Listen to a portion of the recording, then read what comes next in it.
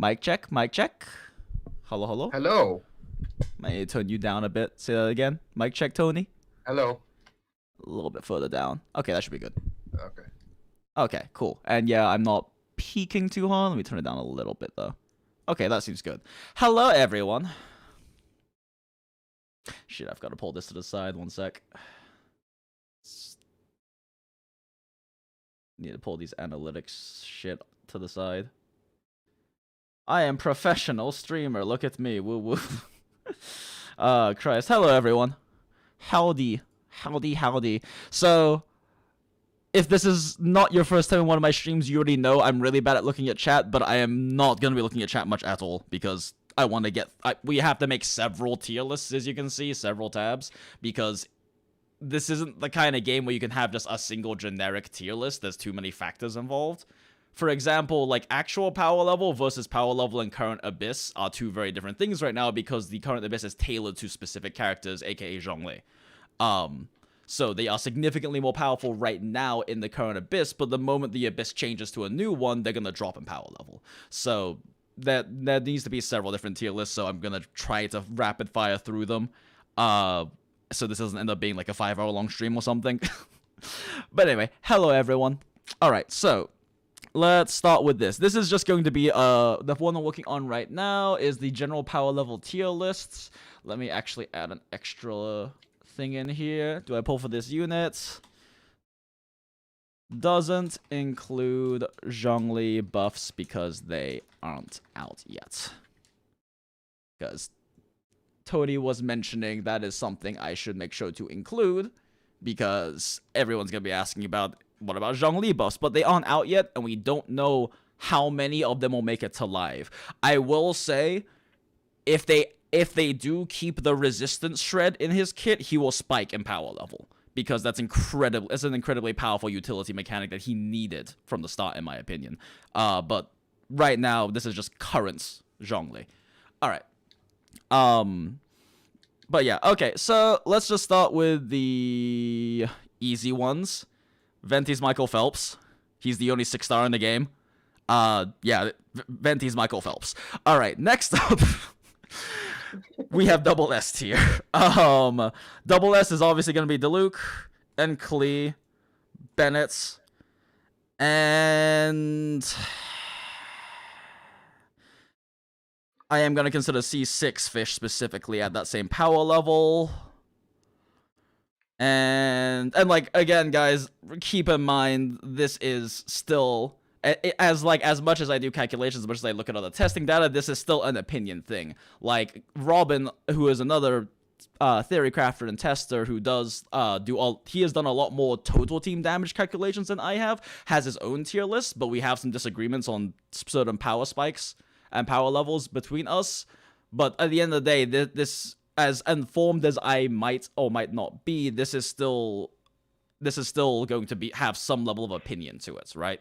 Because I have every character except for Mona on my main account and Mona on my secondary account, I have been able to test most team comps in the game. But at the end of the day, there is some subjective quality to this. But yeah, so I do consider C6 fish specifically at the same power level, because her C6 is probably the best C6 in the game, except for maybe Diluc C6. Like, including 5-star con 6s, I think the power spike from Fish's C6 from C5 to C6 is bigger than any other C6 in the game, except maybe Diluc's. It is insane how much extra output she gets from that. Because you think, oh, it's just an extra, like, 30% damage echoes and 20% more time on her bird, right? But the way it interacts with the rest of her kit is what makes it so powerful. Because Fischl has a strict internal cooldown on how much electro she can apply on her bird. Normally, you get about, if I can recall correctly, you get, I think, 3 to 4 electro instances from her bird's 10-second duration normally, but the additional electro output from the echoes she gets at C6 enables her Ascension 4 passive to trigger significantly faster and more often, and her Ascension 4 is a flat 80 motion value AoE damage burst every time it triggers, and it triggers significantly more often with C6, so that's even more additional raw damage. On top of that, there is this really weird mechanic where when the official's Ascension 4 C6, Ascension 4 AoE damage splashes on targets, and if that triggers a reaction, it generates additional energy particles per target hit. So it is possible in the right setups, like a C6 fish plus a child, for example, to potentially double or triple her energy generation in the correct situations, which is a massive potential power spike. Shit, Diana's not on here, is she? Yep, I was about to say something. God fucking damn it, Diana's not on here. Are you missing Zhengling? I'm missing who? Zhengling. Zinyan. God Go. damn it. Yeah. Okay. Diana PNG. Fucking hell. Alright. The worst part, too, is that, like... The worst part of this, too, is that Tier Maker doesn't let you edit tier templates, so I have to make a brand fucking new one for this. Diana icon PNG. Oh, there we go. Perfect. All right. And then, god damn it, I knew I was forgetting some people. Jinyon icon PNG. Beautiful. And then WebM to PNG. Well, I guess it's technically a WebP to PNG. These are both same shit, same shit. Bup, bup. God damn it! Now we have to make a new. Okay. Get fucked, streamer. Okay. Let's see. Tier lists, images. All right. Convert to PNG. Drag that in there, and then go back.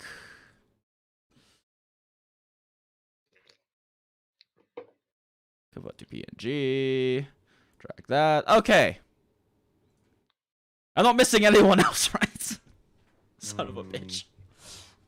Is Beidou on there? Yeah, Beidou's in there. Names there. Yeah, I mean, it should only be the new characters that are different, and Zhang Li is here. Alfredo is here. Is Klee on here? Klee's on here. Yeah, Klee's up there. Yeah. Child's on here. So yeah, that's all the new characters currently out. Okay. Son of a bitch. I gotta copy this because I don't feel like retyping all of this. And then we gotta fucking make a template. Make your own template. Post Alfredo. How do I change this? Genshin, because if you make it the same name, it then doesn't let you save it and deletes all the things you had fucking typed out and everything already. I hate tier maker UI. It's awful, but I don't know a better tier list maker that exists right now, so I have to use it. Alright, we're just gonna say Genshin tier template post 1.2 post Alfredo pre Ganyu pre Coco Goat. Okay, cool. That's a different name. Paste that. Genshin Impact. I suppose I should play some classical music while we do this. One sec. Where's my music at? Music. Wait a second. Is my music file not saved anymore? Shit. I don't remember where it's saved. Oh, there it is. Okay, cool. We'll just play my entire fucking playlist, I guess. Let me start my credit card in one. Oh, thank you so much for the donation. One moment, I will take a look at that in just a second once I adjust the volume of this. That's too loud. That's good. That should be good. Okay. Thank you so much, Eru, for the 420. Hey, Jinx, I got C6 fish recently, so I'm glad you rate her so high, lol. If you have some time / energy during the stream, could you do a pure damage ceiling list as well, like the CM players? I know cheap deets, but ceiling is... Yeah, that is one thing I'm gonna be... That's one of the tier lists. Definitely we're looking at. In fact, honestly, this general tier list is... It's a mix, but yeah, I plan on doing this general tier list, which is just like is this a unit I should pull for, basically? Because do they have like something valuable enough about them that they're worth pulling over other units? Then the next one's gonna be an Abyss tier list, and then we'll do a Cheap Deeps one. We'll do probably a Raw Ceiling one. Raw Ceiling's weird because like the only time Raw Ceiling really matters is if you're a 5-figure hyper whale, but it does matter for those people. And then like, yeah, we'll do a few of them. I don't know if I want to do the like carry versus support, etc. tier lists because it feels unnecessary, but maybe we'll work on those two. We'll see how much time we have left. Okay, cover photo. Wait, no. It's this one, right? No, it's this one. Yes. Pie chicken. And then we have Genshin, tier lists, images. Okay. Most of them came from that. Michael Phelps, SS, S, A, B. Sure, extra rows. Can't believe I got power crept so hard. Okay, submit.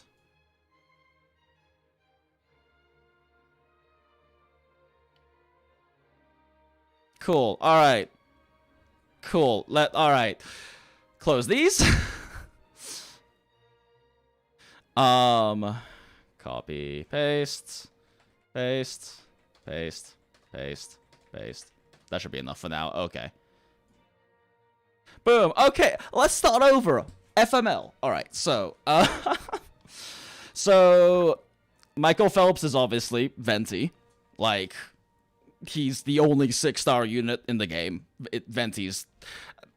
I feel like the reason the new 5-stars are coming out with such like average power levels is because MiHoYo's scared to make another Venti because they kind of messed up when they released Venti at the power level he was at. Venti, even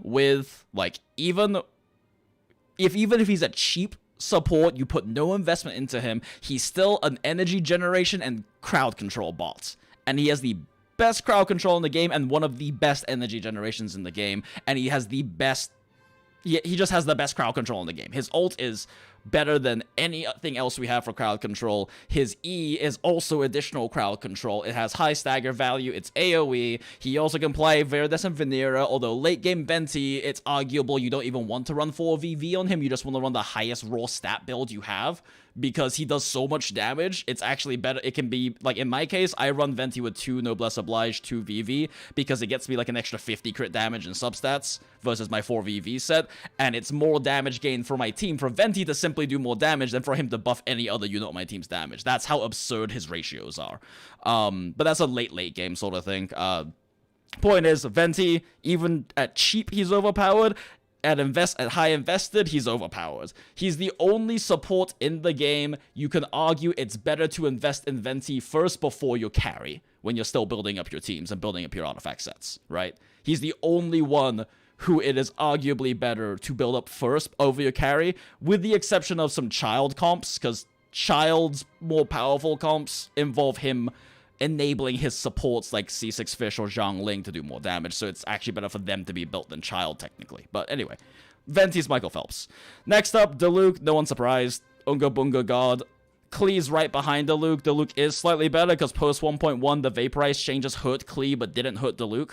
Diluc still vaporizes all his stuff with Jingcho. Klee has to combo in specific ways to make sure her charge attacks still get vaporized now. It's not nearly as powerful. Also, I apologize, Ruby N. I did not talk about or mention your donation here. Thank you so much for the $5. Your gift of Diluc with the wallet is dumb. Here's 5. Thank you. And Latex Alex, thank you for the $5 super chat. I don't see a message though. Did you not leave a message? Oh, keep it up. Thank you. That's super cute. Appreciate it. All right. So like Diluc and Klee are both very similar to each other. Diluc technically has the slightly higher ceiling because his constellations are better as a carry, but Klee's are better as a support. Post cons for Klee is like arguably one of the, if not the best burst support behind Venti late game, because she can just do a charge attack E, ult cancel, and dump a fuckload of pyro damage and then switch off. Like, it's, yeah, C4 Klee is kind of insane, but Diluc has better constellations because his C6 is probably the best single target C6 in the game. Because it does change your playstyle significantly on Diluc. It makes him a hyper selfish carry status, but he is an insane output hyper selfish carry at that point. And then even just at con 0, I would consider Diluc better than Klee because they're very similar in output, but Diluc is easier to play. He's unga bunga as hell. Klee, on the other hand, requires you don't even if you don't learn her animation cancels, she requires you to learn how to move around with bunny hops instead of dashes, because her dash is so bad, but her bunny hop cancels are really good. She requires you to learn how to play positioning well. She requires you, in order for her to not get decked. Diluc can tank hits to the face and he can just dash stuff normally. Klee requires you to learn mechanics about her to play, which some people won't be willing to do, and some people might not be able to do on like mobile or something. Diluc is just unga bunga as hell and gets similar output, so like he's just slightly more universal for that reason. Who else was putting up here? Bennett, obviously. I don't feel like I have to explain why Bennett's SS tier. He's fucking Bennett. He's the best healer in the game. He's the best buffer in the game. He's a decent carry. Like, he's probably like high A, low S carry status. His personal carry output is okay, but the thing that makes like Bennett carry teams so strong and more competitive is that when Bennett is a carry, he has the highest energy generation in the game. On type, off type, whatever, he can actually hit 1 energy particle per second if you play carry Bennett correctly, meaning that your entire team just gets their ult so much faster, which means you can build less ER and build more damage on them theoretically. So that's part of what makes like Bennett carry so strong. Technically, swap Bennett as a support can do a similar thing, but it's much more difficult to do because it requires very good micro. C6 Fischl's power spike at C6, I explained it earlier why it's so strong, but basically the additional electro output allows her Ascension 4 to trigger more often, which increases her base DPS massively, because it's an extra 80 motion value AoE hit every time her Ascension 4 passive procs, and then additionally in certain synergies and engineered situations, she can significantly spike her energy generation because her A4 has a hidden energy mechanic behind it. So C6 Fish is just a step above, like, a C6 Fish pushes her to, vaults her to this power level, I would say. And then, probably also, he's either top of S or, like, still SS with Sack Sword.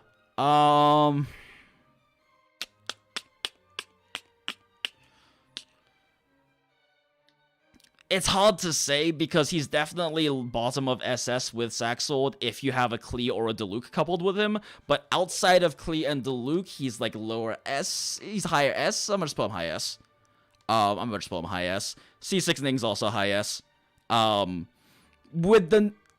Robin, the guy who made this, by the way, you should totally go take a look at this. In fact, let me just post this in. Let me just pin this in chat real quick, in case anyone wants to see this as well. Pin message. Boom. This is Robin's spreadsheet. Robin has done some calculations on C6 Ning. And C6 Ning, when perfectly animation canceled, Ning has more animation cancels than Klee, by the way. Like, you can save a lot of frames by learning how to animation cancel C6 Ning properly. But her raw motion value per second gets really close to Klee and Diluc, including vaporizes. Like, so with the new Geo Resonance, a C6 Ning might be competing with Klee and Diluc for top carry power level. With the new Geo Resonance, if the new Geo Resonance comes out the way it was like, described by Hoyo. Ning at C0 is still good, but not as good. I will be placing her lower in S tier. That's the reason why I separate C6 Ning and like normal Ning, is C6 Ning, much like C6 Fischl, is a massive spike in power from C5 to C6. Because of the C6 mechanic and how it changes her stuff. Oh, thank you so much for the $5 super chat. Insta shock. Is Venti OP even at C0? Yes, this is C0 Venti.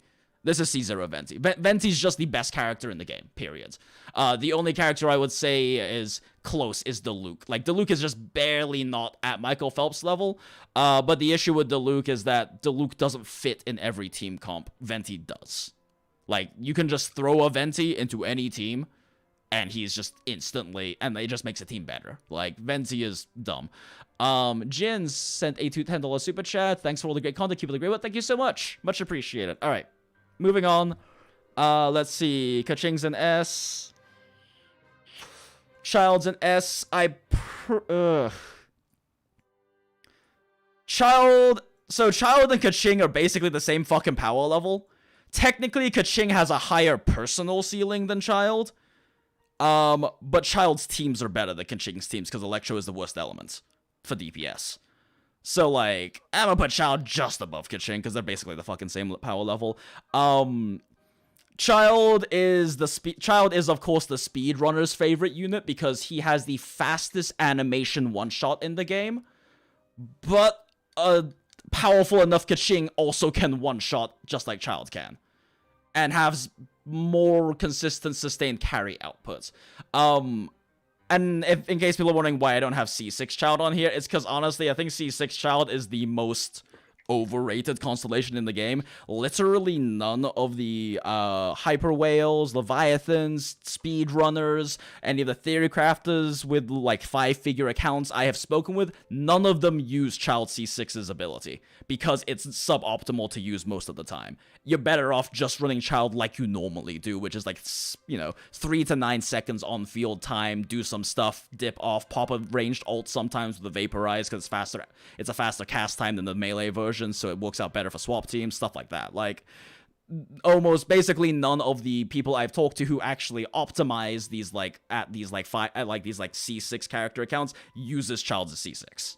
Like, if you go into the Child mains Discord server, link in the description of this video or any of our videos, like, no one uses Child C6 ability because it's generally speaking suboptimal to use at that power level.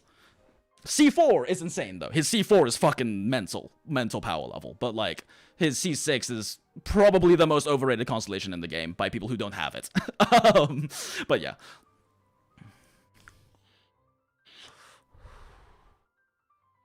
Thank you so much for the super chat. I can't see it though because there we go. Okay, what the hell with that Venti simping? Klee plus XQ Nino Venti, Diluc XQ Nino Venti. XQ is top 1 character in the game. Venti is for low level noobs. You've never seen Charlie. You've never seen like a speedrunner's Venti. Clearly, if you think that honestly. Either way, thank you for the 676, much appreciated. But you've obviously never seen a speedrunner's stacked Venti if you think that Venti isn't like the only 6-star in the game, frankly speaking. Yeah, Klee or Diluc with Jing Cho don't need a Venti. They will wipe by themselves, but if you throw a Venti in there, they'll clear over twice as fast. They honestly fucked up with Venti because his kit's not only overpowered, his ratios, his numbers are way too high. He has the opposite problem from Zhang Li. Zhang Li has a pretty solid kit. His numbers are just low currently. That's why he's getting buffed. Venti came out with way too bigger numbers for how good his kit is without needing numbers. Venti was honestly a mistake. Him and Bennett are the only 2 characters I think need, if they ever could nerf, which I understand they can't nerf characters, and probably don't ever want to anyway, even if they could.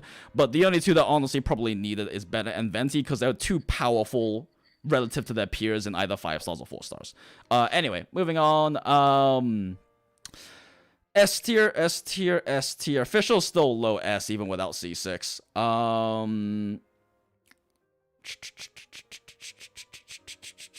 Jean's definitely S tier.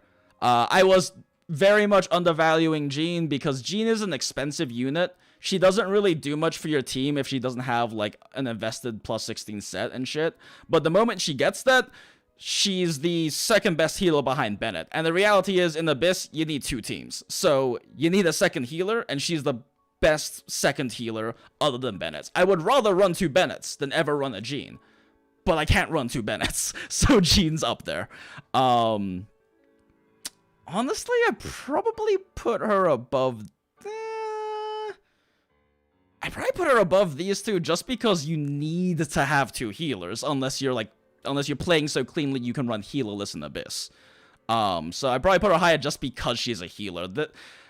Everything here is, like, everything up here especially is, like, around the same power level, if I'm being completely fucking honest. Let's see, who else?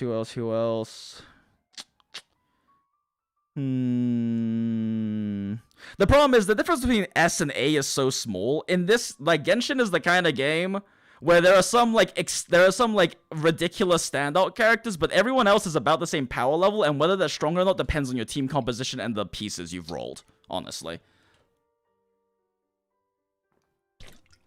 Like, even if I'm putting, like, Child down here, right? If you don't have a 5-star weapon for Diluc, and Child has a fucking Skyward Harp, like, he's up here. But like, so it depends. But if we're talking about like equal, like everything equal, S and A units are pretty much around the same power level. Honestly, it just depends on your team comp. So that's why this gets sticky. Let's just put Amber down here real quick. I'll probably put Noelle in B tier. Just to remove some of the faces on here. Chong's in B tier as well. I'll get to explaining why this is the case. But,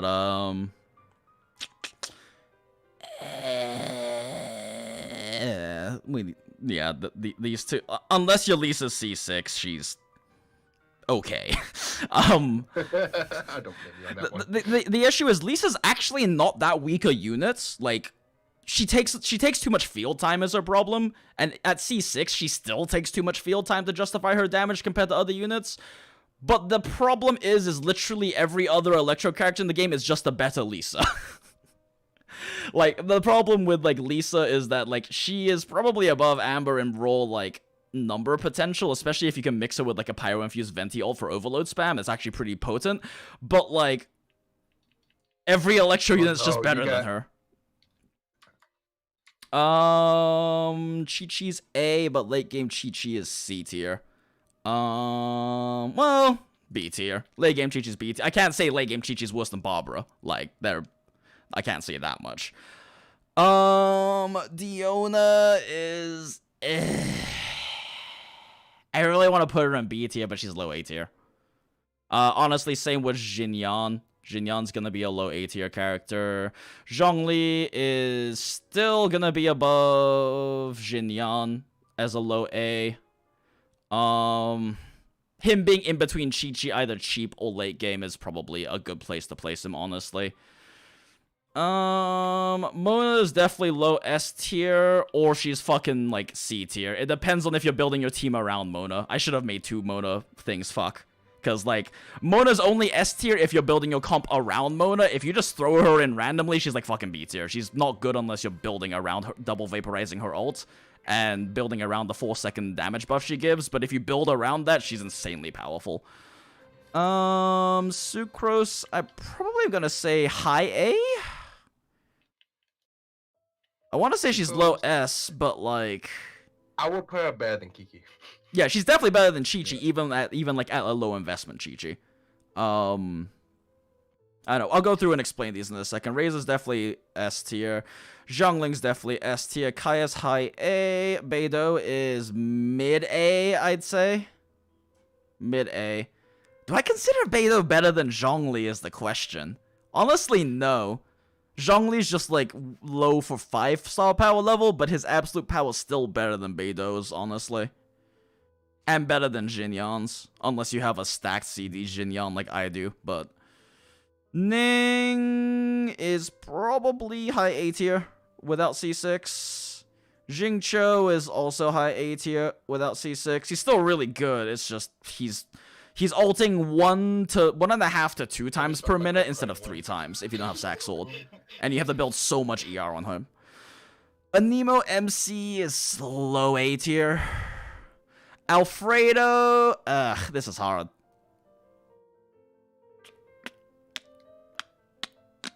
This is hard. Is he... Because his cheap power is so good, but his ceiling's lower than Ning. I'm gonna just put him next to Ning. That feels right. Geo MC. I'm gonna put both MCs next to each other, honestly. God, do I consider Diona more valuable than Zhang Li? Kind of, because she's still the 3rd best healer. She's your best healer option if you don't have Jean. Ugh. This is so hard. C2 plus Zhang Li, though, is definitely up here with the big boys. But non-C2 Zhang Li is still not that great outside of current Abyss. This is a general power list, not an Abyss one right now, so... I feel like A needs tweaking.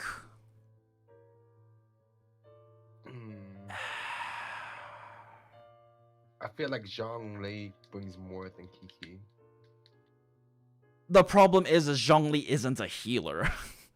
healers by the nature of only having 5 healers in the game right now are all gonna be more valuable because there's only 5 healers, right? But he's the second best polearm user. Oh, go fuck yourself.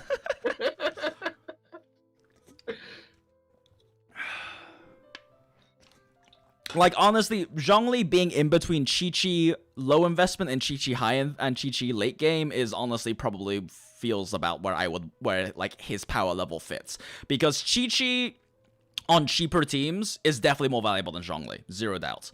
But on more invested teams, hence late game Chi-Chi, he is more powerful.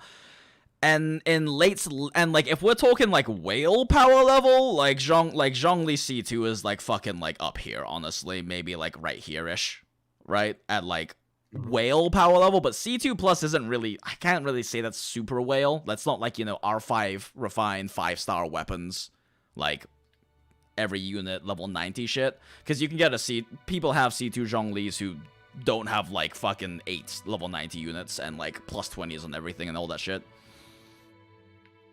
I still don't think I consider Zhang Li better than Jing Cho without Saxon at C2 even right now, though. Outside of Current Abyss, of course, but I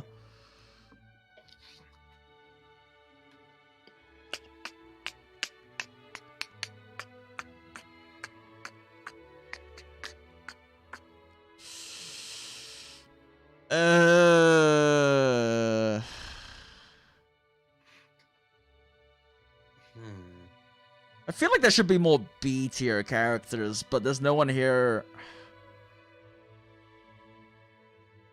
I'm like looking through this list and I can't think of. I definitely consider Sucrose better than Kaya though. The problem is the difference between S and A is so fucking minor. Like a low S versus a high A is so fucking minor, but I don't want to like put a third of the fucking characters in S tier.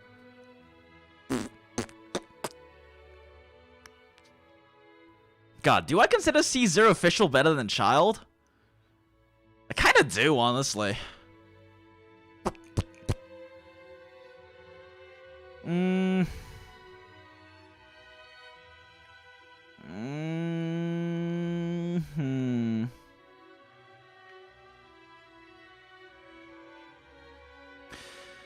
Because like, people... I think people don't realize how much a Caesar official is doing for your team. Because, like, she's an off-field turret unit, but her off-field turreting, like, just the damage from, like, C0 official's Talent 6 bird is, like, while being on-field without reactions, without accounting for the energy gen, without Ascension 4, is, like, 2/3 the damage Child puts out when he's on-field. So, like, it's just so valuable for how fucking brain dead and just throw me into a team comp she is. But she's also held back by the fact that you can't really use her with pyro carries, which are the best carries in the game. Unless you're fighting enemies you can, like, not knock away with overloads. So that kind of hurts her flexibility a bit. I'll just leave her there. That's fine. That's fine. Like... like, the thing is, even at C0, right? Robin considers C0 official the best 4-star in the game. And I disagree with him. I think Bennett's more valuable by virtue of the fact that Bennett is a healer and a buffer. So he's more irreplaceable and more flexible than Fischl. But I do agree that Fischl's very high power level even at C0. Because the reality is that the amount of damage she puts out even just at C0 is fucking insane for a unit who only has to spend 2 seconds on 2.4 seconds on field, I think. 2.4 or 2.2 seconds on field, something like that.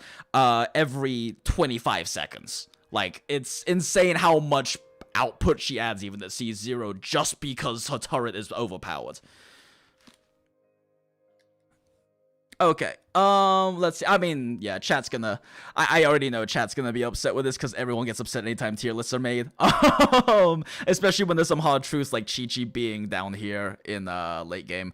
But let's see. Okay, let's see. Thank you for the 676, Crazemus. Bro, Tartega the strongest DPS in the game. Not true. If you look at a DPS calcs, it's not true. I don't know. May be Venti valuable for Leviathans and normal spin. I can never fit him into any of my party. If if you stack a Venti as much as you stack your child, Venti does significantly more damage. If you put like the exact same offset, just, you know, substat whatever main stat pieces on a Venti versus the child, same weapon, Venti just does significantly more damage than he does. I think people who haven't ever looked at the actual like motion value per second calcs on units don't realize how overpowered Venti is. How do you place the unit below Chi-Chi? Because, well, I'll get into that. Let's see here. Thank you for the $5 super chat on the play creation. You put Albedo in A tier and compared him to Ningguang, but you've got that he is the best off DPS unit, S tier, SS tier in this Abyss 12. We will be talking about it in the Abyss tier list after this one, but he's not the best off DPS. C0 official does more damage than him. He just provides more utility. But C0 official does more DPS than Alfredo does, with like full plus 16 sets and shit, plus 20 sets and shit. Official, even C0 official does more damage than he does. And this is assuming you can somehow engineer a way for Alfredo to trigger his E every 2 seconds, which is not realistic unless you're running like electrocharge teams or something, because it's an echo, so you're getting closer to probably about 2.5 seconds per procs, depending on, you know, how much you're dodging, how fast your hitters you're using, etc. What's your opinion on quick swap Albedo / Zhang Li? You advised against it in your video, but it's a popular build and NGA doesn't require constellations. I've been using it more, and it's actually not bad. Like, if you're running Zhang Li as a Crescent Pike carry especially, it's actually really not bad because it makes up for my big issue with it is that they both have gotcha energy RNG. So when I've been running Zhang Li Albedo like quick swap teams, sometimes my ults just don't come up because they decided not to generate energy. You can kind of resolve this by running Fab Lance on Zhang Li, which is not a bad idea. I think it's one of his better weapons on a quick swap team. But like, you have to run Fab Lance, so you're sacrificing damage. But it's not bad. It's actually pretty solid. It's just that the energy RNG is just such a pain.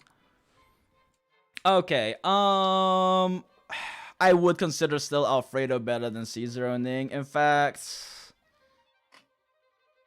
I like him being top of A because Razor has too much value in being the cheapest stupid damage carry in the game. Like, he is much lower ceiling than any of these other carries, but he is just so cheap to get value out of. You stick him with a Kaya, you give him a good set, and you go beat shit to death. Like, he is the most free to play friendly carry in the game. If you get a Razor on your account, he's just the most free-to-play friendly carry in the game, and that's really valuable. Even though his ceiling falls off compared to all the other top carry options. Zhengling is too valuable because she fits into so many fucking comps so well. She's just so strong in so many comps. She is... If Zhengling and CS6 Special didn't exist, Child would be even lower. Because the thing that makes him strong is that he enables their DPS. Yeah, and then also she has value of being a free-to-play Crescent Pike carry, so yeah, Zhang Li needs to be up there. And Alfredo being right below that does sound about right. Thank you so much, John Pham. Could you explain what the Vaporize changes were and why it puts Clee below Diluc? Now, so basically... also, thank you, Great Thunder. Love your stream. Also have an amazing time just watching chat go ham through this tier list. Lol. Glad to hear so. Much appreciated for the $5, Great Thunder. So the reason why Clee is below Diluc now is because... in 1.1, they changed the way that Xingqiu's Hydro application works. Before, how it worked is every single sword had a separate internal cooldown for Hydro, which meant that no matter how much Pyro you had on an enemy, Xingqiu's Hydro would reverse vaporize, or would vaporize it, and then reapply a Hydro aura. They changed that, so all the swords share an internal cooldown. However, because of the way that Hydro and Pyro interact, the TLDR is that, like, I don't want to get into a long explanation about how elemental gauges work, but the TLDR is that when Xingqiu applies Hydro onto something and then you vaporize it with a Pyro instance, because it's a Pyro into Hydro reverse vaporize, the strength on Xingqiu's Hydro application persists and leaves a Hydro aura. Likewise, if they have the Pyro on there and then Xingqiu vaporizes it, it persists a Hydro aura. TLDR is that it changes nothing. Like, I know I'm not explaining this very well because I will do a stream sometime soon where we read over all of the elemental gauge stuff, because I need to catch up on the new stuff about it, but people have done more testing and understand how the elemental reactions, elemental gauges, which is like how powerful elemental statuses are essentially and how they interact with each other, is better understood right now. So, like, yeah, it is better understood now, and we'll go over all of that together at some point on the stream, because it's hard to explain. The TLDR is that Diluc's vaporizing with Jingcho didn't change 1.1, Klee's did, because she applies too much pyro. So if you don't combo in specific ways, you're not guaranteed to have any Hydro aura left when you do a charge attack. Unless you combo in specific ways with Klee. So it's a higher mechanical ceiling to do so, and honestly, Diluc's just so... Diluc I still consider better than Klee because he's so brain dead to play by comparison. Like, some people will pull a Klee and not want to learn how to play her, like myself, for example. I don't play Klee, even though I have her, because I don't like playing her. But Diluc is so unga bunga, he just plays like every other character in the game. It's really easy to play. Oh, there's a new Robin tier list with Bennett over than Fischl. Noted. Good to know. Did he do it recently? Or... Oh, this is the old version. Thank you. That explains a lot. Let me delete that. Delete this. And then once this loads, we'll add this to my hotbar instead. Cool. He has a 3.0 now. Neat. Alright, so... Bop. Cool. Ah, new tier list. Nice, Robin. Cool. Yep. Considers Bennett higher. Yeah, pretty much. Agreed. Yeah, this is his more updated one. Interesting. He considers a Nemo Traveler this high up. I can understand that, though. Her value in the new Abyss especially is really good. She's definitely gonna be higher in the Abyss tier list, but... Alright. I think I'm pretty satisfied with these positionings. So, as I said, Jean is... Oh, appreciate the...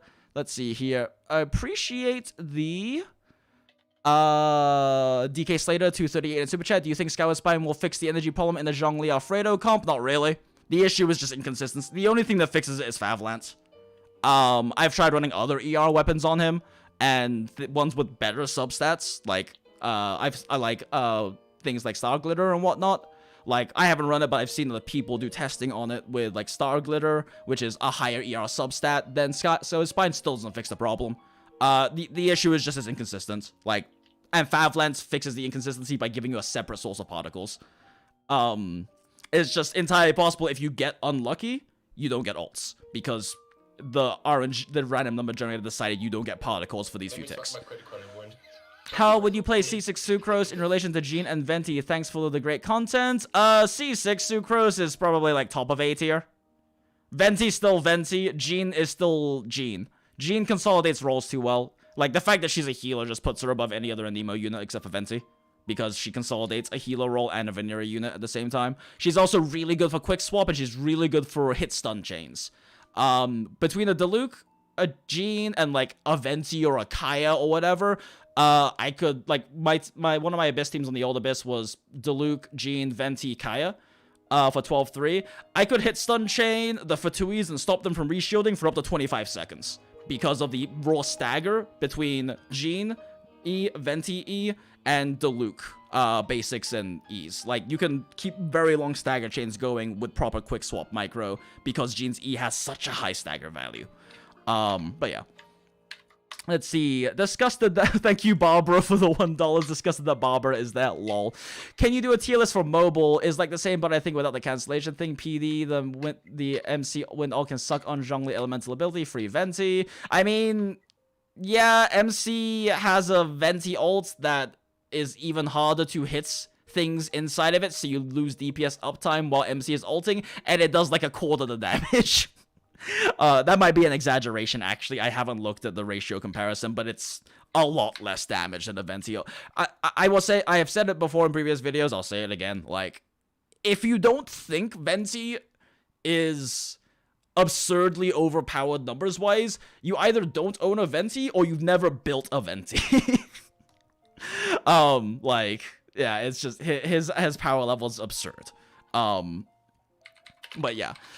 So, let's see. I probably... Luis Orlando Lopez Aristas Isabel, I probably won't do a mobile one because I don't think I can. I've never played on mobile. So I don't really have the context to do a mobile tier list. I would say for mobile, Klee definitely drops down further because she's hard to play on mobile, I would assume. But I've never played on mobile. I just honestly don't have the context to feel like I could do that in an educated manner. I don't look at the motion values. I look at holy cow, Tartaglia cleans his abyss floor so much faster than Diluc. Also, Diluc is harder than Klee on Klee. You can move all the time, avoid all damage. Diluc takes all damage. It's not true. You can just dodge to dash stuff with Diluc. Dodge. Like you just dodge. Yeah. You just dodge, or Let me swap my critical. if you're running it with Xingqiu, so you could just straight tank a bunch of hits because Xingqiu gives you damage resistance and stagger resistance. And you're normally coupling it with a Bennett anyway, so you could top yourself off pretty easily. Like.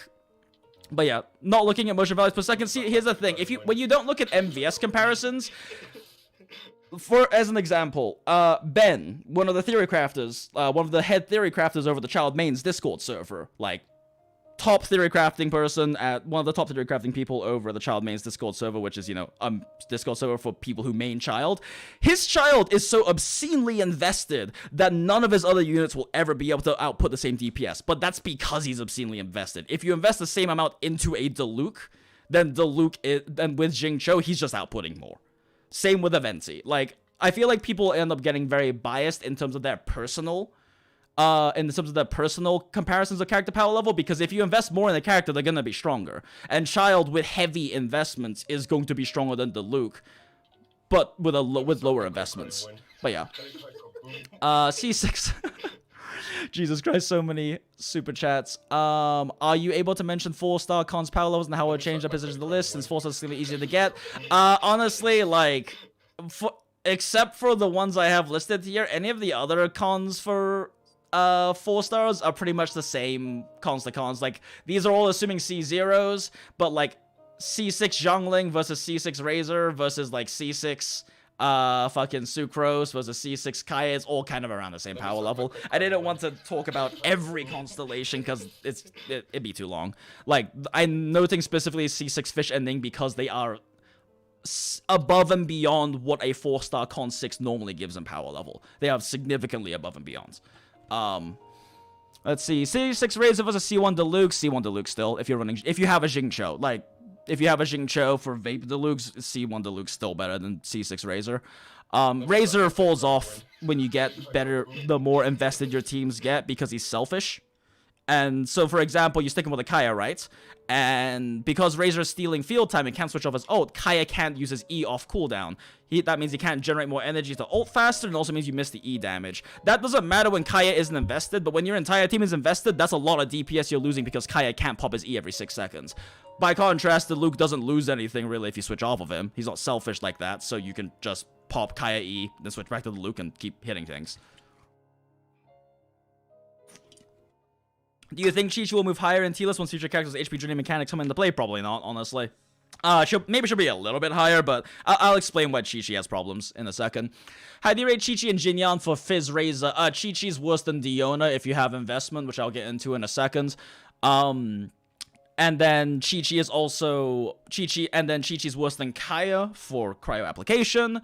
And Jinyon is good with Razor? Question mark? The problem is she buffs Razor, but she also anti-synergies with him because she's eating reactions with pyro damage with her E. So, like, it's like, yeah, technically she makes Razor hit harder, but she also makes Razor overload sometimes, which means you lose DPS uptime because things get booped really fucking far away when Razor overloads stuff. So it's scuffy, but it works. It is good, but it's not ideal, I guess is the point. Thank you, Don Quixote, Don Flamingo, for the 7.8 super chat. No message, I believe. Unless there's...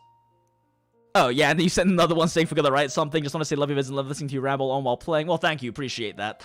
Frozen Solid had a $10 super chat. Can you do a co-op tier list? I can't speak on an educated position in that, because the only time I play co-op is to be shit post, like, shitters with my friends. Like, in fact... For Bennett. Let me show you what I do when I play multiplayer, real quick. I actually have a video for this that I recently posted. Let me swap my credit card and win. Oh wait, it's in videos, right? This is what I do when I play multiplayer.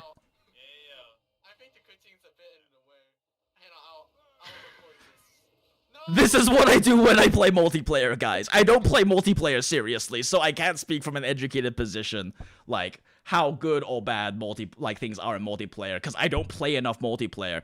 It's slower for me to do multiplayer than do solo clears by a big margin on everything, so I don't do it except for when I want to have fun with my friends, and we aren't taking it seriously when we do that.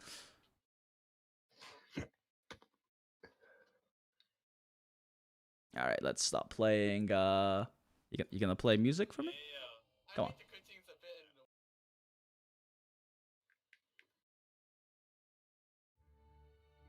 Okay, we got music going again. All right, but yeah, thank you for the super chats, and NJW, thank you for the 381 super chat. Thanks for the great content. How would you build Venti in terms of artifacts? Any thoughts of how Ganyu will perform?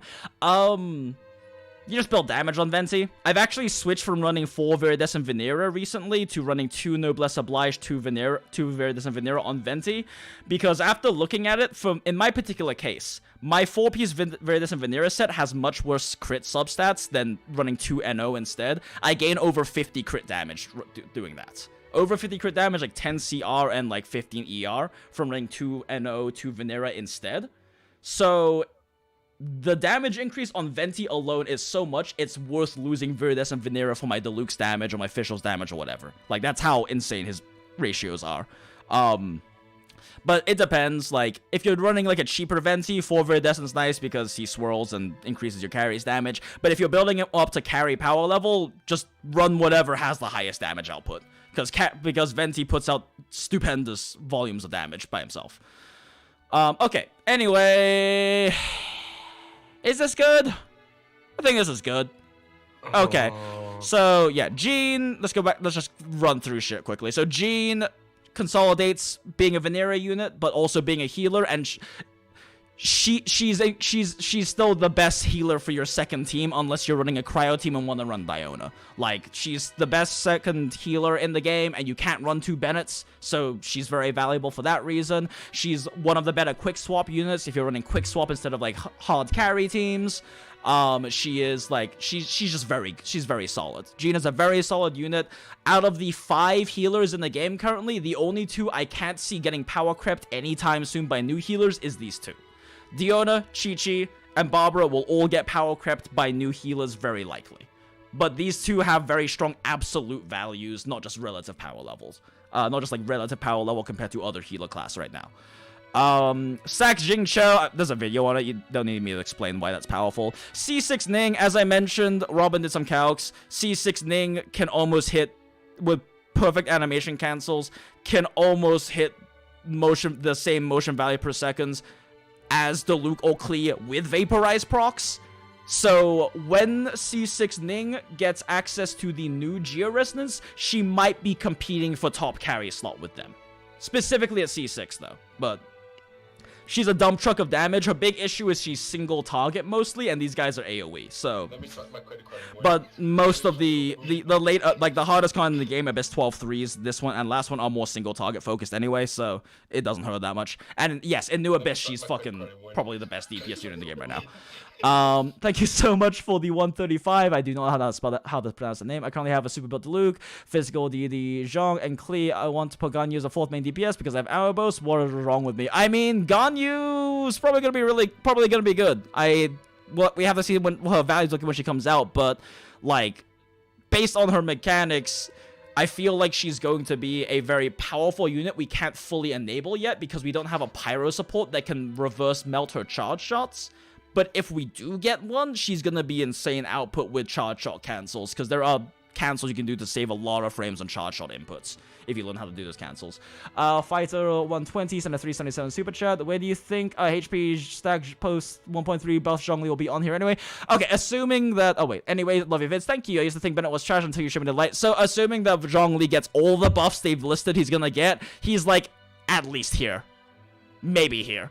Like, assuming he gets all the buffs, because if he gets a 20% resistance shred, he is going to be massively powerful, because that is an insanely strong mechanic to have on him, on top of his CC, on top of the increase in damage he'd be getting on his E damage as well, on top of being able to consolidate placing an E as well as charge shielding. Like, he's going to be very strong if he gets every buff they've listed. I just don't know how many of those are going to be live, so I don't want to, like, place him on a tier list yet based off of that, you know?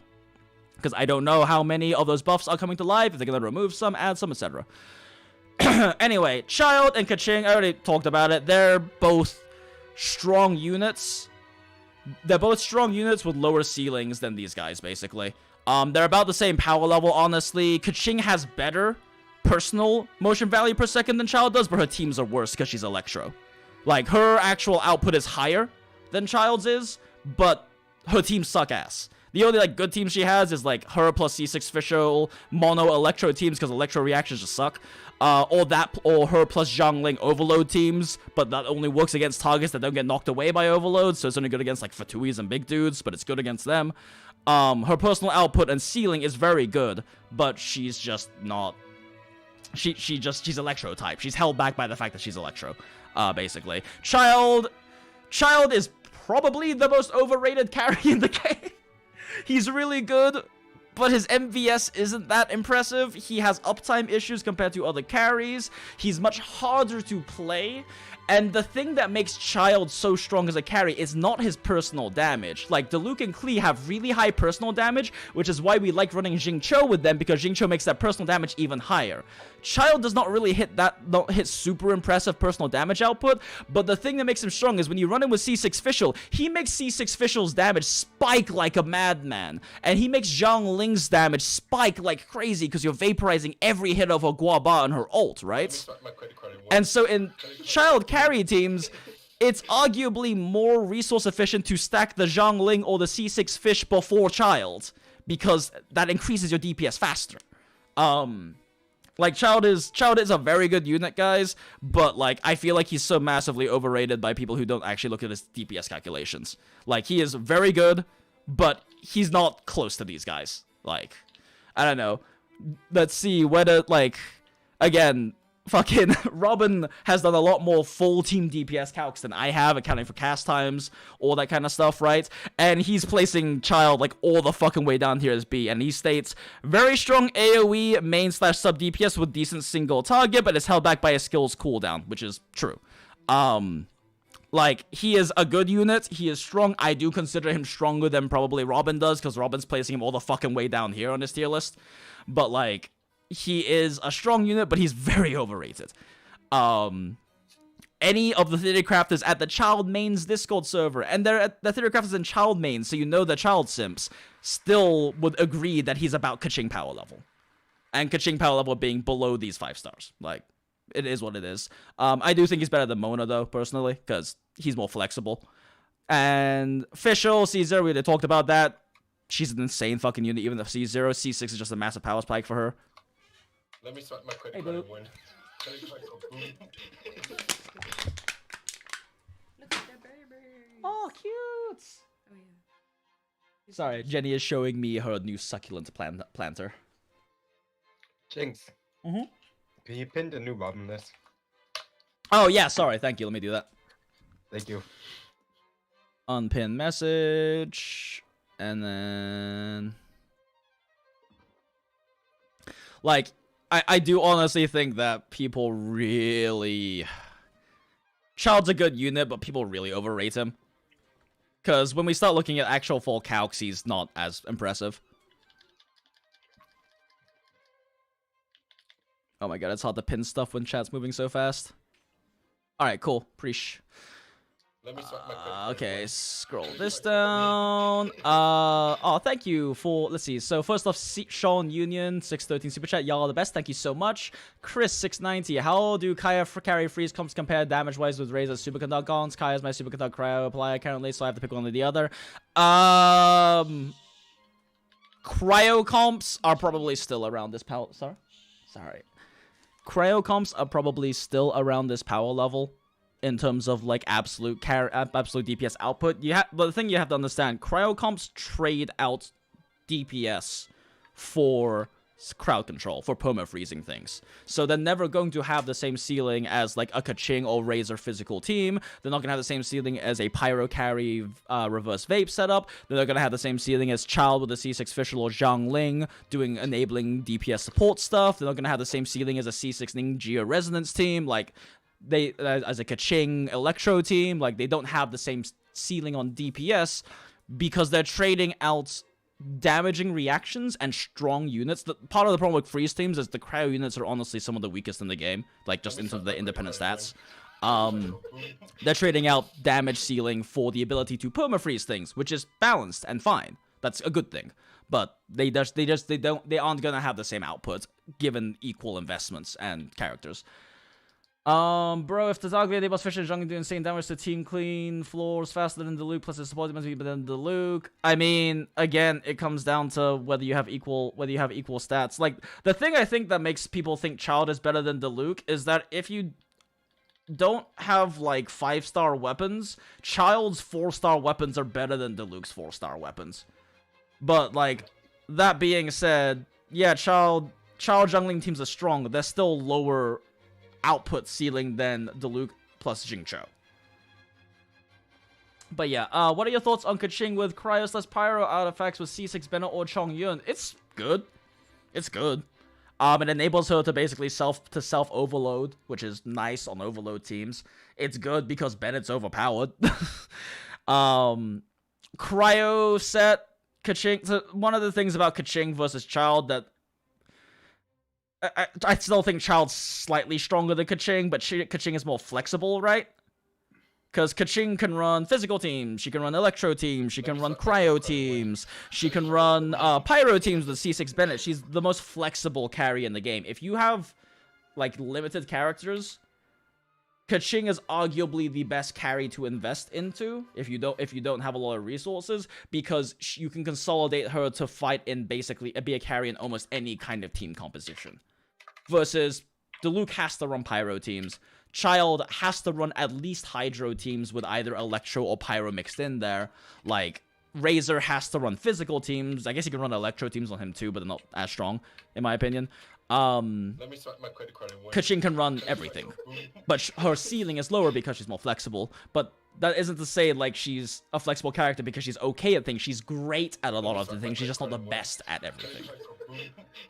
Thank you all so much. Thank you for the hard work. Much love. Thank you, KSL Cross, for the $5. Great Thunder, thank you for the $5. Everyone is typing this in chat, so I'm gonna just ask C6 Noel any thoughts. C6 Noel's like here, I guess. Probably. I don't know, she's probably still here. Noel's not that strong. Her AoE is strong, but her single target just isn't that strong compared to similar investment characters. Like, she's... Tuner is a Noel simp, and he knows this is her power level, but he's a Noel simp because even though he knows this is her power level, because she's the most fun character to him. Noel is, yeah. And also Lucas Cricion, also 96 cents super chat. Thank you for the chat. What about C6 Noel? Again, C6 Noel, I probably put like maybe, I don't know, fucking here or something. Like, it is a big power boost for her, but it's not that much bigger compared to like getting your Sucrose to C6 or getting your Razor to C6. Or like relative power difference scaling, it's not that much bigger. Thank you, Aaron Varani, for the 67 cents, and Luminous for y'all the best. I've seen several videos saying EM is a trap. Ian on Venti Fish. EM is a trap on Venti unless you're doing a low investment Venti, which he shouldn't be because he's arguably the hardest scaling character in the game. EM is only good when your Venti is less invested and has less effective attack. The stronger your Venti gets, the better he scales with attack and crit instead, basically. Okay. Anyway, moving on to C6 official. Oh, C0 official still up here. Mona is good. Mona's good, but she's so much setup. She needs so much setup to be good. And she's only good in teams specifically built around her. She is the most niche character in the game.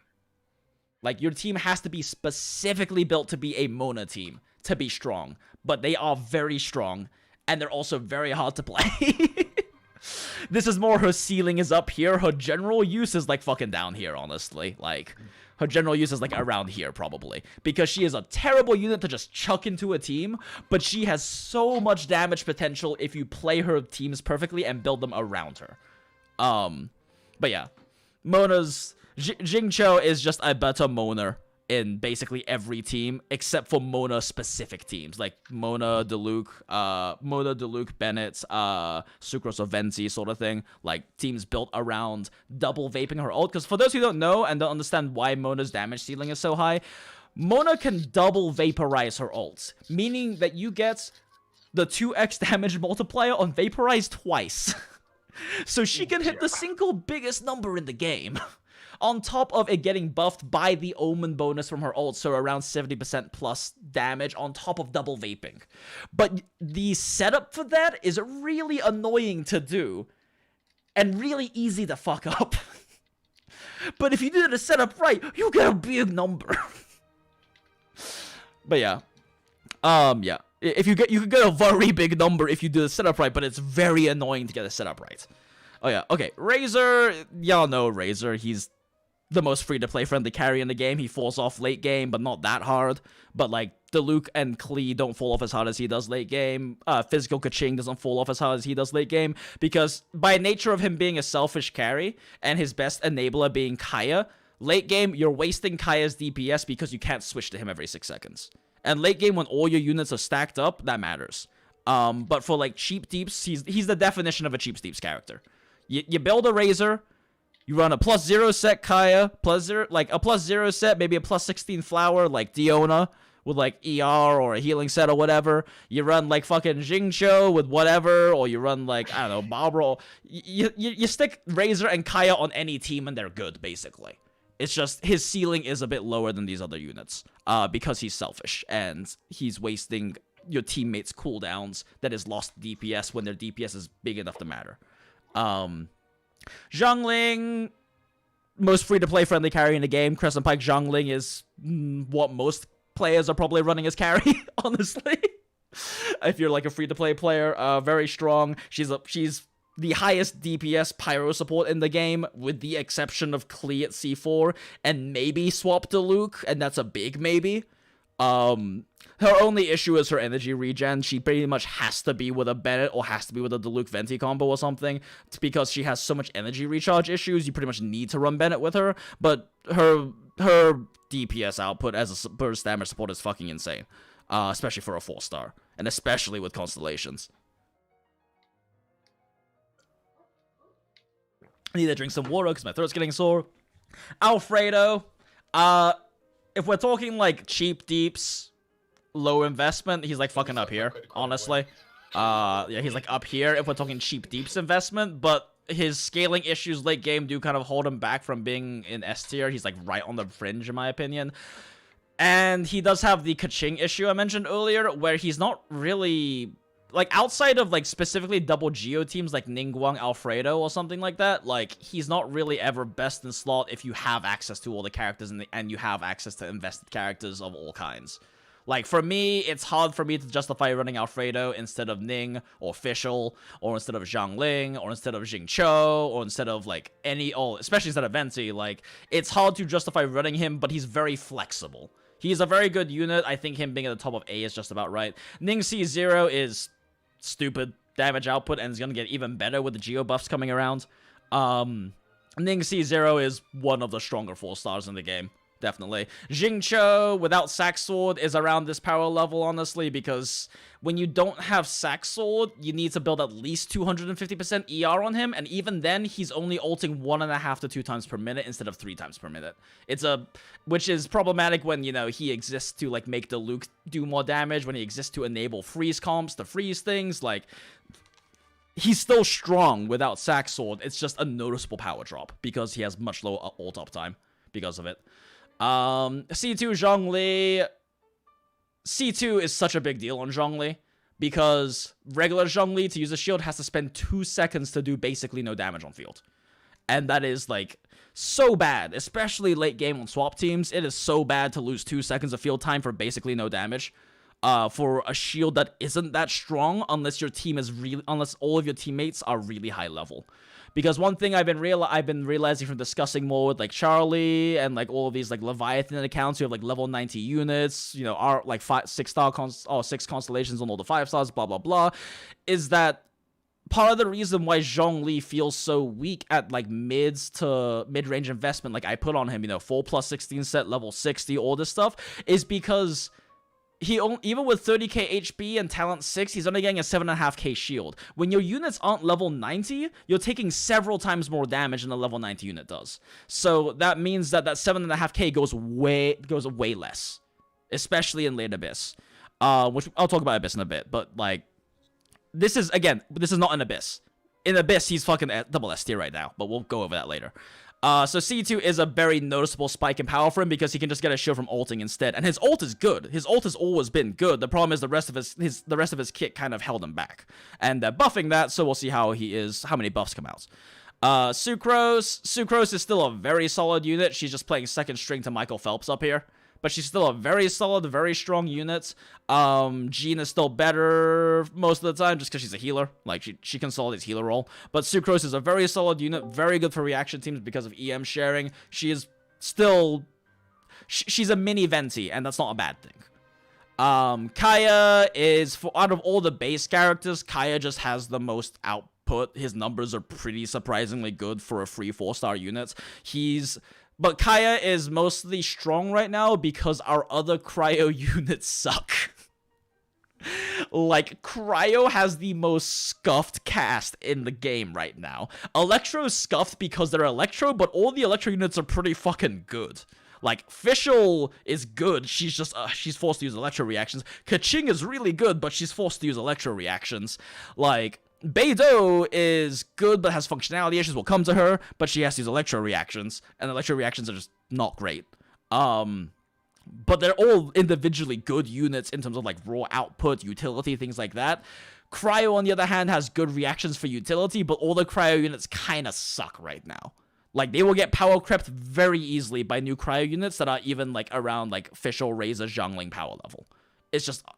Kaya's the only cryo battery in the game. Yeah, I know Diono's sacrificial bow can be a cryo battery as well, but it's not as good as Kaya's cryo battery power. He's the only cryo battery, so he's the only one who's going to be able to fund your Chi-Chi, the only one who's going to be able to fund himself, the only one who's going to be able to fund your Diona's uptime on ult, the only one who's going to be able to fund probably Ganyu when she comes out. Like, he's the only good cryo battery right now. He's got good base damages. He's got the best cryo application in the game as well, excluding maybe specific comps for Chongyun. He's got the best cryo application in the game right now. And even then, it's not very good cryo application. All the cryo applicators kind of suck in the game right now. He is mostly here on virtue of there just not being better cryo options right now. Chi-Chi is a weird character. Chi-Chi is super binary. So, Chi-Chi is either the best healer in the game next to Bennett, or the worst. And which one it is depends on how invested your teams are. Chi-Chi is the cheapest. Like, Chi-Chi has a specific niche that she's very strong in, which is she is the cheapest immortality level healer in the game. You can stick just random fucking attack items on her. She doesn't need... The set bonus doesn't matter. If she's Ascension 4, energy recharge doesn't really matter. Because you just use your Ascension 4 bonus, your Ascension 4 ability to heal yourself up. Like, at Ascension 4, Chi-Chi is the cheapest, easiest, most ridiculous level of healing output healer in the game. But the moment your units are well invested enough, they have good enough gear, and you play well enough that Diona's healing is enough, or Jean's healing is enough, then Chi-Chi is suddenly worse than them. Because you don't need that level of healing anymore, and Chi-Chi has no energy generation. She literally doesn't make energy, just like Noelle. Unless you have C1. She literally doesn't make energy, so she can't even fund her own ult, and can't fund anyone else's ult. And then she has worse cryo application than Diona and Kaya, and she has worse damage than Diona and Kaya. Chi-Chi's one thing she is stupidly good at is she gives you a fuckload of healing. But the moment you don't need that much healing anymore, and Diona's invested enough that her healing is enough and the shielding is enough, the moment Jean is invested enough that her healing is enough, Chi-Chi falls off compared to all of them. That's why late game Chi-Chi is down here. Because Chi-Chi just is the worst late game scaling 5-star in the game. She's still better than Barbara late game because she does more. She at least does damage and Barbara doesn't, really. But like she falls off compared to Diona. It's unfortunate, but the moment they put Diona in the game, they kind of gave Chi-Chi not a reason to exist late game. Because Diona does more damage, has more cryo application, and actually generates energy, and generates a good amount of it if you have a sacrificial bow, especially with a high refinement. So she does all of these utility things better than Chi-Chi. The only problem is Diona's healing fucking sucks without a lot of investments. But the moment Diona's healing is quote-unquote enough for you, and that is, you know, completely based on preference, everyone plays differently, everyone gets hit more or less, etc. But the moment Diona has enough healing for you, she is a better Chi-Chi in every way. But the problem is that's a late game thing when Diona has investments. Which is why Diona's below Chi-Chi early game, but late game, Chi-Chi falls off. Now, the one thing I will say for even late game Chi-Chi that is really good is that because she requires so little investment to be a godlike healer, this does mean you can take any resources you would otherwise put into a Diona or a Jean and put them into your carries or DPS units instead. That is actually a very strong niche she has. So even late game, she can have value, but once you're reaching the point where, like, you're building full plus 16 sets, you're trying to go for good substat rolls, shit like that on all your units, she's just the worst scaling. She's just like worse scaling than Diona, simply put. Like, she just does everything worse than Diona except for healing. But her healing is fucking insane. Like, the amount of immortality she gives you is insane. But that's all she gives you compared to Diona. And yeah, Zhang Li, C0, he's not a healer, and these are at least both healers. And his shield without, like, high level investment, like level 80s, level 90s, so you're taking less damage. He has, like, 30 to 40k HP. He probably has C2, so you don't lose 2 seconds of field time doing no damage to pop a shield. Like, Zhang Li, I still don't think... I don't think that Zhang Li can fill the healer role unless you're very skilled at low to mid investments. But if you're a whale, he absolutely can, because you're getting so many shields and your units are taking less damage from being level 90 or 80. But when you're level 60, level 70, I just don't think he's good enough. His shield is good enough yet. Even with a 30k HP build and shit like that. Beidou's max potential is like right here. The problem is she has functionality issues. So 1, she's Electro, so her reactions kind of suck. 2, she has an 80 cost ult and is really bad at funding her own ult. Even with Switch Perfect Parry, she's only okay at energy generation. But her ult is very strong. It's like a Jing Cho ult, but it's better in AoE and worse at single target. Like, Beidou's ult is very strong. She's just bad at funding it herself. 2, Beidou is weird. So, like, there's this, like, how good Beidou is curve from, like, how skillful you are. At low skill level, she's not very useful because you're not doing perfect parries, so you're wasting time holding parry. You probably aren't very good at switch parrying, which is when, you know, an attack's about to hit you, so you switch to Beidou and then parry. And then her perfect parry mechanic saves you a lot of field time for the same DPS and same energy generation and same damage mitigation. So, like, there is a point where you get good at doing perfect switch parries, and she spikes in power level for you. But then, as you get even better than that, she drops in power level again. Because the better you get at this game, the less stuff gets to hit you. Like I was mentioning, with my Diluc, Venti, Jean, Kaya team for all the best 12-3, I could keep a Fatui stun locked for up to 25 seconds if I play cleanly enough. For 25 seconds, the Fatui can't shield and can't hit me. So the better you get at stagger locking enemies, the better you get at playing this game and doing all of that, the worse Beidou gets. Because for that entire 25 seconds, Beidou can't parry anything, and she's reliant on things attacking her to do high damage and have high energy generation. So that's kind of Beidou's functionality issue, in my opinion, is that at least for current content, she gets functionally worse the better you get at the game, and that's a problem. That being said, I have seen some insane players do stuff like use Beidou as a healer and just block any damage that's gonna hit them. And you can do crazy stuff like that. And Beidou's ceiling is pretty high. The problem is she just has functionality issues, because the better you are at hit stunning things, the better you are at staggering stuff, the better you are at CC locking them, the less she gets to parry and the weaker she gets. Let me swipe my credit card and win. Neb said, thank you for the $5. Hi, Jinx. Do you think there is a point at which the additive damage bonus is like extra normal attack damage element to have diminishing returns? Oh, yeah, absolutely. In fact, don't want to speculate on leaks and data mine stuff, but let's just say Zhao. Let's just say it's looking like Zhao probably doesn't give a fuck about set bonuses and leave it at that. But yeah. Yeah, there is definitely diminishing returns. That's actually why the new Claymore isn't very good on Razor compared to Animus, or Archaic, sorry, they changed the name.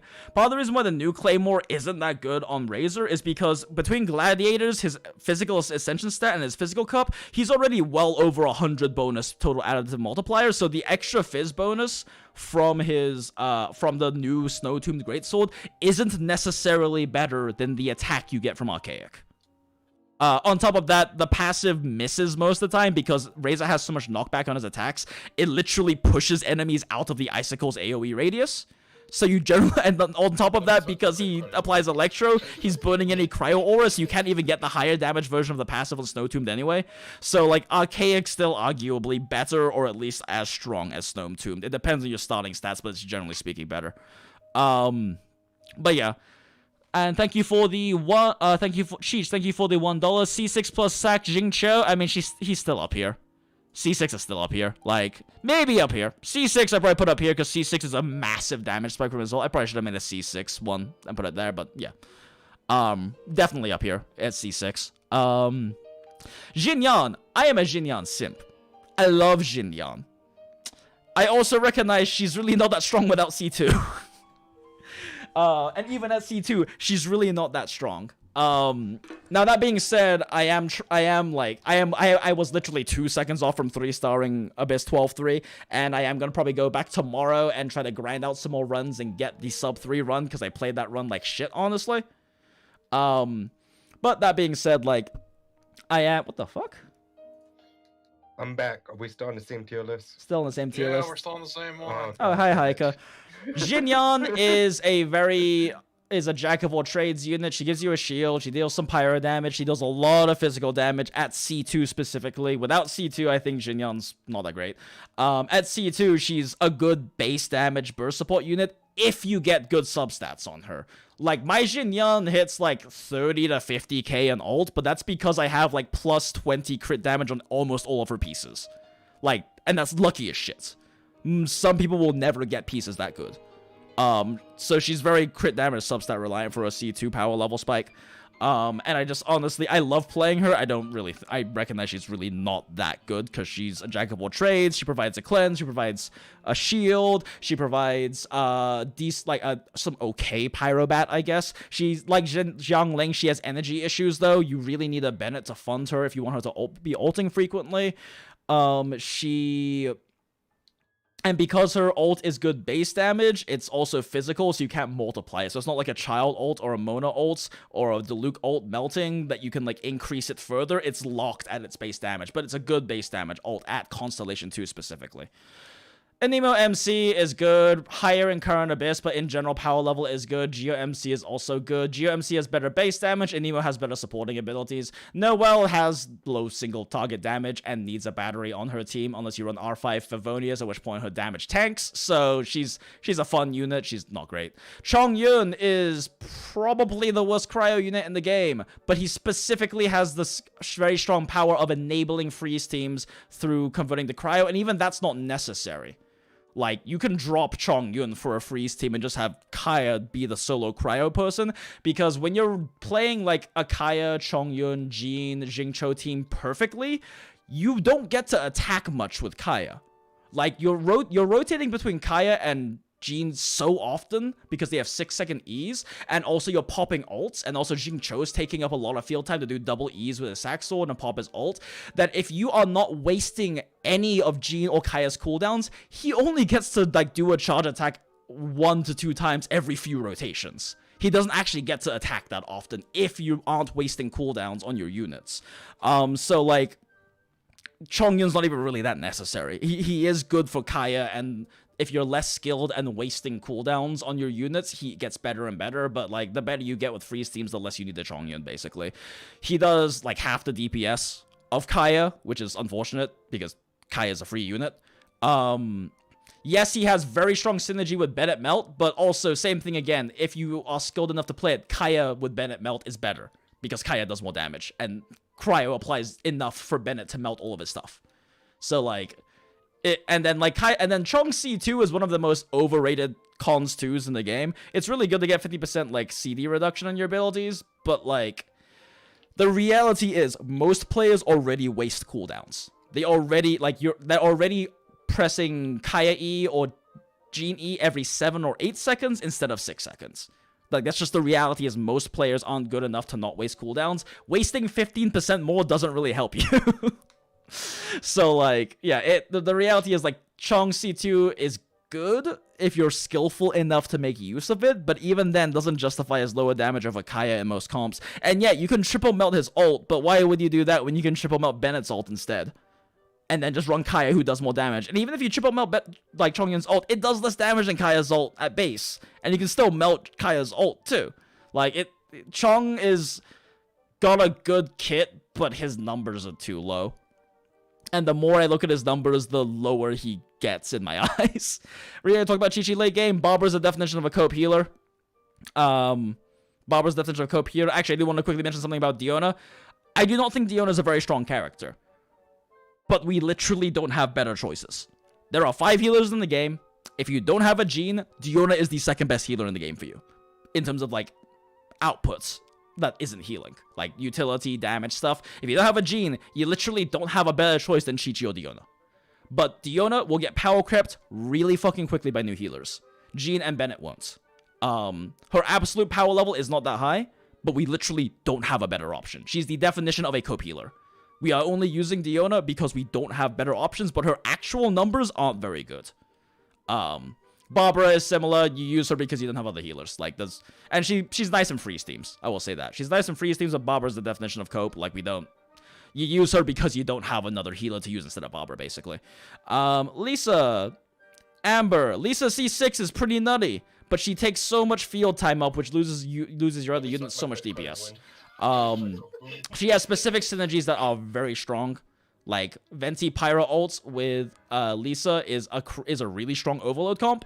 But the reality is, Lisa is playing second string to literally every other Electro unit in the game.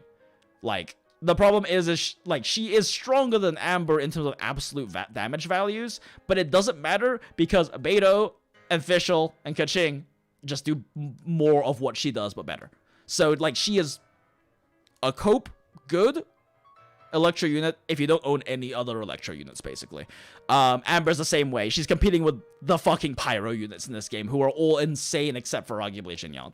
Like, there is just, like, unless you really like these characters, if you have any other Pyro or Electro units, there is basically no reason to run them.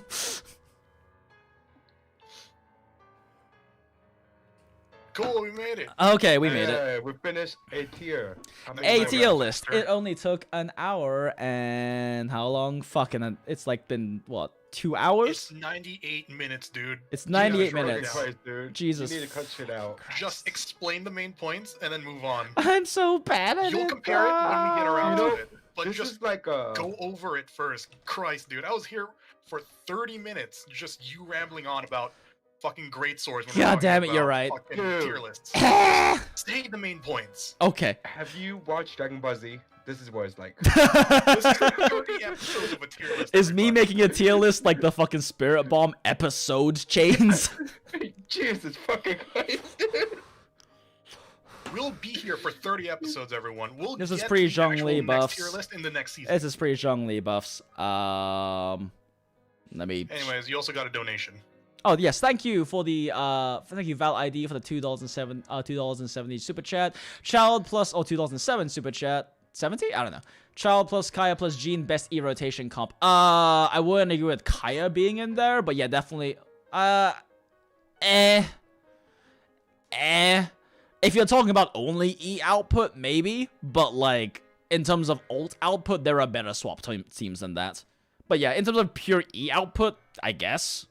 But only for E output. Like, that's ignoring alt output as well.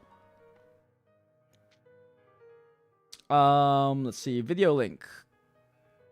Copy link address. For explanations. The first goddamn 90 minutes of this is me rambling about the power levels. and why things are placed where they are. Let me swipe my credit card and win. Krasvitz, you see the point in us trying to push Jinx into making the main points is that he's gonna keep going about the same exact thing 3 times in a row without even knowing. So we gotta keep him on the schedule. You can say however much you want. Most of these units are But we best gotta get in the slot information out. in at least. Depends on comps. All And the have jet best went in to the gas slots. station and came back, and we were still here. All have best in slots. Tony went out for SIGs and came back. Oh no! Okay. I'm sorry. Save I that. was wondering why Tony wasn't speaking. I think the most important one to do next is we gotta talk about. Okay, so that's on my account, right? All right, if y'all want to see it, it's right there. Next one is Abyss tier list, because this is actually very different, because the new Abyss is designed to make a lot of characters way fucking stronger than they should be. Mostly Zhang Li. Okay, so let's see here. So I guess we can just adjust things here. So first off, C6 Ning is better than C2 Diluc raw damage output wise because of the 75% damage bonus. Assuming you can animation cancel with her properly. Even as a burst support though, she's very strong. Alfredo's also like fucking up here because 75% geo bonus. C0 Ning's like fucking up here because of C0. I probably put her above C0 official honestly because of 75% damage bonus in 12. Let's see. Zhang Li's like fucking up here, and C2 Zhang Li's like fucking Michael Phelps level. That's not even a joke. Actually, no, both of them are. The new Abyss 11 and 12 is specifically designed for Zhang Li's mechanics. Like, it is specifically, the next video I'm putting out is talking about this and the new Abyss and everything. But the new 11 and 12 is specifically designed for Zhang Li to feel strong. Because the most difficult floors, so 11-2, 11-3, and 12-3, are designed for Zhang Li's mechanics to shine. 11-2 is a crowd control check. Zhang Li does a lot of crowd control by spamming his ult off cooldown. Next to Venti and probably like Sucrose and Nemo MC, he's gonna be the best crowd control for the groups you have to deal with in 11-2. In 11-3, Zhang Li is also strong because it's just a Fatui level, and his crowd control is strong against Fatuis. But in 12, his damage loss is suddenly not that big because he does 75% more damage with his geo abilities. But most importantly, 12-3 is fucking designed for Zhang Li to exist in your teams if you want to 3-star without like whale investment in your units. Because not only do you have a higher DPS check than the old 12-3, the units have way more health, but also you have a shield break check. And Zhang Li's the fastest shield breaker in the game. The best shield breaker in the game. Zhang Li Ning is probably the strongest Geo duo to run in current 12-3 if you're trying to aim for a 3-star. Zhang Li is actually, in fact, you know what? Fuck it. We'll put C6 Ning up here and put like regular Ning up here. Let's see. Actually, regular official is even stronger in the new Abyss 12-3 as well, because the only 3 ways you can quickly remove the shields, and remember, anytime you spend breaking the shields in 12-3 is times you lose to meet the DPS check to shred the HP on the 12-3 500,000 HP units they have there. I'm like 90% sure that Sisson Mage in 12-3 first half has over 500,000 health. I will be doing some measuring to figure it out, but it's at least 500,000. And, like, anytime you spend breaking the meta show shields on 12-3 is time you're losing to meet that DPS check for 12-3. Let me swipe my credit Now, this is only for 3-star clearing. For, like, 2-star and 1-star clearing, whatever, it's not that hard to... It's not that bad to do a 12 or 1-star clear on 12-3. But to meet... The new 12-3 has a much higher stats check than the old 12-3 does for 3-starring. You could run much lower investment teams than 3-star. The only exception is if you abuse full damage. You can abuse full damage in 12-3 and clear with much weaker teams, but like if you aren't abusing full damage, the stat check is so much higher than it used to be. Thank you for the donations. Vorpal Prybar. Also, I need to change this. One sec. The Abyss tier list. New Abyss is designed for Zhang Li mechanics. Doesn't include Zhang Li buffs. Okay, cool. Cool. That looks good. Thank you so much. Fuck, what was the last one? Thank you so much, Volble Priber. Sup, Jinx. Happy New Year's. Hope you're doing well. 2 questions from Twitter. 1, how you're hitting 9,000 plus with basic / charges? With Sith bonus, mostly. And she's stacked. My Ning is pretty fucking stacked, even with a 4-star weapon. But yeah, it's with Sith bonus, mostly. Plus Bennett ults, plus Geo bonus from 412. B, love the child spreadsheet, but I didn't see an explanation of the official comp in as much detail. Thank you for the good content. Check out the Child Mains Discord server. There is in the description and of pretty much all our videos. There is a resources there specifically talking about Fischl as a support for Child.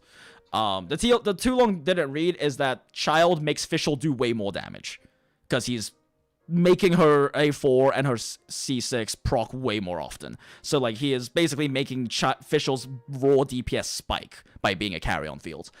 Don't listen to Dum Dums here with you. It is only worth content. Thank you so much, Krasmus.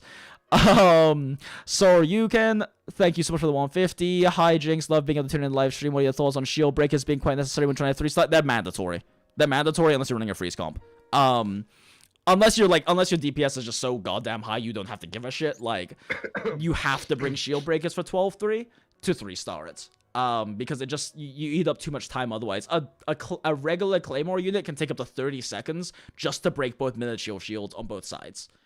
So that gives you a minute per half to meet the DPS check if you spend that long breaking shields. So the new Abyss 12-3 is directly incentivizes either running overload teams, Zhang Li specifically, because even Ning still takes like 20 seconds to break both shields by herself. She's not super fast at breaking the shields. Alfredo is countered by the shields. He literally doesn't damage them. His E doesn't proc if they're like blocking the hits with their shields. He's specifically countered by shields. Geo MC is okay at breaking shields, I guess. Noelle is actually very fast at breaking shields, so I'm going to bring her up in a second. Overload teams, in a clean overload run, I can break both shields in about 14 seconds with Diluc Fischl for an overload team. And Clee Fischl can do a similar thing. So overload's directly incentivized if you want a 3-star. And then freeze teams are also incentivized because you can just ignore the shields with freeze teams. But specifically, like, the way I'm running it and the way most people I know trying to 3-star without whale investment are running it, Zhang Li on one side, overload on the other side. That's how you break the shields fast enough. You run Zhang Li on one side, probably with a Ning Guang, just because she does a fuckload of damage with a 75% Geo bonus, and then an overload team on the second half. Or vice versa. Overload first half, Zhang Li second half, or vice versa, whichever one you prefer your comps to be. But yeah, so anyway, Venti is also 11-2 is so much easier with Venti. Holy shit. 11-2 is so much easier with Venti. 3-starring 12-3 is so much easier with Venti on the first half because you don't have to group up the fucking 3 units together for the first half, second wave of 12-3. This 11-2 is kind of a Venti check. It's so much harder to 3-star. It's possible. It's definitely possible, but it's just so much harder to 3-star 11-2 without Venti. Like, he's still above Zhang Li in value in the new Abyss, in my opinion. And 11-2 is kind of the big wall for everyone right now. I appreciate the donations and super chats, guys. I'm not gonna look at them until I'm done with the tier list now because I'm spending too much time on tier lists. I'll go through them en masse once this tier list is done. Diluc and Clay still top tier. Bennett still top tier. C6 Fischl even better. Regular Fischl is honestly Fischl plus Diluc or Clay is one of the best options for 12-3s for 12-3 because overload breaks shields fast. So like overload is a very good way to go about 12-3. Jean is still Jean. Alfredo is higher, but he's still lower than these other Geo units because he sucks at breaking shields, but he is very good when mixed with Zhang Li for 12-3 or mixed with Ning Guang. Well, he's okay mixed with Ning Guang. Yeah, he's good with Ning Guang because you can actually, for those who don't know, Ning Guang can avoid being blocked by shields if you shotgun with her, which means Alfredo's E can actually proc, which means he can actually damage the shields. So Ning Alfredo is actually pretty good at breaking shields because Ning, if you play shotgun range with her, can avoid the shields entirely with her damage and trigger his E to actually do stuff. Jingcho, honestly, for new 12-3, kind of drops in power level. amping reactions are kind of hard to run in 12-3 if you want a 3-star, because you need a shield breaker. So it's like, what do I do? Do I run like Zhang Li, Ningguang, Diluc, Xingqiu? But why run that instead of running like Diluc Fischl, so I have a shield, so I have overloads for shield breaking? Like, overload's just better than vaporizing for the most part for 12-3, assuming you want a 3-star. You can kind of run whatever if you want to, if you're going for a 2 or 1-star, but 3 stars are very tight stat check right now. I'm honestly, my teams are strong enough to 3-star. Like, I was 2 seconds off on my best run, and I played it pretty poorly, honestly. But if I want to consistently 3-star every rotation, I'm probably gonna have to level up some characters and get some level 8 talents just to meet the stat check more cleanly. But yeah. Anyway, Jean, Alfredo, Child is actually pretty good in New Abyss, but so is Kaching. I'll leave them here. Mona gets a lot worse in New Abyss, in the current Abyss, because her Vaporize teams are harder to run in New Abyss, and on top of that, she does nothing for shield checks. Like, she does nothing for shield checks, and she gets counted by shields. So, like, I drop Mona in the current New Abyss. I can't see a reason to run her instead of other units to counter the content in Abyss 11 and 12, I guess is the problem with Mona. Well, actually, let's leave her at low S, because on 11-2, her taunt is useful. I take that back. On 11-2, her taunt is useful. In fact, I'd probably put her higher than Xingqiu specifically because her taunt is useful in 11-2 only. For 11-3 and 12-3, I don't think she's very good, though. Unless you can do, like, speedrun, one-tap crit resets for 11-3. Because it's for 2Es, it's the same as the old 12-3, basically. Zhengling is even. Zhengling's up here. Again, overload. You run Kaching plus Zhengling. Good overload team for breaking shields with 12-3. Good way for you to get, you know, meet the shield check faster for a 3-star. I actually haven't tested Razor yet, but I'm pretty sure he's good for 12-3. Because the Sisson Mage and the Pyro Agent are both weak to physical innately. He's a pretty fast shield breaker because of an attack speed steroid. And you can run overload on him. Yeah, I'm gonna put him up here. He's specifically very good for 12-3, I would assume, but I haven't tried him yet. I have not tested that yet, but based on his mechanics, he should be very good for 12-3. Especially if you run him with Zhengling for an overload team. Isn't a freeze comp best for 12-3? Not if you're trying to 3-star. The problem is, freeze comps don't do as much damage as overload teams or double geo teams. And 3-starring 12-3 is a really hard stat check right now. Like, I actually am going to have to level up my characters, some of my characters to Ascension 5, get some level 8 talents just to bridge that stat check so I can do it more consistently with my skill level. Because it's such a tight stat check because the units are tanky as fuck in new 12-3. Like, they have raised the... It's much easier to play and much easier to clear than the old 12-3, but the stat check is way higher. So, like, freeze comps are good, but if your freeze comps aren't... Simply put, if your freeze comps don't have strong enough gear and don't have strong enough weapons and aren't leveled up enough, you won't have the damage to 3-star because they're freeze comps. So, like, freeze comps are held back by the fact that they're just lower damage ceiling than, like, overload teams and double geo teams. Either way, that being said, Kaya's up here. Like, Kaya's up here, Chongyun's up here, because, again, that freeze trivializes Abyss 12-3, but it doesn't help you meet the stat check is the problem. Because the damage is just low. Kaching is really strong in 12-3, specifically with Zhengling, because overload team. And she's a strong unit, and she can charge spam most of the shit in 12-3, so she could access her really high damage parts of her kit because they're big enemies, with the exception of the System Mages and the Treasure Hunters. Sucrose is definitely up here. In fact, she's probably, like, fucking over here, honestly. Same with the Nemo MC, because 11-2 is a fucking nightmare for most people, and Sucrose and Nemo MC are the closest you're getting to a Venti or a Zhang Li for 11-2, basically, if you don't have one. Chi-Chi is not that useful. It is really hard. It is way harder to die in the new Abyss. So I'm honestly going to place Chi-Chi even lower than before because, like, it is even harder than normal to die in New Abyss because things don't hit as hard and there isn't all the bullshit RNG mechanics and shit.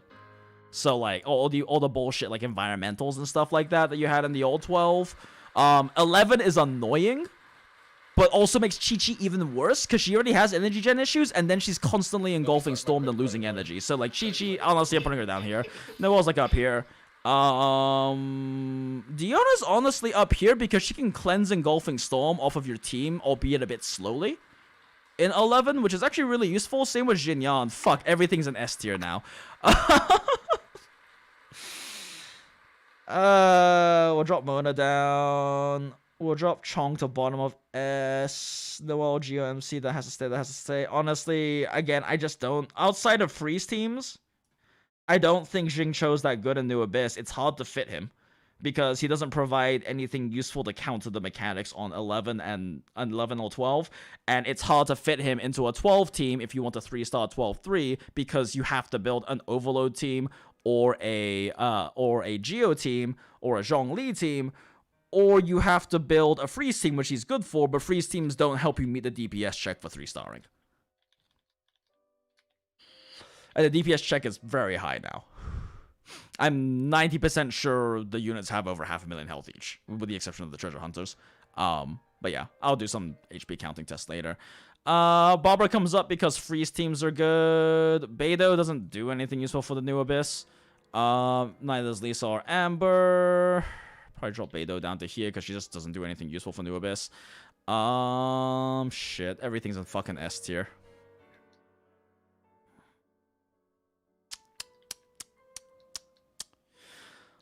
Honestly, I have to keep Chong up here because Chong's still the best cryo unit for 12-3 because he consolidates shield breaking for the Thunder for 2E and the Geo for 2E at the same time for the first half. So he's honestly or was it second half? I don't remember. He's honestly like the best cryo unit to run for 12-3 unless you're running a Claymore unit on your team already because he consolidates. So I'll keep him up there. Diona can probably drop down. Her cleanse is good, but it's not that good. Same with Jinyon, honestly. They both have cleanses, so that puts them above Mona, because Mona just... I mean, if you can one-tap enemies with Mona, then yeah, she's great, but if you can't, she doesn't really do anything useful for New Abyss. Diona and Jinyon at least have cleanses, which make them useful on 11, because people really hate playing with the Golfing Storm. Jingcho is really only good on freeze comps, but freeze comps are good on 11 and 12. Chongyun's higher than that because he's the best cryo unit for 11-3. Noelle is raised up significantly because she's a very good shield breaker, and she does good AoE damage, which is very useful for 11, especially for 11-2 first half. And she's also very good for shield check in 12-3, and her damage is much better because of the Geo bonus. I would still consider Geo MC more useful than her though, because Geo MC can be a good single burst Geo unit you throw into your team. Noelle needs a team built around her. Anemo MC is high because 11-2 is a fucking nightmare, and Anemo MC, no, Anemo MC goes up here. 11-2 is like 12-3 is not hard to do, it's just hard to 3-star because it's a stat check. 12-3 is not hard, 11-3 is not hard to do, it's just hard to 3-star because it's also a stat check. 11-2 is a nightmare for most players, and Anemo MC is very strong on 11-2. If you don't have a Venti, Anemo MC is your next best choice. So like, Anemo MC is very good for 11-2. If you want to learn specific Anemo MC strats, check out Enviosity's video on it. Envy has a video on it. Just Google Enviosity, Enviosity. Envy is who I go to for most of my Abyss advice if I'm not talking to like actual other theory crafters in like VC, Discord VCs and shit. Let's see. I haven't found much success with Sucrose in floor 11-2 too much, honestly. She's good in second half for like CC locking, specifically the the second wave of treasure hunters. But other than that, I don't know if I want to place her higher than she is right now, because like she doesn't have the range for 11-2 first half to be that useful, honestly. I'd rather run Geo MC to block, like Geo MC or Anemo MC, than her in first half, but she is pretty good in 11-2. Oh yeah, Ryan. I do know that Kaching is very good for breaking shields in second half. I guess if I'm putting Razor up there, I'm putting Razor up there. Kaching probably deserves to be up there as well. I would probably say Kaching is better for Abyss 12-3 specifically than Child, just because she runs Overload. Yeah, if I'm putting Razor up here, Kaching needs to be up here too, because Zhengling's a free unit, so anyone can run this combo if they have a Kaching. Yeah, I will put her slightly above Razor, just because her Overload output is better than Razor's Overload output for countering that floor. Yeah, that's fine. Yeah, Child is really good for... I did run Child with C6 Official for my 11-2 clears and my 11-3 clears, but he's just not good for 12-3. Like, you can run him if your Child's really stacked, but he doesn't bring anything to the table except for damage. He can't break shields. He doesn't really help CC any of the units in there. Like, he doesn't bring much except for his own damage and his team comp's damage. You're better off running Diluc or Klee with Fischl than Child with Fischl for 12-3 3-starring. Because they can overload. Water. You know, honestly, Beto deserves to be up here. I just remembered... You know what? Actually, no. Beto deserves to be, like, up here. Because I just remembered that, like... Beto's perfect parry chunks the fuck out of Geoshields. And she can also be run instead of Fischl for an overload team.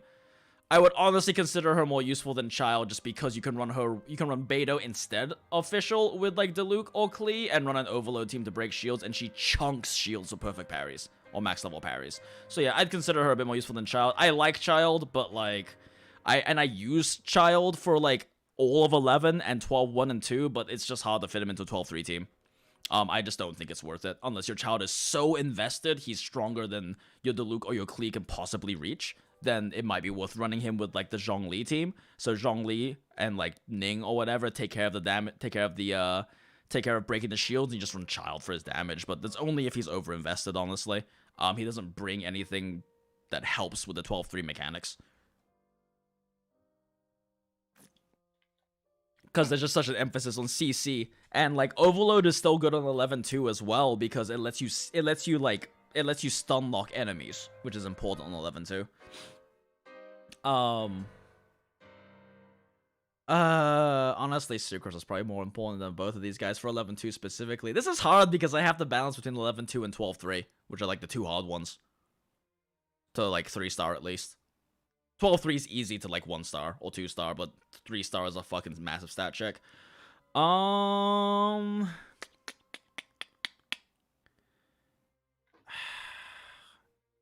Gina's good. But again, she's mostly run because you don't have a second healer. That's better. And Nemo MC brings more value than Jean does to 11-2, at least.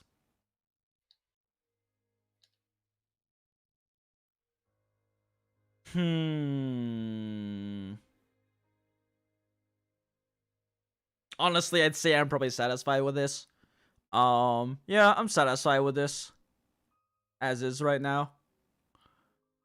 Because this is basically a good tier list to understand which units are strong for either 11-2 or 12-3 3-starring. Because that's the hard part of the new Abyss, is 3-starring either of those. 11-3 is also hard to 3-star, but it's not nearly as hard as like 12-3 in terms of stat checking.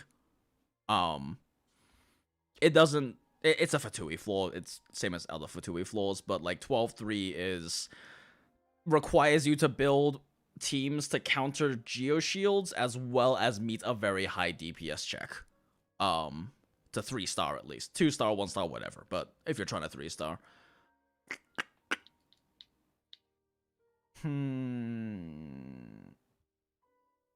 I know I'm gonna get so much hate for putting Child here, but he just doesn't bring anything to the table for 12-3. He's good for 11, though. Like, Child Zhengling is what I used for 11. Oh, Child plus C6 Official is what I used for my first half 11-2, because they just murdered everything fast enough. But, like, he just doesn't bring anything to 12-3, so I have to place him lower. I just can't justify running a Child in 12-3 if you want a 3-star, unless your Child's stacked, or you're using him to abuse 4 damage. Child is really good at abusing 4 damage in 12-3, but that's if you're abusing 4 damage.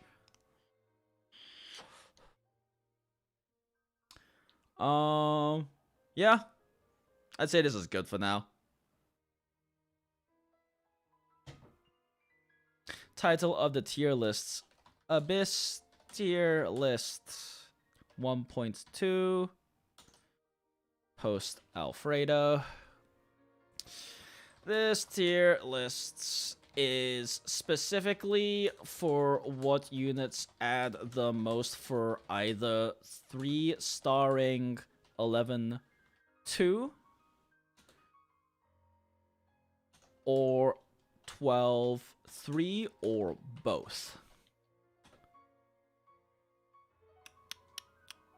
These floors are by far the hardest 2-3 star in the current Abyss. 11-2 is a fat CC check because a lot of the enemies just won't aggro on you. 12-3 is a shield break / DPS check. DPS check, the highest we've ever had. The highest we've had. Yeah. 12-3 DPS check is higher than it was in the old 12-3. It's just mechanically much easier to play. Old 12-3 wasn't really that high a DPS check. It was just really hard to play because of condensed dice and all the bullshit environmentals and Fatuis fucking up your comps and shit. But the actual stat check, you only had to deal like about a cumulative maybe a little over 1 million damage in 12-3 to clear it. The current Abyss 12-3, I'm 90% sure just the System Mage alone has over 500,000 health. So it's just a higher stat check than it used to be. Okay. 0.2 post Alfredo.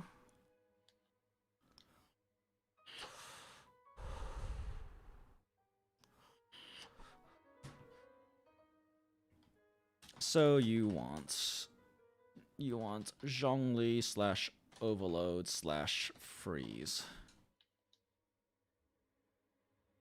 Is a Geo Shield / DPS check. So that's freeze.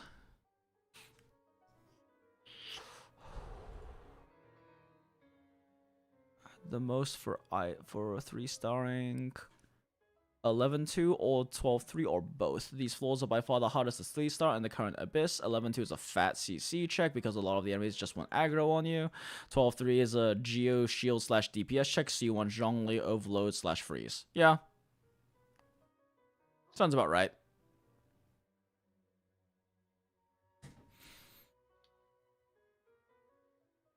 Also, plus 75%. Okay, it's fine. I'm assuming people will get C6 Ning's fucking up here because she gets 75% more fucking damage. Alright. Okay.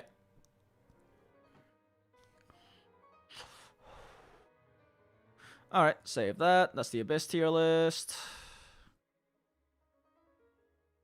Chi-Chi just doesn't offer anything, unfortunately. I mean, if you don't have a better healer option, run her, but Diona offers more utility in the current Abyss, because at least she cleanses 11th for you. Okay. That one's done. What's the next tier list we want to do?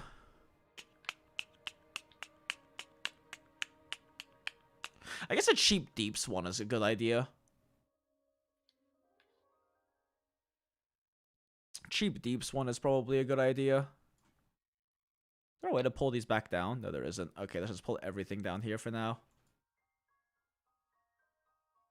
Because at the end of the day, the general tier list is more talking about ceiling than anything else. Ceiling combined with, like, just general scaling value, I guess. This one's gonna talk more about, like, how good they are at cheap. Because, like, characters like Child, for example, require expensive teams to work. Same with Mona. Diluc doesn't. You could just stack a Diluc and throw a +0 set Jingcho with a sack sword on your team, and like a +0 VV set Sucrose, and he just fucking does dumpster amounts of damage with that combo. With like a Bennett with no set at all, but has like this level 60 with like a level 70 weapon, and Diluc will just fucking murder most shit. So let's see, this is the cheap. Okay, what are we working on next? The cheap Deeps tier list.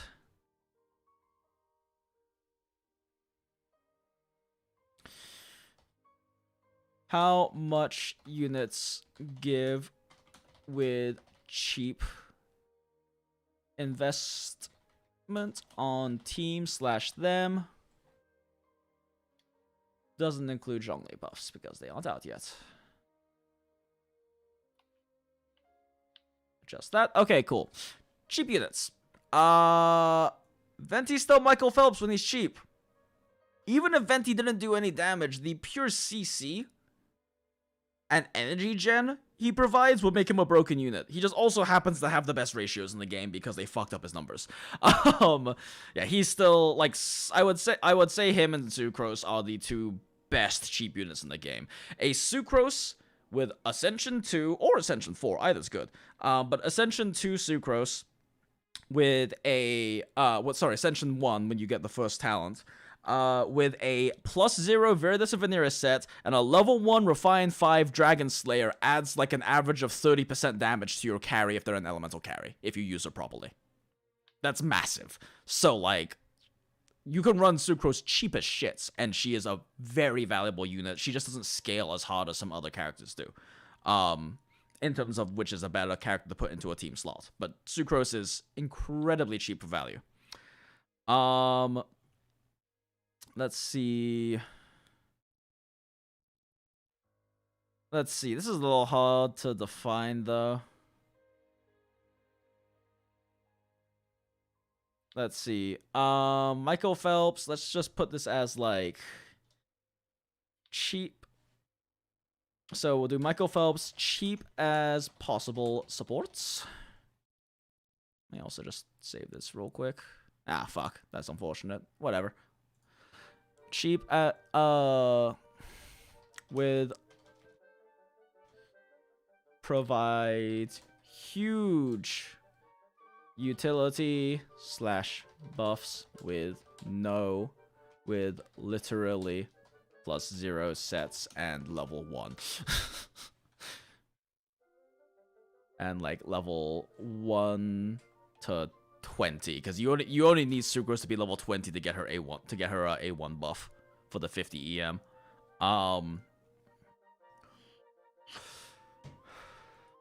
Cheap ass supports needs very little investment to get high output, to get high utility for a team. Cost efficient carries. Okay, we'll start with that and then we'll walk forward. So, like, not cheap supports needs gear and other investments to do damage. Let me swipe my credit card and win. Generally low utility. Actually, let's add this. Let's put this here instead. Not cheap supports. And then we'll have, what's it called?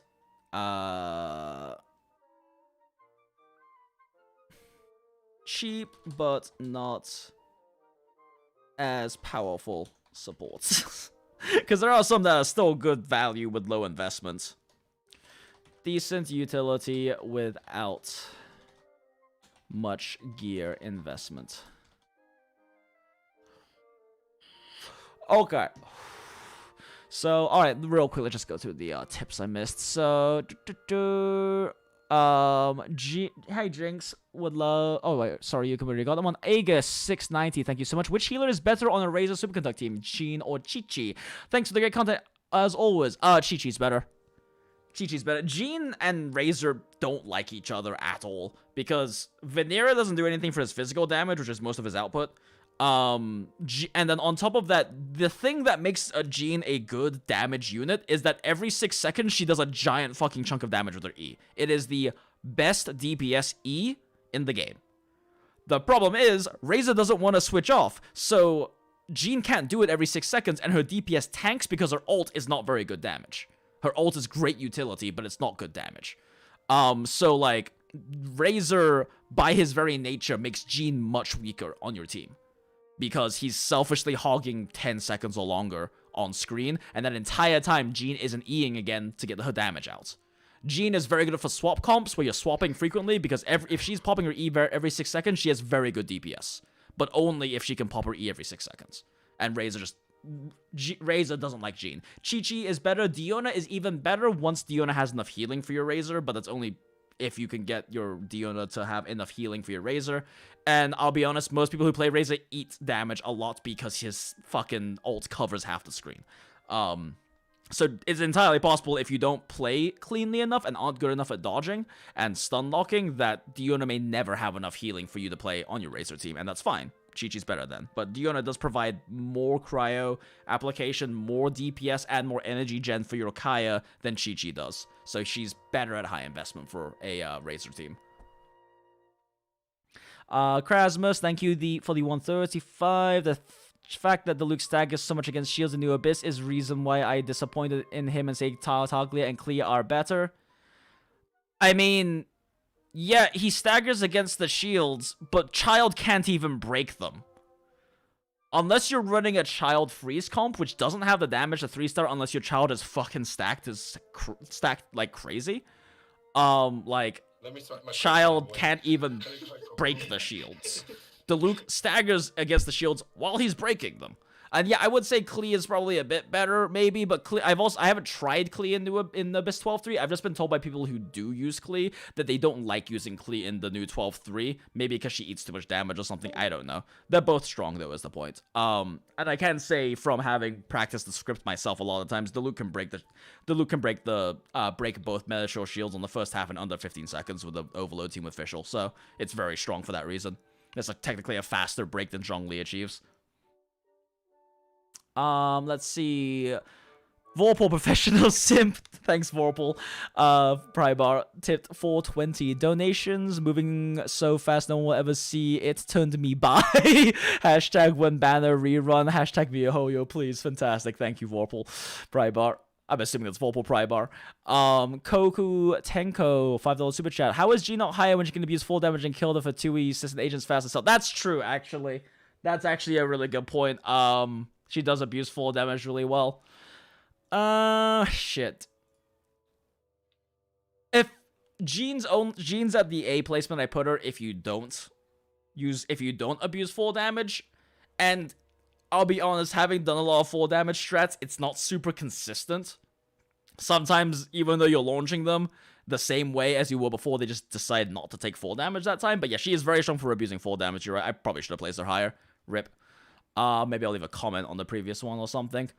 But yeah, because I can't edit tier lists, I don't think. Can I? Wait, actually, can I edit tier lists? Let's find out.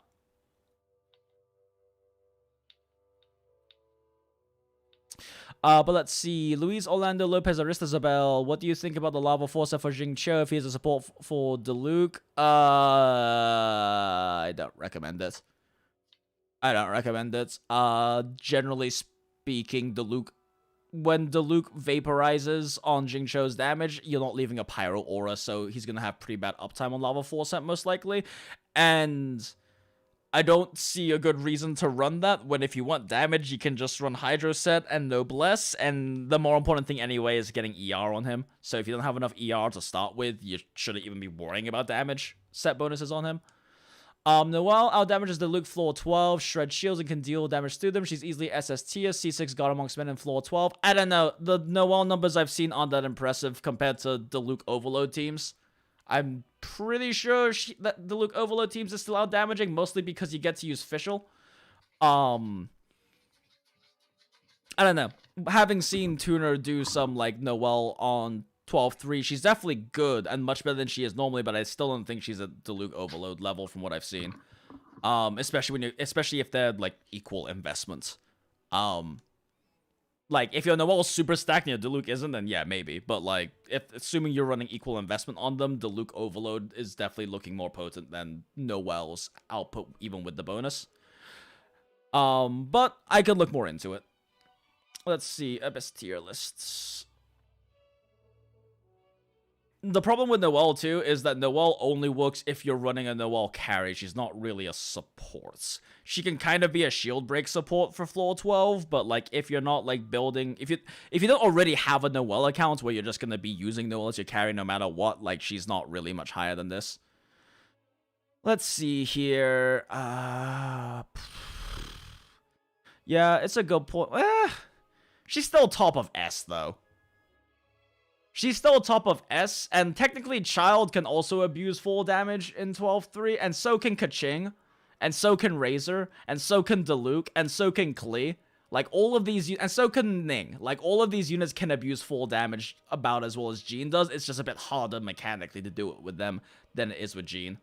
So, I don't know, I think it's fine for her to be top of S like that. Because like, Ben has shown me his 3-star clear with his Child, which is stacked as fuck, by the way. We're talking like 4 to 6k per like basic attack, and he still can only clear 12-3 because in 3 stars because he abused full damage with Child. Because he had to run a freeze team, so he lost DPS running a freeze team basically. Let's see. Thank you for the 135 Krasmus. What do you mean to target can't break shields? He just ignores shields. You're right, the Riptide just kills everything, even when Toglia bot doing anything. I mean, he doesn't ignore shields unless you're running a freeze team. Your Riptide doesn't do that much if they're blocking all of your melee hits too. Like, Riptide by itself isn't that strong unless, again, your Child is super stacked. If your Child's super stacked, run him over Diluc. But, like... At same investment, Diluc actually breaks the shields and does more damage with his Overload team. Yeah, there's a full damage tech you can do on Child. If you put an enemy against the wall and then spam charge attacks on them, specifically against the Fatui agent and the System Mage, if they're against a wall in the Abyss and you spam charge attacks, every charge attack does full damage. If they're pushed up hard enough against the wall. So, like, yeah. How do I almost 3-star 12-3? We can look at that afterwards. I want to get the tier list done because it's getting late. Okay, so cheap-ass supports needs very little investment to get high utility for team. Huge utility buffs, which is with literally +0 sets in level 1 through 20. Let's see. Cheap-ass supports. Definitely Anemo MC. Geo MC is also a cheap support. Alright. Geo MC does give you crit rate, but that's all it does. No, it's a Petra support. Yeah, okay, cheap ass as well. Cheap, but not as powerful supports. Bennett's not quite Phelps level, because Bennett does need levels, and he does need a leveled up weapon, but he doesn't need a set. He doesn't need a set. He just needs levels and leveled up weapon. I'd probably put him at the top of that one. Cost efficient carries. Kaching's a cost efficient carry. Klee's a cost efficient carry. Diluc's a cost efficient carry. Let's see. Not as cost efficient carries. My teams are expensive, but high ceiling. So Child's obviously in this one, because his teams are expensive, but they're very good when they're expensive. Mona's not a cheap support. I guess Amber technically provides some cheap utility, because she has a taunt, and she can melt shields. She can melt cryo shields super fucking fast. With either charge shots or with her ult. Lisa provides basically nothing except for R5 Dragon Slayer. In fact, I'm gonna make a thing for that. I don't really provide anything as a cheap support, but technically I can run R5 Dragon Slayer. You go in there. Barbara's actually pretty good at cheap because her healing's decent with low investment, and she also can run Dragon Slayers. Cost-efficient carries. Where the fuck is Razor? Razor's up here. I'd probably say Diluc and Razor are the cheapest carries, because Diluc's base fucking DPS, even without Vaporize, is stupid. Vaporize just makes him better, but... Kaching as well, her base is very good, Klee is very good. These are all about the same level, honestly. Because the thing is, even with Superconduct enabling Razor, he's still only, like... I guess he's technically out-damaging Diluc without Vaporize. If he has a Kaya with him and he doesn't have, and Diluc doesn't have a Xingqiu. So yeah, that's fine. I would consider Kaching cheaper, more cost-efficient than Klee, though, due to flexibility. I'd actually probably consider it more cost-efficient than both of them due to flexibility. Let's see. If Klee/Diluc don't have XQ or Fish for reactions, Razor and Kaching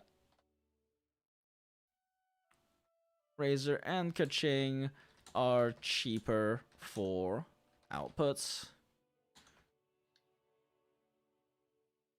while Razor is cheaper for output because Kaya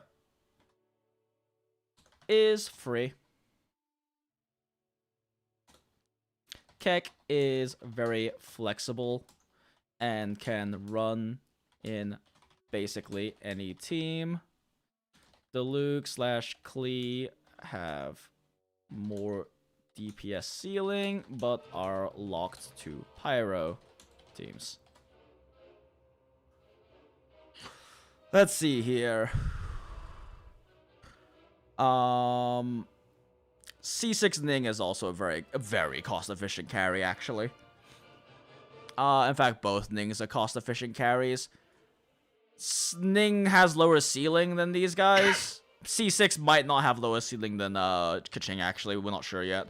But, like, Ning has lower ceiling than these guys, but she also has really good base output, especially at C6. I'd probably put C6 over here, maybe, actually.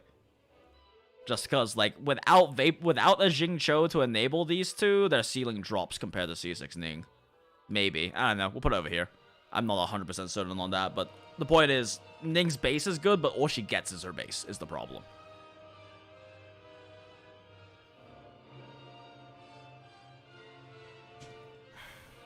Ning has high base DPS, but that's all she gets because Geotype. Okay, cheap but not as powerful, supports decent utility. Fish has good utility without gear, but she really wants gear because she does a lot of base DPS. But she has good electroparticle generation. She has decent reaction enabling. She doesn't take up a lot of field time or anything like that. Like, she's a good cheap unit. She's just much better if you invest in her. Zhengling provides fucking nothing without damage, but she provides a lot of damage. She doesn't provide energy generation. I guess she technically provides, like, Pyro Shred and stuff, but, like, that's only with Constellations and not as useful as running a different cheap support like Sucrose or something instead. But she does a lot of damage with investment. And in a team built on fund, a bit like with a Bennett to fund her ult. Jinyon actually provides decent utility. She has a shield, she has a cleanse. She provides physical damage bonuses. She's actually pretty good in terms of raw utility for a physical team. And just the fact that she has a cleanse she has arguably the best cleanse in the game is really good because it ticks faster than any other cleanse in the game, so it cleanses things off faster than any other cleanse in the game. So she has probably the best cleanse in the game, assuming you don't get hit and lose the shield. Diona provides a good amount of utility for cheap. Her healing's just kind of shit without cheap.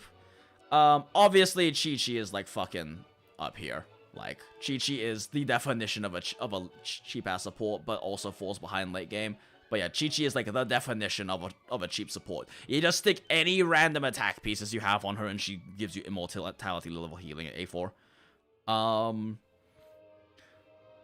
Zhang Li is not good without investment. C2 still not good without investment. He is a very investment-dependent character. After his buffs, if he gets all the buffs that they have slated for him, he will be pretty good without investment, but as it stands, he needs high investment on you and your team to really get much utility out of him. C6 Fischl is, I mean, same shit. It's better, but same shit really. Kaya, let's add another tier right here.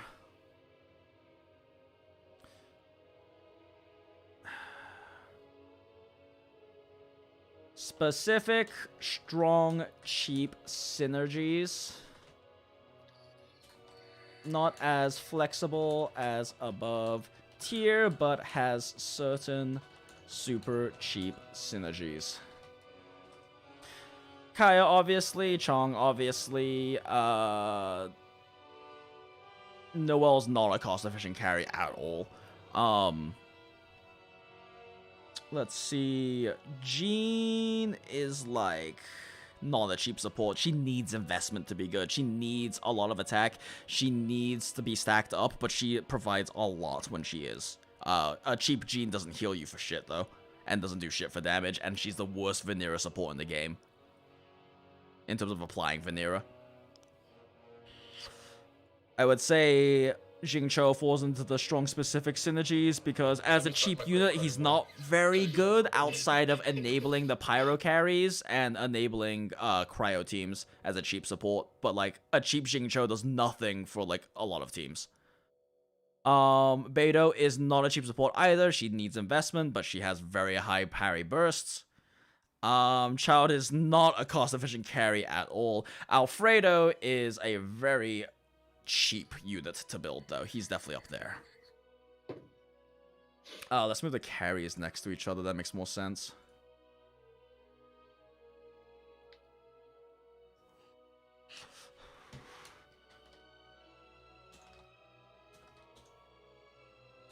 Isn't super high single target, but she never dies.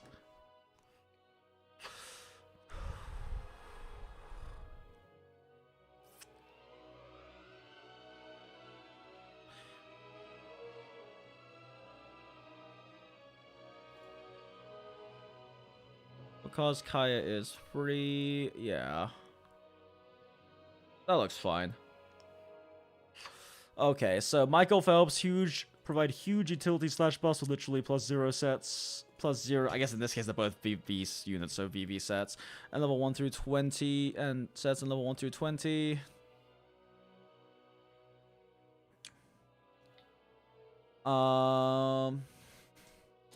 Cheapening Petra is also it. You know what? Let's just do this. Because technically cheapening Petra is also pretty fucking good.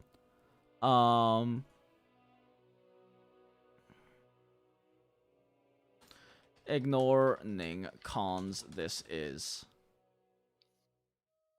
Wait, let's see. Petra Ning plus R5DS is nice. Cheap boost. But not as good as cheaper VV units.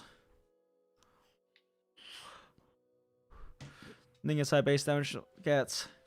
She is good both as C0 and C6, though. Let me start my credit card. Thank you for the 675 VAID. These tier list names along with the Zhang Li's future e-description is Vald. Thank you. Not Val ID. Thank you. Vald. Thank you so much, Vald. Appreciate Val D. Val VALD. Much appreciated. And Jun. I don't know if that's Jun Tsukiyomi or not, but thank you for the $5. These tier names are ridiculous. They are, but this is the only place I can put in descriptions, so. But yeah. Okay, let's see here. Let's see. Yeah, this looks good. These are the cheapest supports in the game. These are very cheap supports. These are still cheap, but not as powerful as these supports for cheap. These guys have specific, very strong synergies that they can run basically no set for, but they need the specific strong synergies for that. They are not good as a general cheap support unit. Fischl at least is a good off-field energy generator, even if it's off type for your units. Jinyon provides more utility. Dion provides more utility. Ning has Petra, all 5 Dragon Slayers. Amber deserves to be at the bottom of that. Geo MC is a Petra unit with fucking 10% crit rates, so that's not bad. Not to mention she can block she can block projectiles with the rocks, like you can do on 11 too. Amber does provide CC. Technically, Mona provides CC, but I think it's safer to list her here because you really shouldn't run her without expensive teams.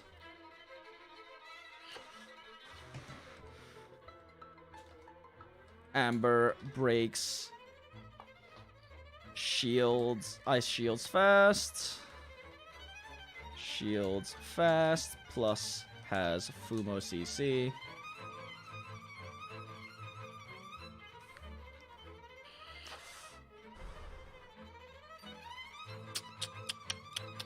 Yeah, these are very expensive supports. These guys require you to have them built up and also your teams built up to be good.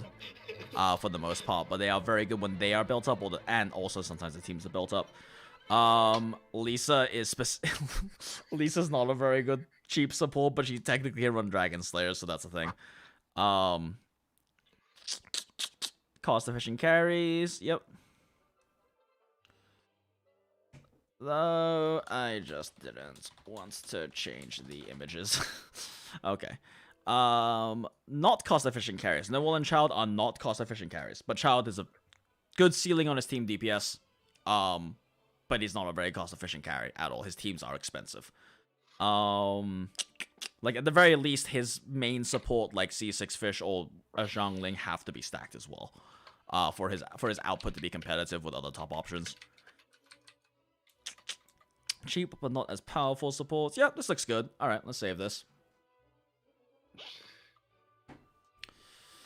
Cheap deeps. How cheap is your power spike tier lists? 1.2. Who joined? Did you see the description? Yeah, the names are, the tier names are long. It's the only way to leave comments. Lol.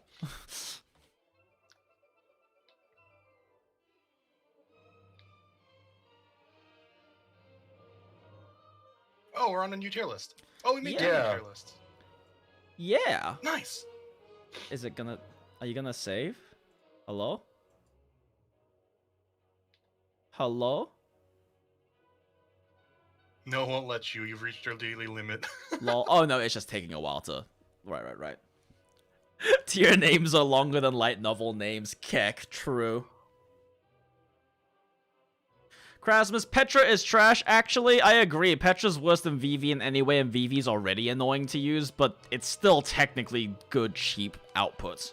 Because you can run a +0 Petra set and at least give your Diluc or your Kaching or whatever an extra 35% additive bonus. It's annoying to use, but it's still technically an option for cheap outputs. I don't recommend it. I don't like Petra supports at all, but it is an option for people who are looking to squeeze extra damage out. Without having, like, good sets to put on units. Okay, cool. Holy fuck, these names are long. Okay. Is there another tier list I want to make? We already did general tier list, and honestly, that general tier list was a ceiling tier list. I don't really feel it's necessary to do the role tier lists anymore, if I'm being honest. Just roll for what you want and have Yeah. fun. It's a game after all.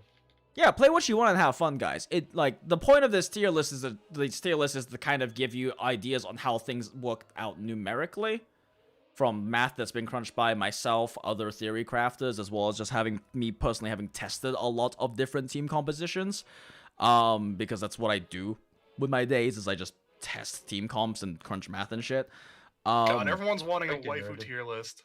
Okay, fine, we'll make a new waifu tier list. All right, hell yeah, everybody, we got him. Okay, Waifu new waifu. husbando, you're gonna have to make 2. Huh?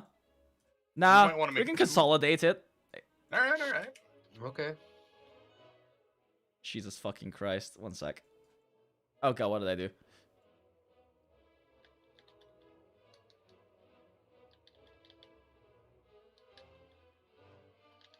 Okay, so obviously we have to go with the old names for this, but I don't fucking remember what they are, so let me pull up the let me pull up the original Date 1.0. dated as fuck one, yeah.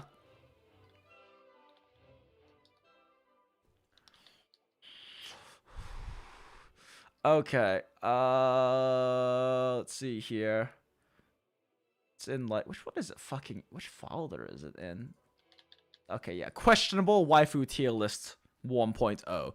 So first one is called... Let me swipe my credit card and win. Sustainer of Heavenly Thighs. I am very much a thigh butt man, for those curious. Hell yeah. I like titties of all kinds, but I like me a nice butt and nice thighs. So what you're saying is you came from another world because 2D is better than 3D confirmed. Although we should make it clear that this is going to be Jinx's opinions and his opinions only. Oh yeah, absolutely. Arrogation of mankind ends in your wallet. Nah, I don't like that. Ends. In your... I'm trying to think of something funny, but now it's hard to come up with funny things on demand. Arrogation of mankind ends in your wallet because you gotta pull for them waifus / husbandos. Okay. Would grab a beer with and shitpost. This tier is made specifically, basically, for male MC and Venti. Let's change the color to Venti green. Yeah, with and shitpost. Do I have to pay for this? Change that to purple, I guess.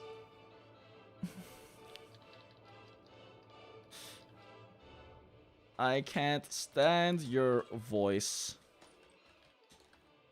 but I do own ball gags.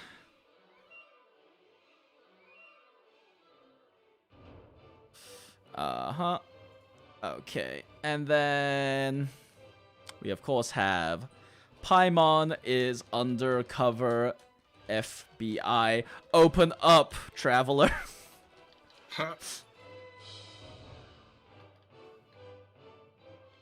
Red for sus. Overrated husbandos / waifus. Change my mind. Oh, that's gonna trick a lot of people. I can't wait. Yep, anyway. Alright, let's stick everyone here. Okay, so first off, Sustainer of Heavenly Thighs is definitely Ningguang. Definitely Beidou. What am I doing? Definitely Beidou. Kaching. I know Kaching has the teen body type, so she might... There are so many characters in this game who I'm like, lore-wise, they definitely seem like at least early 20s adults with like smaller body types, but they all technically have the teen body type. Like Kaching is fucking one of the most important people in Liyue. She essentially runs the building commerce in Liyue, and she goes adventuring out and does expeditions out onto the front lines of Liyue all the time. But it's also fucking anime, and that could be the fucking resume for like a 16-year-old, right?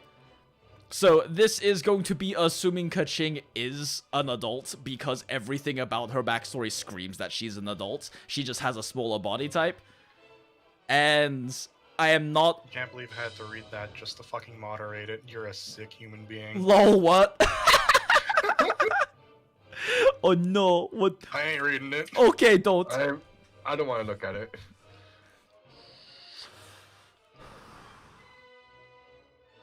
Because the thing is, like, I like short adult women. But that I like adult women is the problem. And I genuinely don't know how old Kaching is. Because there's nothing in-game that lists any character's age. There are no... As far as I am aware, there are no legit ages released. Unless they mention ages in the manga. Because I haven't read the manga. But I like short adult women. It's like, it reminds me of that thing when, like, what was it? That one, like, manga or anime came out that's, like, about that college student who's, like, really small body type but has big titties. And, like, a bunch of SJWs on the internet were, like, talking about how it's pedo bait and stuff like that. And, like, anime people, like, fucking weebs are pedophiles and stuff. And then, like, this massive wave of real women who are, like, 5 foot tall and have big tits were taking selfies and being like, I guess I don't exist then in your world. Because those are body types for adults that exist, and I assume Kaching is an adult because of her resume and her backstory, but I don't know, is the point. Yeah, Uzaki-chan or something like that. Uzaki-chan wants to play. Yeah, something like that. Out. Yeah. I read that thing before, it was cool. Zhang Li There's is... your anime hipster quote for the day. Zhang Li is fucking daddy. Alright, let's be honest, right? Zhang Li is daddy. He's like, the argument for, like, why Zhang Li, in my mind, is more attractive than any other male in this game is because Zhang Li, it's the same argument that I've heard people make for why Geralt from The Witcher is attractive, which is that they're both educated, well-traveled, mature, intelligent, and, like, respectful men, and that's sexy as shit. Like, on top of the fact that he's a fucking pole dancer. Sorry, what? You forgot to change the tier list title. Oh, thank you. What you're working on. And then you might want to move...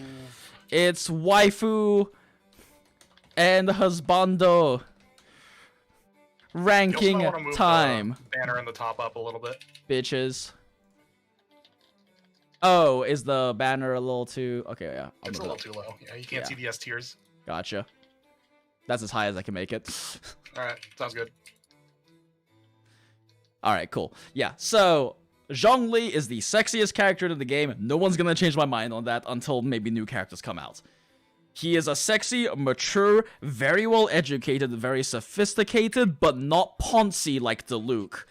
Very respectful, understanding man with flaws, and he pole dances like the sexiest motherfucker I've ever seen.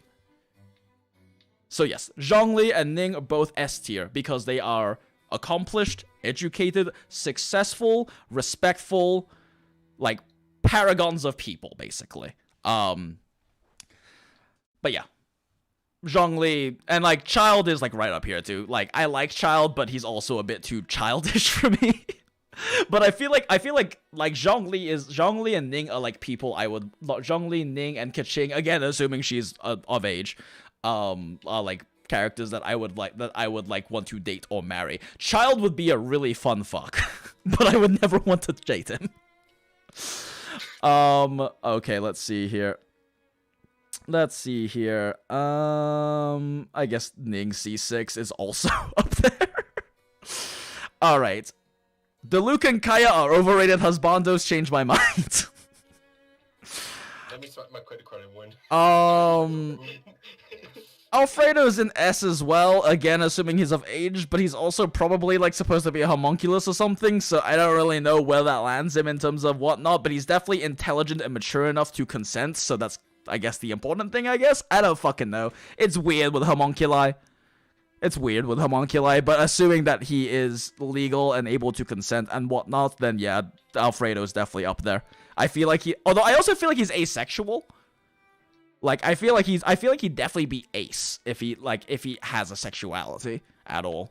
So, like, I feel like he'd be a cool guy to, like... Actually, no, we're putting him in the grab a beer and shitpost with. Because I don't want to fuck Alfredo. I don't even know if I want to date him. But I would love to just have conversations with him. And talk about shit and do weird experiments and stuff. So, like, he definitely is in this grab a beer with and shitpost category. Barbara's kind of sus. Chi-Chi's super sus. Klee's the most sus. Noelle's kind of sus. Jinyon's honestly kind of sus. Zhengling is I can't stand your voice, but I do own ball gags. Actually, they're both in that area, but I also... Is Jinyon sus? I have no idea how old Jinyon's supposed to be. It's either on the line of enough or not enough. Yeah, it's too on the line for me, I guess. Zhangling, on the other hand, is like... She seems less mature, but she strikes me as slightly older because she is a very successful like restaurateur. She is traveling around, experimenting with new cuisines and everything. So she strikes me as older, but she is also kind of sus. Fuck, she's too sus. We'll just put it here. They're all sus. I hate how sus they all are. Your waifu looking kinda sus, bruh.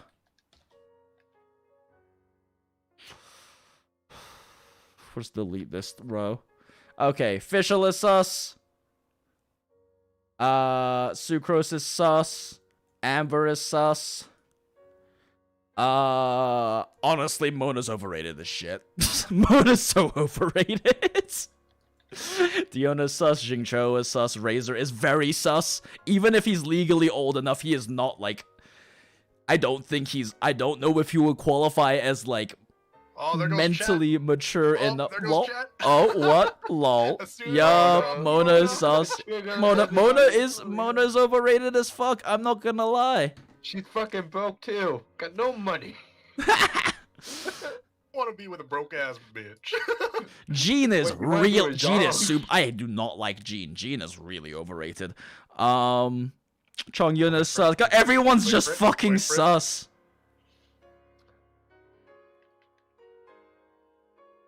Hey there, woo! Fuck it, we'll just delete this fucking tier.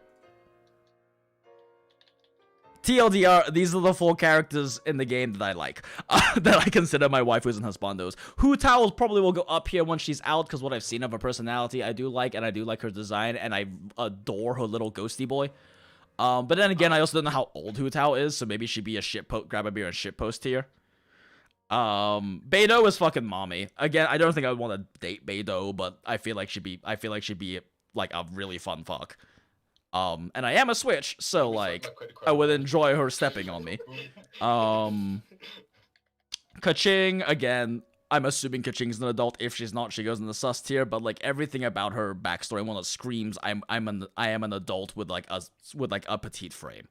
Well, yeah, you could technically put Ganyu and, Rosaria here at this point. They have enough backstory. True. Rose goes on top, or else we're gonna fight. Oh, yeah, no, Rosaria goes on top. Rosaria, Genshin Impact. No, Rosario is the most aesthetically pleasing character to me in the game, and she's a bitchy goth chick, which I honestly love way more than I should. I have gotten into more than my fair share of toxic relationships with bitchy goth chicks. So, like... I don't know if we have any kind of an icon for her yet, though, so... No, that's the only problem. You want pictures? I got pictures. Fuck off, Tony. Fuck off, Tony. You know you got pictures. You and your waifus are overrated. By the way, Senora also really fucking overrated, let's be real. Oh, you I guess we'll just have to use this. Copy poster. Okay, there's Rosaria. Let's do Senora, because we're doing a waifu tier list and she's shown up. Man, everyone's fighting over there in the comments. Good. Just let it be. Fight. Waifu and husbando tier lists are supposed to be polarizing. That's the point. Exactly. If you're not triggered, something is wrong with you.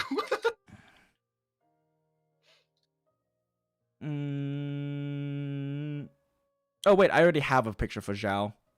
Gone you. I guess we'll just use this one. For obvious reasons, I refuse to use Honey's images. Let's see. Oh yeah. What else? Who else? I guess technically Ayaka's shown up, right? And people are totally waifuing on her. Yeah. Story, though, is the thing. We don't have a Yeah, good but we don't have any lore or personality. anything. True, but there are still Ayaka simps is kind of the important part, I think. Oh, okay. You want to just trigger them too? All right. Bring Yeah, it. totally. Okay. That's cool with me. Ayaka, who else? Hu Tao. Yeah. Throw in Hu Tao. This works. Okay, and then we need to move some of Dude, these. I only ever want to pull for Hu Tao just because of Japanese voice actress.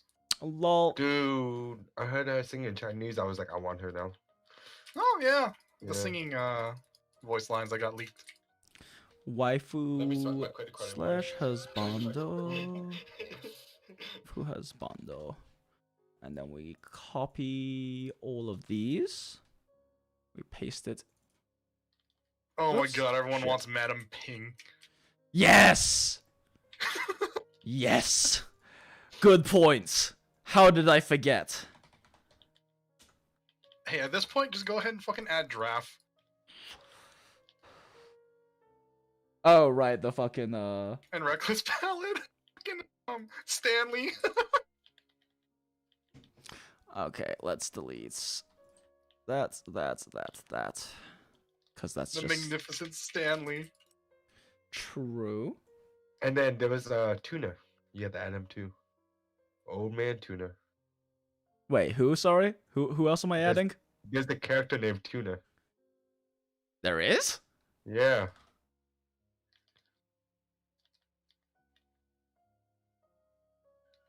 Is there? Yeah. it's Wait, an who else am I NPC. supposed to be adding here? We got what's his fucking name? Stanley? Sure, add Stanley.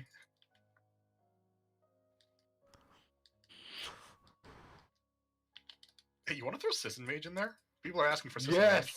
Yeah, good point. We should Tony, add, you we should over there totally for the add BDS. Sisson Mage in there. You're right. You're right. Which one? Both. Are they different? I don't know. Do they have the same voice lines? I can't tell. One's I more haven't, Libra. I haven't killed enough Isis and mages.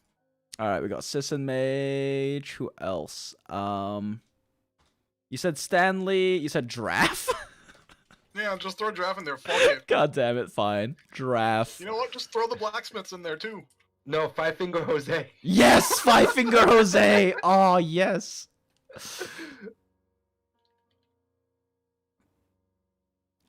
This is probably the best image. Five Finger Jose. Who else? Who else?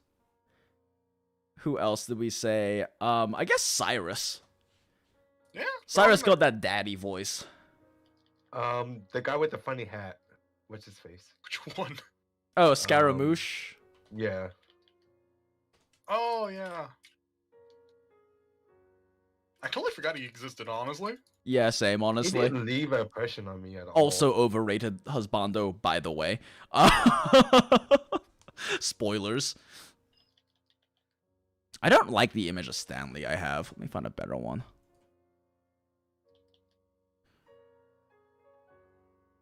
Yeah, it's not it's not gonna crop well. Yeah. No, not that one. I need something like already close to square cropped. I guess this will just have to do. Okay, alright chat, who else are we adding to this fucking nightmare tier list? Baiju! Yes! Who? Baiju, Chi-Chi's daddy, or Oh whatever. yeah.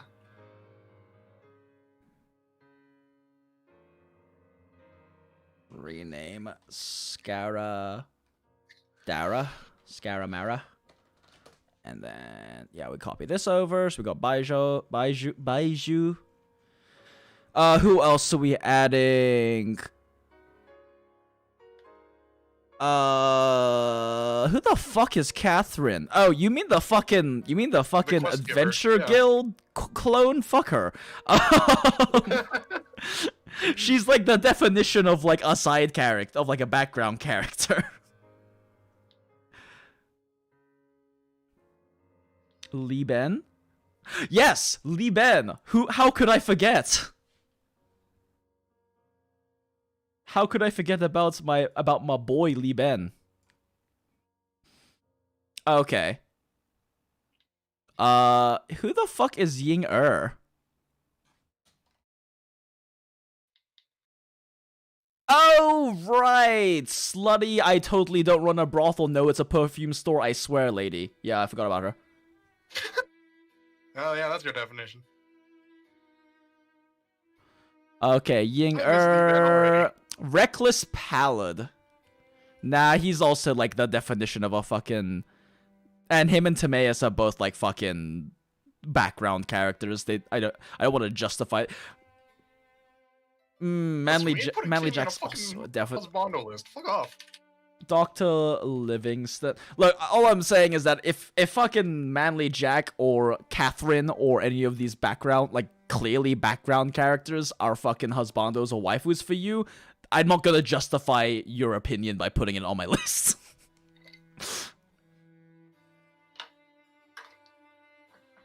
I feel like Dr. Livingston's design is at least enough to include her as an I saw overrated. that comment. Hey, Jinx. Yes. Put the entire Fatui group in there. Just the Fatuis in general. Yeah, which Fatui you want? Let me find a picture of like all the Fatuis together.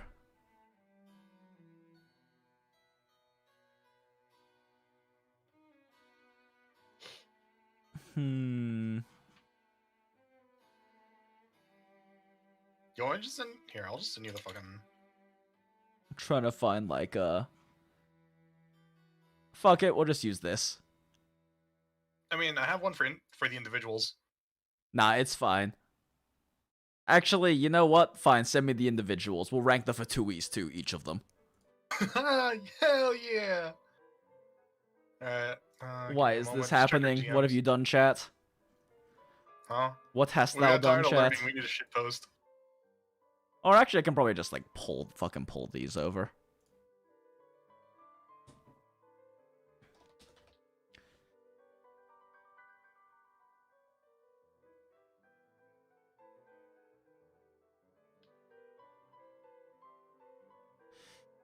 Oh, actually, probably this one's a better quality image. Why are we doing this? What hast thou done, chat? Here, I'm sending you the files. Oh, wait, shit, those were the only ones I had. Damn it. LOL! Get fucked. Oh my. Oh my. Oh my. This is not the content I'm looking for. Listen, you better have safe search on while you're streaming, I swear to God. That's actually a really good point. I probably should. Oh, fuck. My ad revenue. Everyone say goodbye to Jinx's career. Goodbye. Boy. Wait, Jinx had a career? Oof. Da-da-da-da-da-da. Oh. Oh. Ah, there we go. There's the Pyro Slinger. Who else are we missing? I only sent out the agent assistant one. That's it. Add Rune God and Lava Chill? Nah. Nah. I ain't about that monster dom shit. Wait, the Hatchet Treasure Holder is a chick? Since when? I'm sorry, what? What? A hatchet treasure hoarder? I mean, at least I assume they're at least feminine if they're not a chick, but like... Huh. Wait, who the fuck is... Wait, we don't have Hatchet Treasure Holders. Yeah, that's why I'm confused. Yeah, what the I don't fuck? remember a hatchet. I don't either.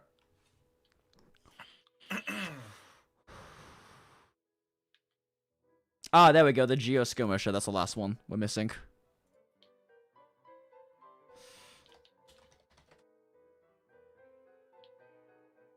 Okay, let's see if we can add all of these. Oh. Let's all the... Oh, that's Bao-er! Right! I forgot about her. Bao-er. Bao-er. Bao-er? Bao-er? Something like that. I don't know. Alright. Oh, I haven't had that questline pop up in a long time, so I didn't even know. Yeah, I forgot about that shit. Alright, so now we gotta create a new template.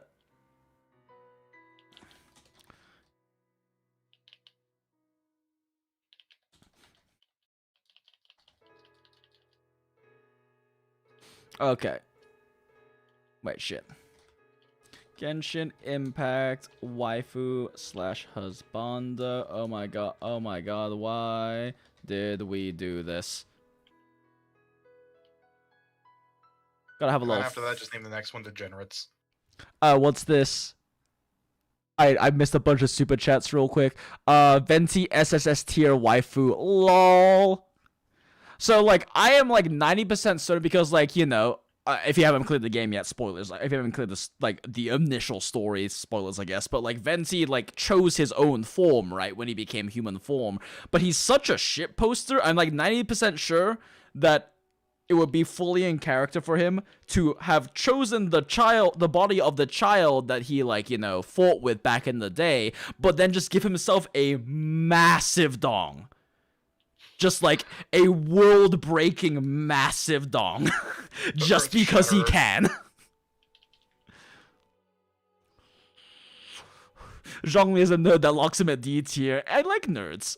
I am a nerd. Eru, see you in court. This is why we need the best boys slash girls list instead. Fair. What about Runegard? No. Thank you for the $2 though, but no. Alright, description of templates. Oh my god. Chat made me add so many things to this cursed list. Don't hug me, I'm scared. Okay. Cover photo. Alright. We must have like a good image. Yeah, sweat. There we go. Perfect. Okay. Let's see here. Genshin, tier lists, images, waifu husbando. We're about to find out if WebMs can be used for this. 40 files. 1, 2, 3. Wait, let me just squeeze this down to like 5. 1, 2, 3, 4, 5, 6, 7, 8. Nope. It turns out that WebMs can't be used for this, so I now have to convert a fuck ton of things into PNG. Great. Thanks, chat. I hate it. Just throw it into or just throw it up on a preview and then just screenshot it. That's more Faster effort that than way. converting it, honestly. For real? Wait, what? Because I feel like it takes a lot longer to convert. if I can find a bulk converter, it won't. Oh, okay. Yeah, do that. Yeah, one sec. I gotta change view to. Okay, so we got Yeah, this. Madam Ping's a WebM, so give him a moment. He's converting all the other ones. Yeah, I need to convert them. So real quick, details. Perfect. Now I can sort it by WebM. Move those in there. Okay, let's see if I can find a. There has to be a fucking WebM bulk somewhere. Web P to PNG bulk converter.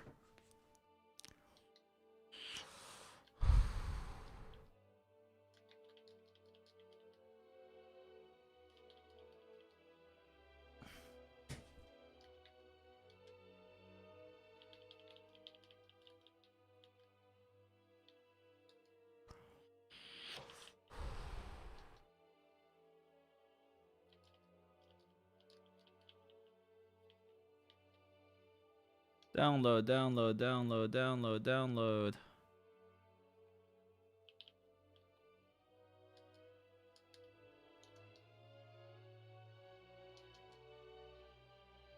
Download, download, download, download, download, download.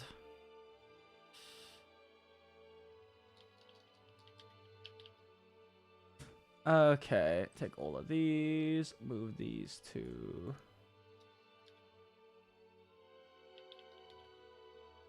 Take all of these most recents, move them here. Boom, we got a full list now, finally. Yeah, apparently there was a pretty easy to use bulk converter. Neat. Alright, we got all Jesus Christ, we have 52 fucking people. Okay. Okay. I don't know, the internet's... I don't know, Google search. Okay. Where's our old template, though? Shit, did I close it? Shit, I gotta retype all this shit again.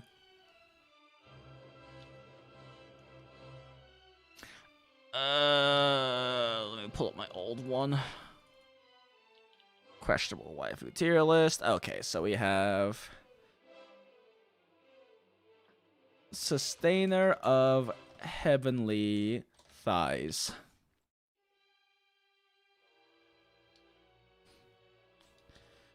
So, what you're saying is you came from another world because 2D better than, because 2D greater than 3D.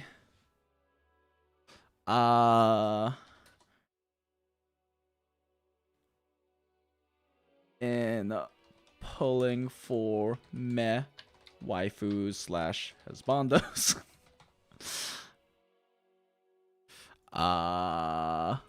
Would grab a beer with and shit posts and have a shit posts and shots sesh. Do I have to pay for this?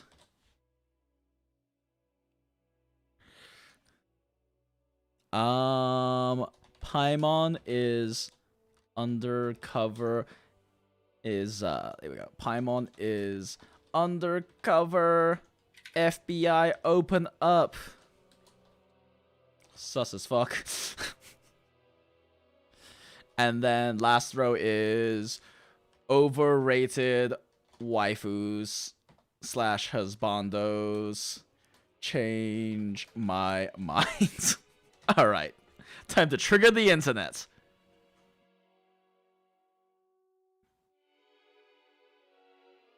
Submit. Alright. I need to pull up chat again, because I was covering my other screen.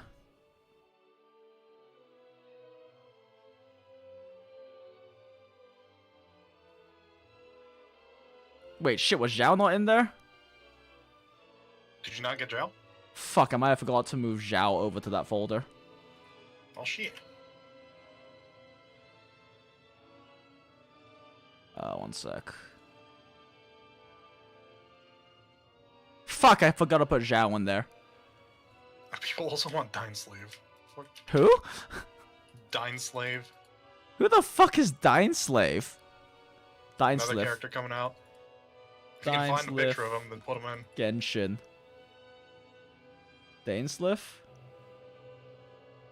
Oh, this fuck. We don't know. I don't know shit about this guy. I'm not putting him in there. He hasn't even shown up in the story yet. He's like a manga exclusive if he even has info.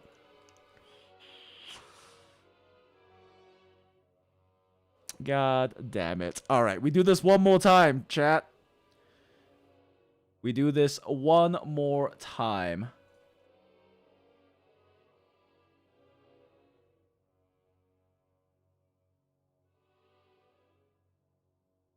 Alright, I'm gonna be lazy. We're just gonna do this. With Zhao, sorry, I forgot. With Zhao, sorry.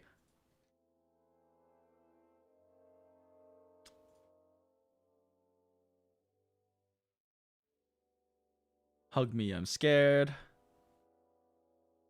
Never mind, don't touch me, I'm sterile. Template cover photo. Let's do this first. Set of images. We have Zhao in here this time, so that's everyone. Alright, 53 images now. Oh, wait, we don't need the Fatuis as a group in there anymore, do we? You have each one individually, so Yeah. you're fine. Let's do this again. Boom.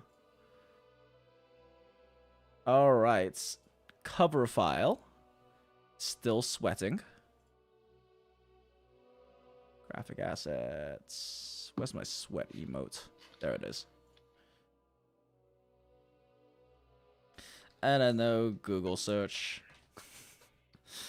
Okay. Copy that. Paste that. Copy that. Paste that. Oh, wait a second. These are just fucking here. Would grab my beer with and shit post. Actually, I should probably put a B tier in here. But I don't really care about these guys, about them, these ones, to be honest. Meh.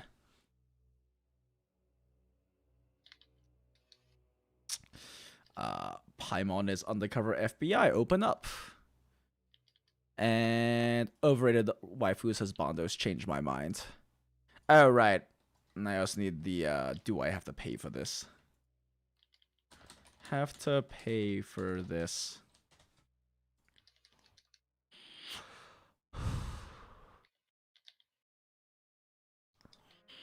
Okay.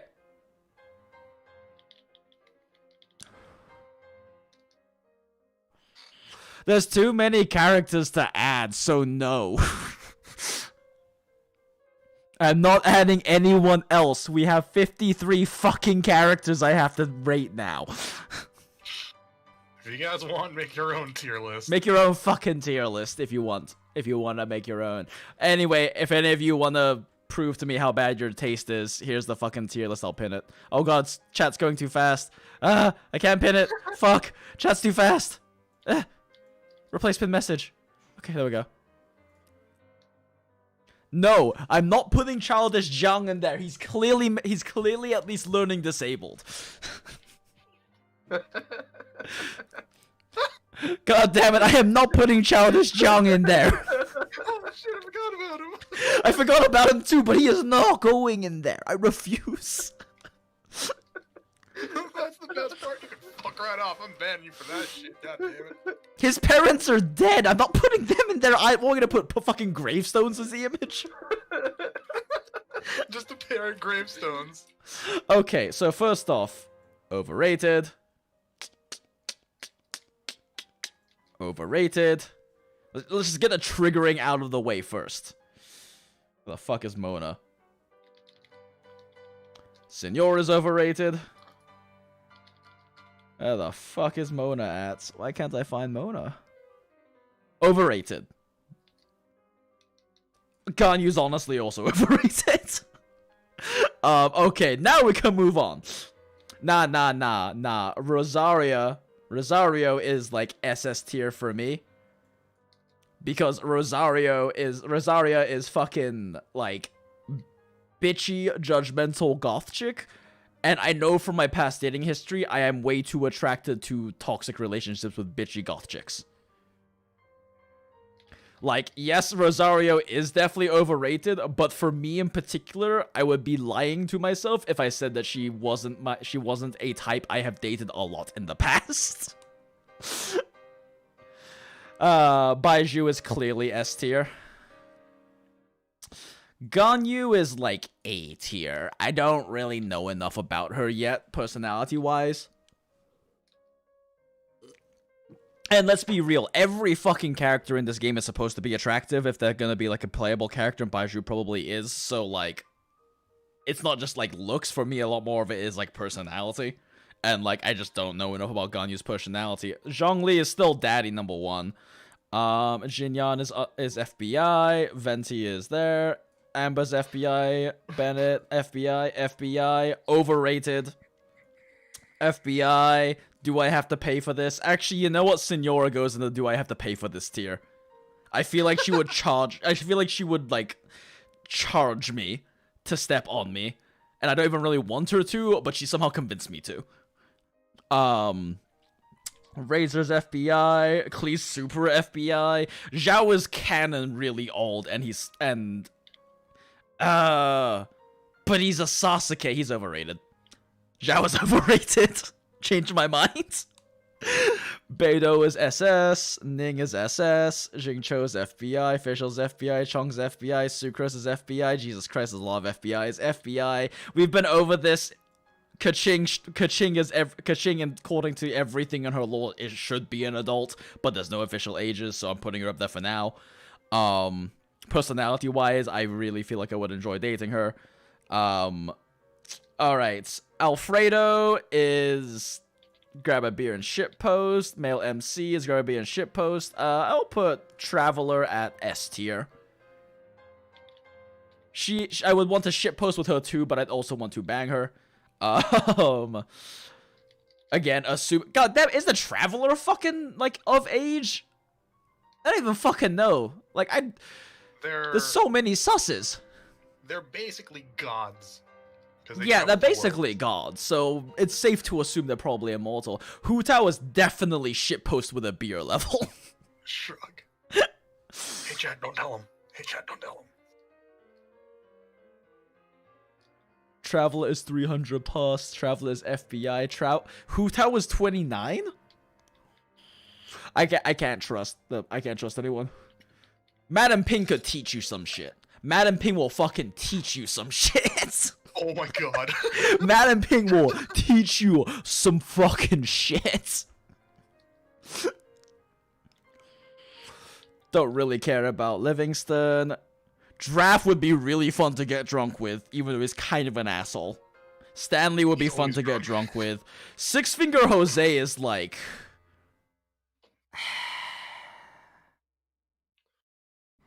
Here, well, nah, he gets his own tier, one sec.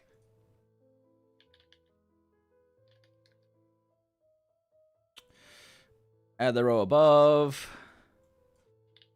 Would probably bang once and really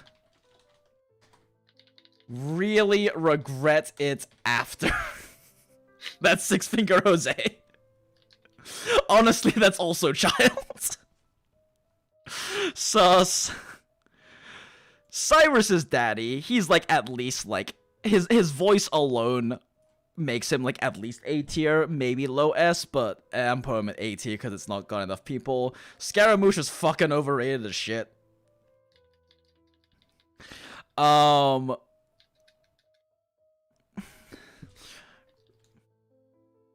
it was probably pretty fun, to be honest. Sis and Mage is definitely in that tier. Bao is probably in that tier because she'd probably rob me afterwards. She'd probably wait until I passed out and then fucking rob me blind.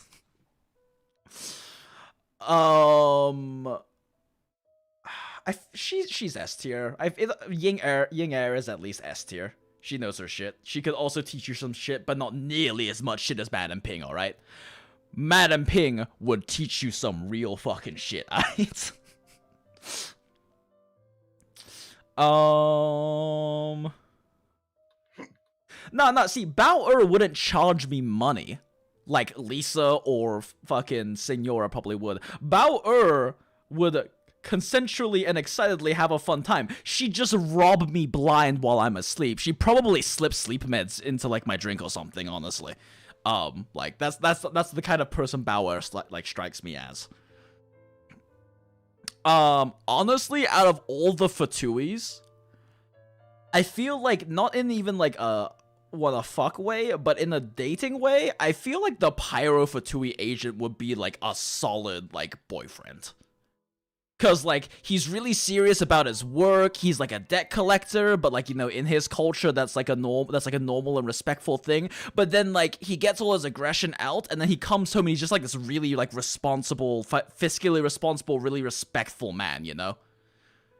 Like I feel like the Pyro agent is just like this really like just like sophisticated, respectful, educated, successful man at home who really cares about his family, you know? But when he's on the job, he's fucking terrifying. Bro, he just has a really bad addiction to guns, though. Yeah, he does. He has like a basement filled with like guns and knives that he like refurbishes and like takes care of. But it's totally cool because, you know, when we're at the dinner table, when we're watching Netflix and stuff, he's like really nice and respectful and mature, you know? That's what he strikes me as. An emo boxer is absolutely would bang once and really regret it afterwards because them hands. You'd just be sore the very next day. Yep. I mean, he does say you can't run, but neither can I. That's probably because he's really sore. I feel like the Cryo Fatui would try really hard. Like, He would try really hard and be a really generous lover, but I probably wouldn't ever want to admit I fucked the Cryofatui.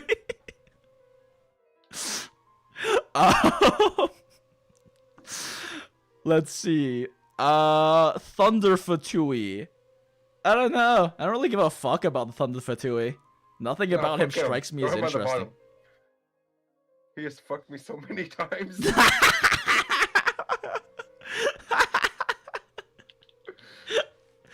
Actually, you know what? We're adding one more tier to this.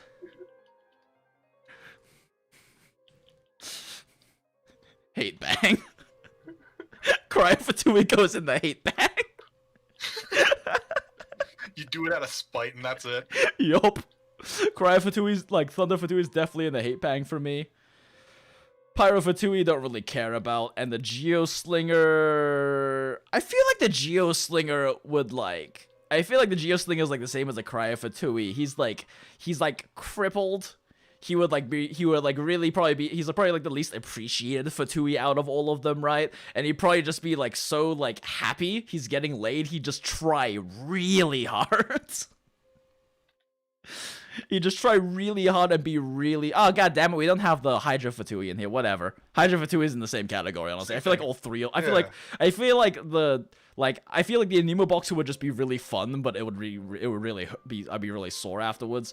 The Cryofatui, the Geofatui, and the Hydrofatui, I feel like all three of them would just be so glad they're getting the attention and getting laid, they'd just be really generous lovers.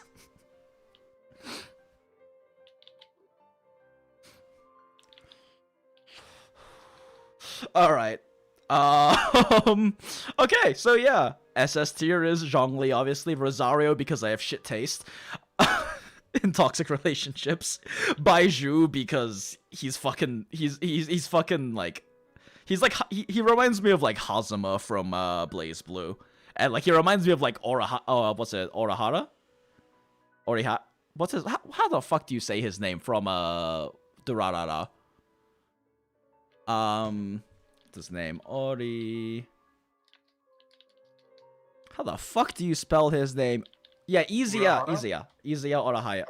Orihara. I don't know, Baizhu just reminds me of him, and I fucking love Izia. He's my favorite character in the Durarara.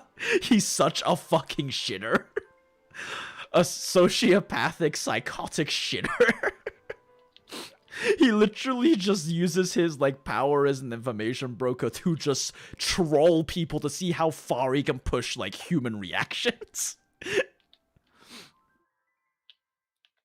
Like, I get that it's base taste. I totally get that it's base taste, but I feel like I like both of them. Obviously, Beidou is fucking Tiger Mommy.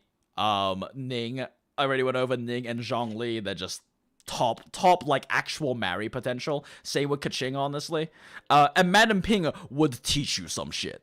Alright? Madam Ping go and teach you some shit. She go and teach you shit from thousands of years ago that have been forgotten in the annals of time, but that have not been forgotten in her annals, if you get what I'm fucking saying. Butt joke. Moving on. Again, Traveler is a fucking shit poster. Yeah, she has a dead fish around her hand, but I feel like she'd be fun, and she'd be fun to shit post with, and also like friends with benefits, whatever sort of stuff. Maybe just like casual dating. Li Ben has a fucking pompadour, and that's all I need to fucking say. Li Ben is a goddamn hetero masculine. Probably not hetero, actually. He could very well be gay, but he is a masculine, manly man. But he seems like one of those non-toxic masculine men, you know? Like, he'd be willing to, like, be the manly tears crying shoulder for me when I'm having like a really bad day sort of guy. He'd be the kind of guy who's like, I am a man, but it is totally okay for you to not subscribe to gender roles with me. Like, he'd be like the healthy, non-toxic masculine man. And then Ying Er will teach you some fucking shit. Not as much as Madam Ping. In fact, Madam Ping probably taught Ying Er some shit, but she would teach you some fucking shit. We've been over to Pyrofatui. I feel like he's really intense. He's a really intense debt collector, but that's a respected, hard to attain position in the Fatuis, in like the Fatui organization. And I feel like when he comes home, he'd just be like a really chill, mature, like husbando to like Netflix and chill with, you know, after he's off work. He strikes me as that type of person. Cyrus is. I kind of don't like him, but he does have a daddy voice, and I feel like he would be like I feel like he'd be like a really good like family man husbando for when you're at home, you know? And he does have a manly man. Thoughts on the Wolf of the North? I don't think I'd survive that. Good dog. Sit. Sit. Good dog. Sits. Yes. I don't think I would survive. But thank you for the 50 ARS, which is apparently $0.6 Piper. Thank you. Ganyu.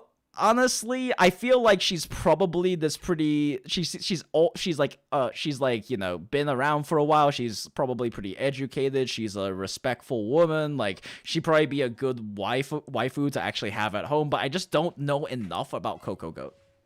Hey, boo. They're making me do a waifus and husbandos tier list. I heard some. Yeah.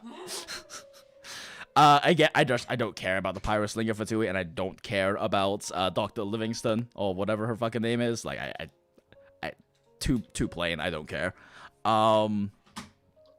Would grab a beer with and have a shitpost and shot session with. Obviously Venti, obviously Alfredo, obviously male MC, definitely Hu Tao. Draft is probably the bottom of this list along with Stanley, because Stanley, I feel like, would get really drunk and just be really depressy spaghetti the entire time. But then also, like, it depends. He'd either be he's that guy at the party who like gets drunk and he's telling all these crazy wild stories and it's really fun, but then he gets too drunk and he's just a depressy spaghetti mess for the rest of the night. So it's like it's a matter of like controlling how much he drinks, you know, and making sure he doesn't go too overboard.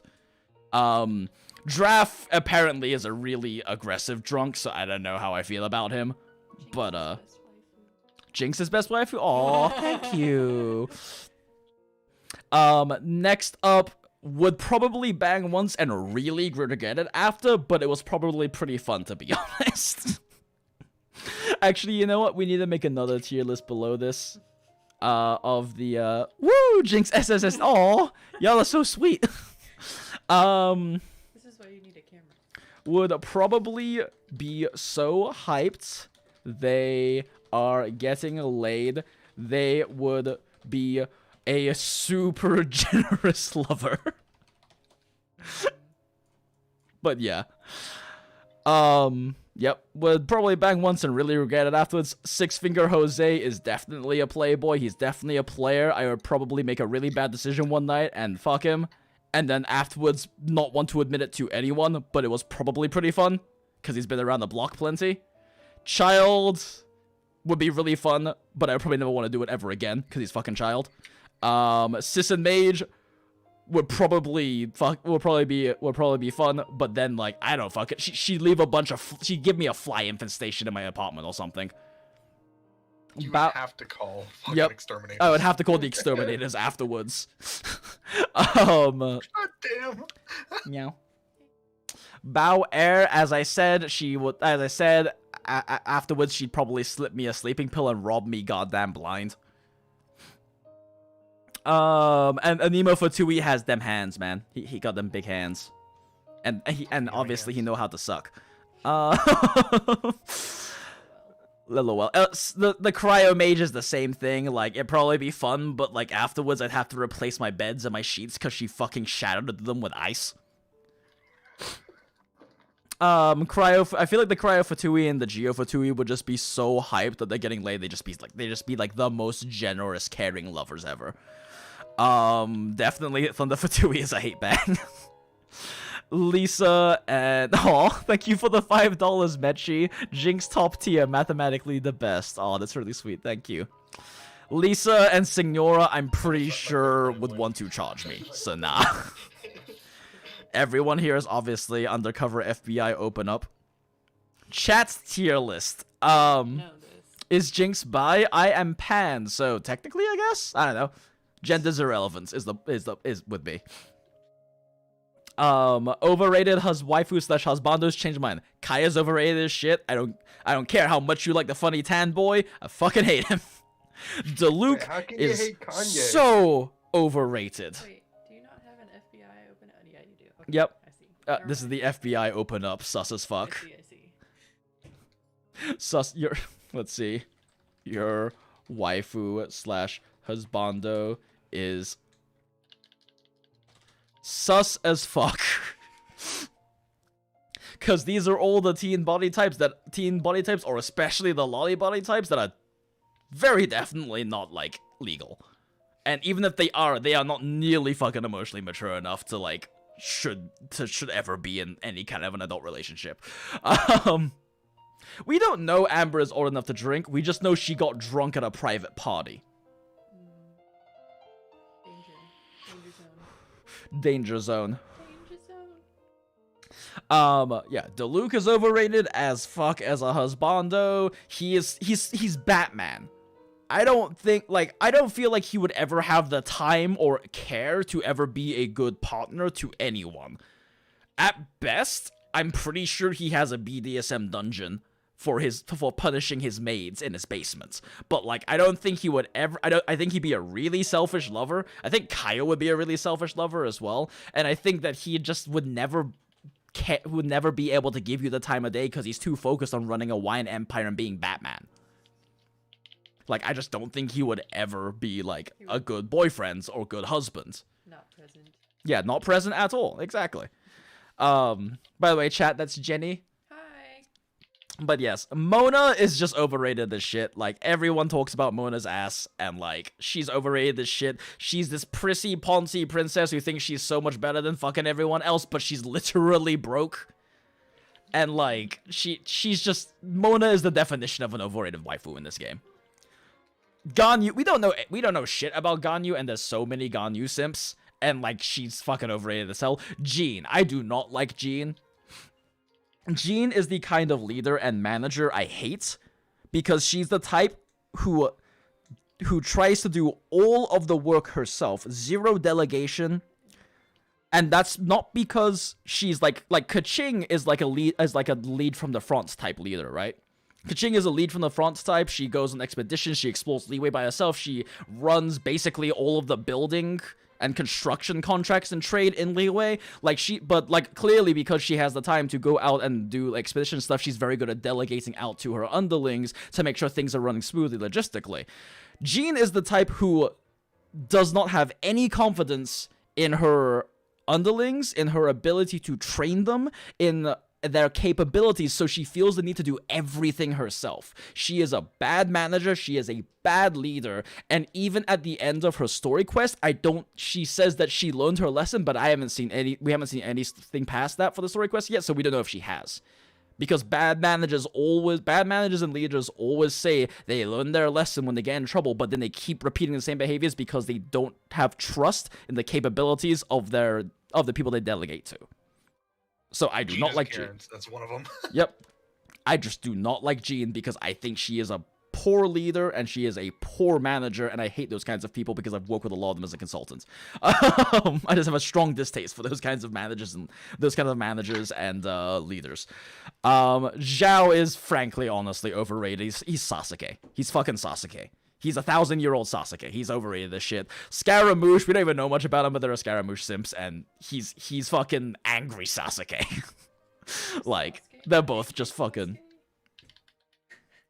Oh, I get that Jean is recently a leader, and I get that she kind of got thrown into the position, and honestly, it's probably as much the, what that fucking name? The, leader who left Valdoc. It's largely Valdoc's fault for leaving Jean as a leader when she isn't a capable one, because she was second in command but not actually training her on how to be a good leader, how to train other peoples, how to delegate, how to understand the strengths and weaknesses of your underlings so that you can assign them to the tasks and roles they are most fitted for. Like, it is largely probably Valdoc's lack of training and lack of developing Jean as a leader, which is why she's such a bad leader, but it doesn't change the fact she's a horrible leader. She is a terrible leader. Is it Varka? Not Valdok? Varker? Marduk? I don't know. I don't fucking know Valdos. I don't Either way, fucking it's a know. character that we haven't even experienced. Yeah, we haven't even seen them yet, but the point is, whoever the actual leader of the Favonius Knights is, who's away on business right now and left Jean in charge, it's largely their fault for leaving an incompetent leader in charge. Doesn't change the fact she's an incompetent leader.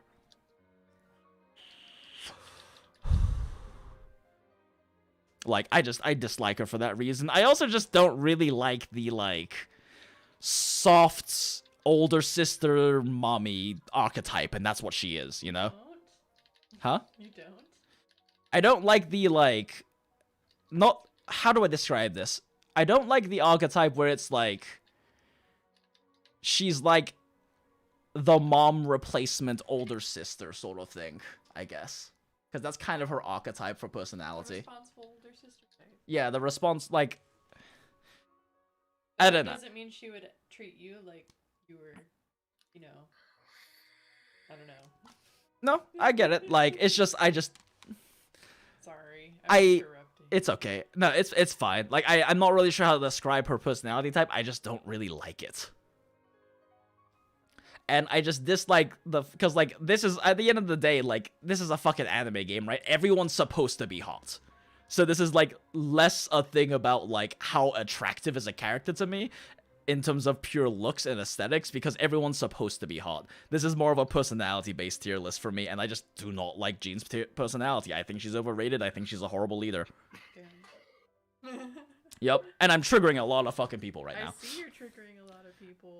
Because these three are probably the most simped on characters in this game, and I think they're overrated as fuck. Well, if they're the most simped on, yes, by definition they are overrated. Yeah, probably true, yeah. I don't know, Beidou and Zhang Li are pretty simped on as well, but Beidou is like fucking like Tiger Mommy. Like, that's what Beidou's personality is. And Zhang Li is like the educated, sophisticated, respectful man who's like seen and done a lot of shit and really respects you and your opinion and likes to teach you things. Jinx best waifu. Huh? Say what? Jinx best waifu. Jinx best waifu? Oh, thank you. And then Madam Ping is like fucking 2,000 years old and she would teach you some fucking shit.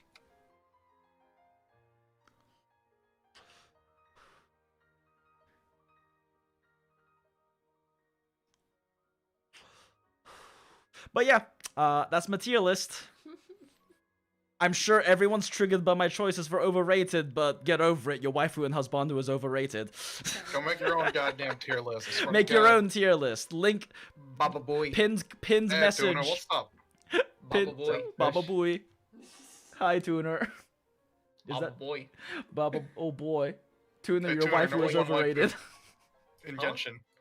Number one waifu in Genshin right now.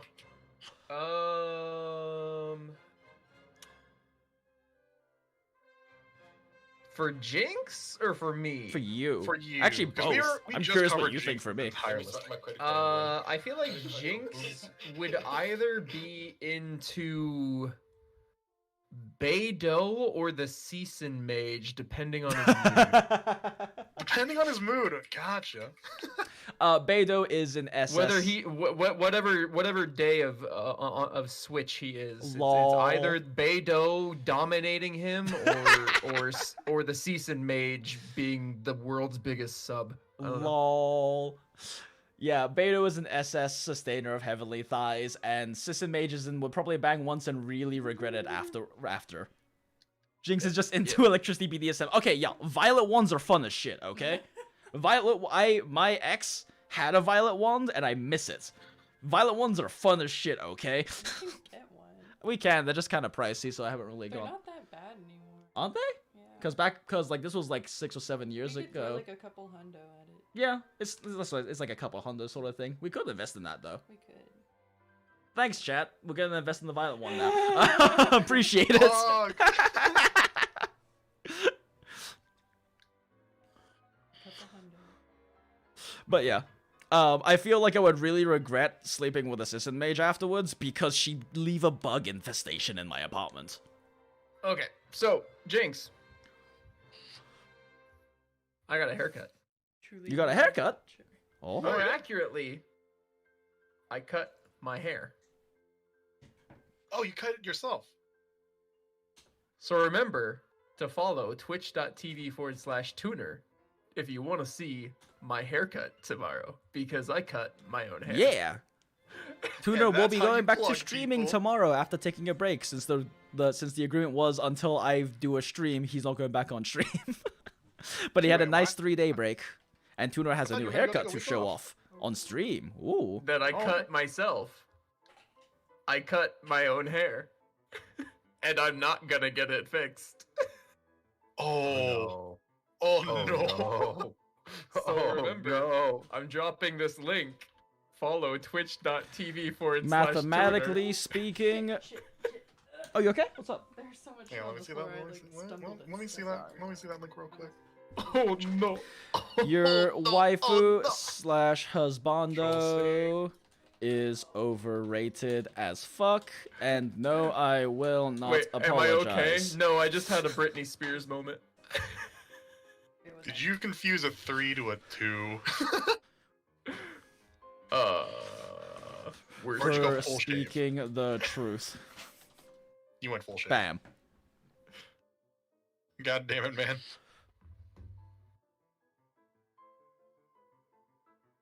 Boom. Hey, at least you don't have to worry about a haircut for the next like 3-4 months. No, I know what I was doing. Twitter.com. Dude, nobody tweets. even followed. God. Oh wait, no. Ixen Dragon. Mathematically Ixen Dragon, you're a legend. speaking, your Ixen Dragon, where are you? waifu slash husbando is most likely overrated as fuck, and no, I will not apologize for speaking the truth. Ixen Chat Dragon, made I'm gonna me make you do mod for this. the rest of the Die stream. mad.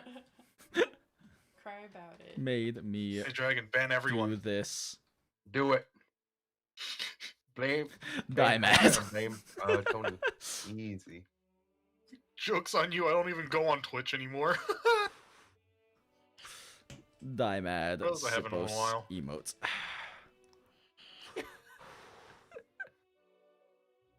Die mad sip emote. Alright, Ixen Dragon is a mod now. Fight him. Oh Alright, god, cool. what? Hey, Dragon, can you make sure to ban Inferno Heika first? Should be marked as a VIP in there somewhere. Make sure you take Danny down with you and Tony. No, you And can't Jinx. ban Danny. Danny's already a mod. You can't do that shit. Oh fuck.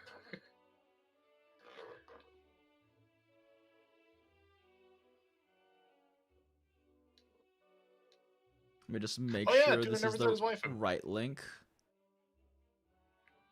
And so wait, what? Did you put Gene really low or something? Oh no, Gene's in the overrated tier. Tier. So yes, very low.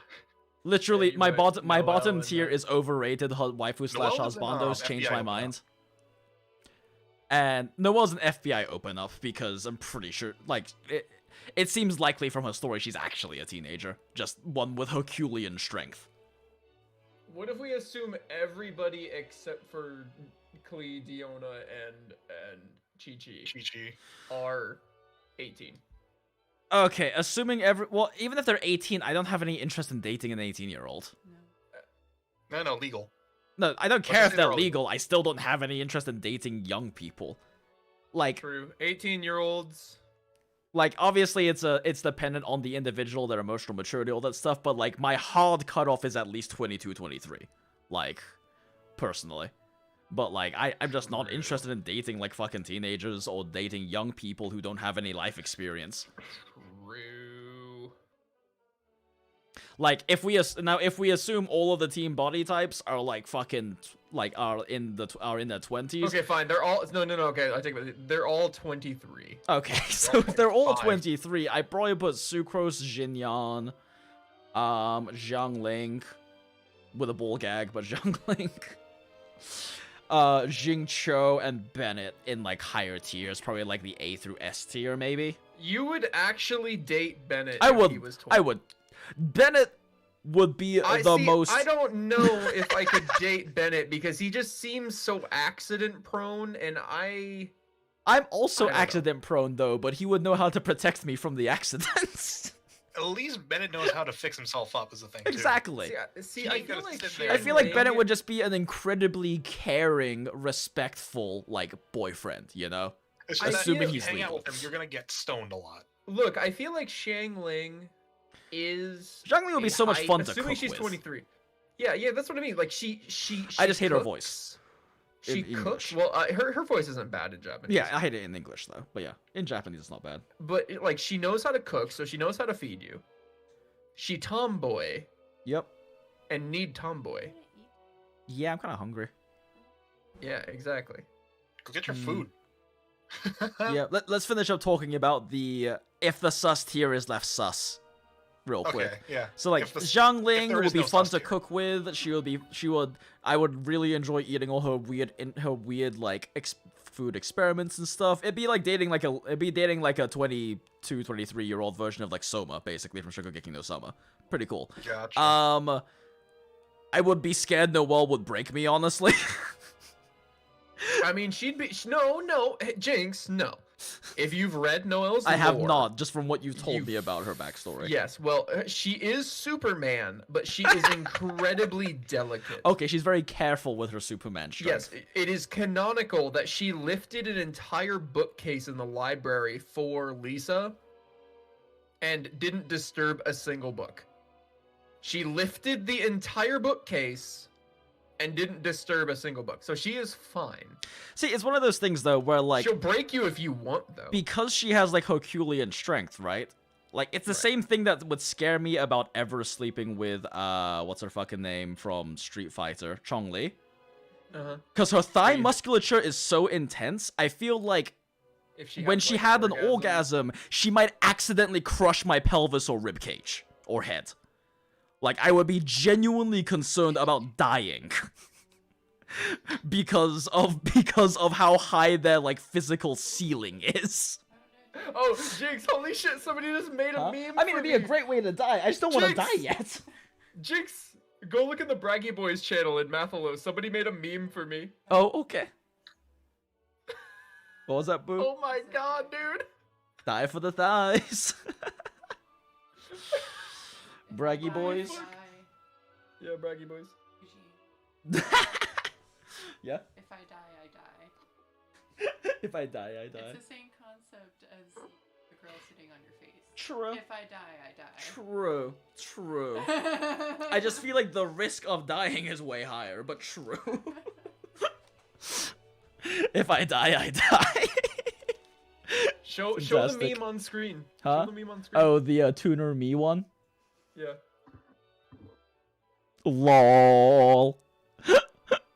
Amazing. Full screen it. They can't see it. It's too small. That's as big as it goes. Open original. This is open Zoom in. original. Zoom in. Control. Plus, Scroll. is this for There you go. me? Yeah, somebody posted their artifact, and it's defense 13%, crit damage 13%, onset Geocup Glad. And it said, is for me? And they said, no. No. Enhance. Real quick on the fuck. I guess since I apparently made the Jinyon mains jaw drop because they have in the Jinyon main server they have the godlike RNG thing, right?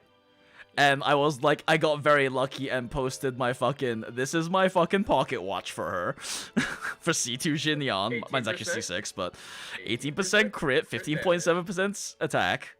Remember, Jinyon at C2 plus always builds as much crit damage as she can because her ult's guaranteed to crit. 26% crit, 10.5% attack.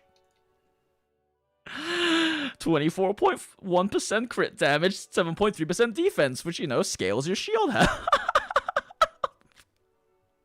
And these are both onset noblesse for her as well. This is why I'm running Jinyon for my 12-3 3-star clears, because in my Bennett, Zhang Li, Ningguang team, I need one more swap burst supports, and the best option is Jinyon because she's physical damage and can shred even more physical resistance off of the Fatui agent who's already at negative 20% naturally, but because she's pyro type, her ult damage is a little bit lower than my Vape Child's ult damage, but it's consistent crit unlike his.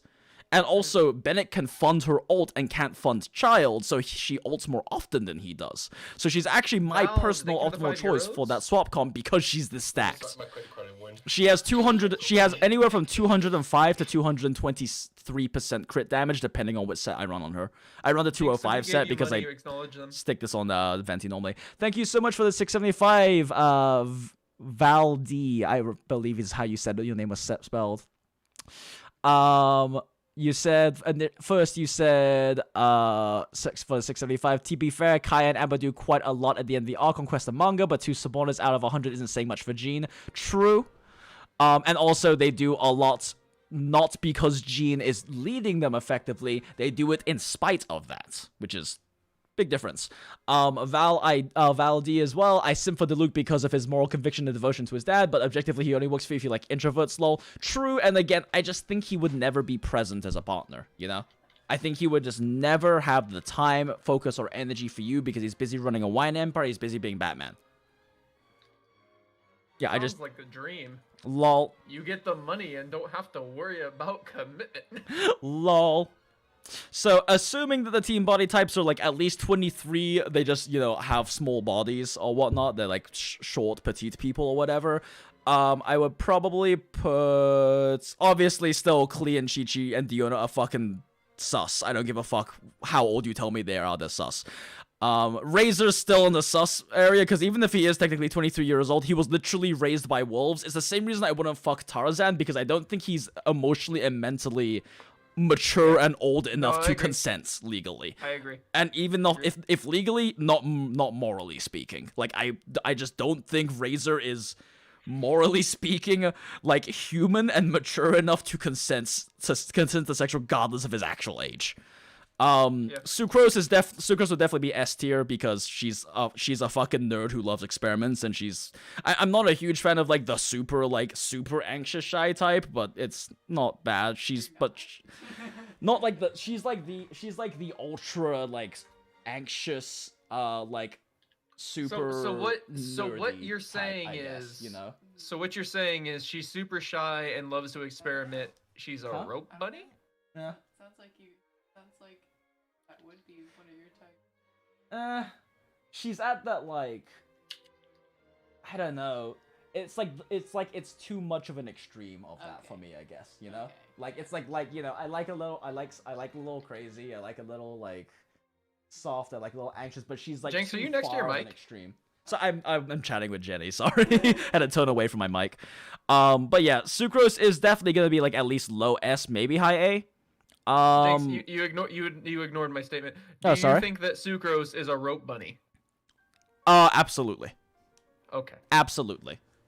And she would want to experiment with lots of weird stuff probably. But Barbara, I don't give a fuck about Barbara. She's going overrated, honestly. For anyone who does simp on Barbara, I don't give a fuck about idols. I don't give a fuck about nuns. Nun characters are overrated as fuck. Again, the only reason that fucking Rosaria is up here is not because she's a nun, it's because she is a bitchy goth chick, and my past history of dating shows that I am very attracted to those kinds of people for toxic relationships for some goddamn reason. But I gotta say this. I think my least favorite part about Noelle is her maid. But design. specifically, she is a bitchy goth chick. Okay. Yeah, sorry? My least favorite part of Noelle is the maid part. Yeah, likewise. And I just, again, it's, I would be scared to die, but if I die, I guess. If he dies, he dies. He dies a hero. Jing Cho. Wait, have you seen the have you seen the fucking episode of that 70s show where Eric has a pair of panties in his car and Donna's trying to figure out I haven't watched that 70s show at all. So okay, nah. so there's an episode. I don't know. Are you aware of the characters at least? Like so much. You've had it on in the background when I've been in the room, but I haven't watched it. Damn. Okay, we need to watch that 70s show together. Okay. Are you aware of the characters? Not really, no. I love God Mike, damn. but Here, his- I'm gonna link you a video and just watch it on stream. If you died, I would do that. I would be. I'll Kelso watch it for you. off stream because I would like this VOD to make money. Oh. But yeah, because these kinds of VODs do actually make a decent little chunk of revenue for the time put into them. So, but yeah, Jingcho, is like Jingcho is the kind. I would probably put him in low S as well because Jingcho is like the kind of rich kid I adore because he doesn't even let you know he's a rich kid until the end of his story quest, right? He hides the fact because he doesn't want it to influence your opinions of him. He uses his education, Jingcho. He's the young master of a very important family in Lihui. Jingcho a bitch. I like bitches. Like anyway, but Jingcho a bitch. Jingcho, he's like not in a good bitchy way. He is a nerd. He's a bitch. Yeah, not in like a stuck up bitch kind of way. No, yeah. He a bitch. He a bitch and like he's a soft wet femboy. Soft boys, I like soft boys. But like he is educated. He is kind of a nerd. He's passionate about it. He's passionate about like history and passionate about like literature. And then he also actively uses his power and influence to better the world and to like combat those with power who do bad things with it. Like he is a rich kid, and I generally don't like rich kids, but he's one of the good ones. He's Robin to Diluc's Batman. Huh? Yeah. Jenny's soft boy. I'm also soft boy, honestly. So he's Robin. When I was younger, I wanted Batman. to be hard boy, but I am bad at being an asshole. True, same. You should have seen me when I did Among Us. I was not okay with killing people. Yeah. I usually just stood in a corner and was like, I'm the bad guy. Among Us still works for me because I'm a shitter and I enjoy being a shitter, especially with Heika. Heika and I are a fantastic team, regardless of whether either of us are the fucking like regardless of whether either of us or both of us or neither of us are the fucking what's it called, traitor or whatever in Among Us, like we are a fantastic team. We'll cause chaos to both the imposters and the innocents. Yup. So we're not third impostering. We're just fucking everyone over. Yup. Equally. We're actual shitters.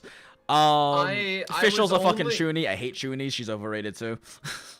We talked about Bennett. I played Among Us for like 3 hours with a bunch of Monster Hunter creators, and I was only the imposter 2 times in the entire 3 hours, but I did figure out how to systematically make sure that the crew won every single match because there was only 2 imposters in our group of 9. So I was like, all right, everybody group up in groups of 3. If somebody dies, we'll have like proof, and if like only one person is alive, then that means that like that person has to be the imposter. Yep. And it was no longer a fun game. Yeah, that's kind of that's why why a we lot of don't people have play house by the rules house of rules. limiting pairing up to a max 2 people pairing up, because at least then imposters can double kill, but also it also with 2 people you can do like tricks with the like effects you can do as an imposter to try to get people to separate, try to make things a bit sneakier, you know. Yeah, that's when you stop playing it as a meta game and you just shit around. Yeah, because when you do the effective thing, which is everyone grouping up in at least groups of 3, it becomes boring. Yeah, but I mean that's Like, how you thanks for win. ruining the Yeah, game. but it becomes boring. Yeah, but that's how you win. You may be winning, but you're really not. I also think Chong You're Yun's. winning hearts and friendships, I'm gonna that's for finish off sure. the last 3 so I can go get food. do the If thing. Chong Yun was like 23 plus, because he's just like, you know, a short dude or something, I would still consider him overrated as fuck. I think he's boring, honestly. Although apparently he really likes rock and roll, according to Jinyon's lore. Apparently he got up on stage and was singing and dancing with her at one point in one of her shows.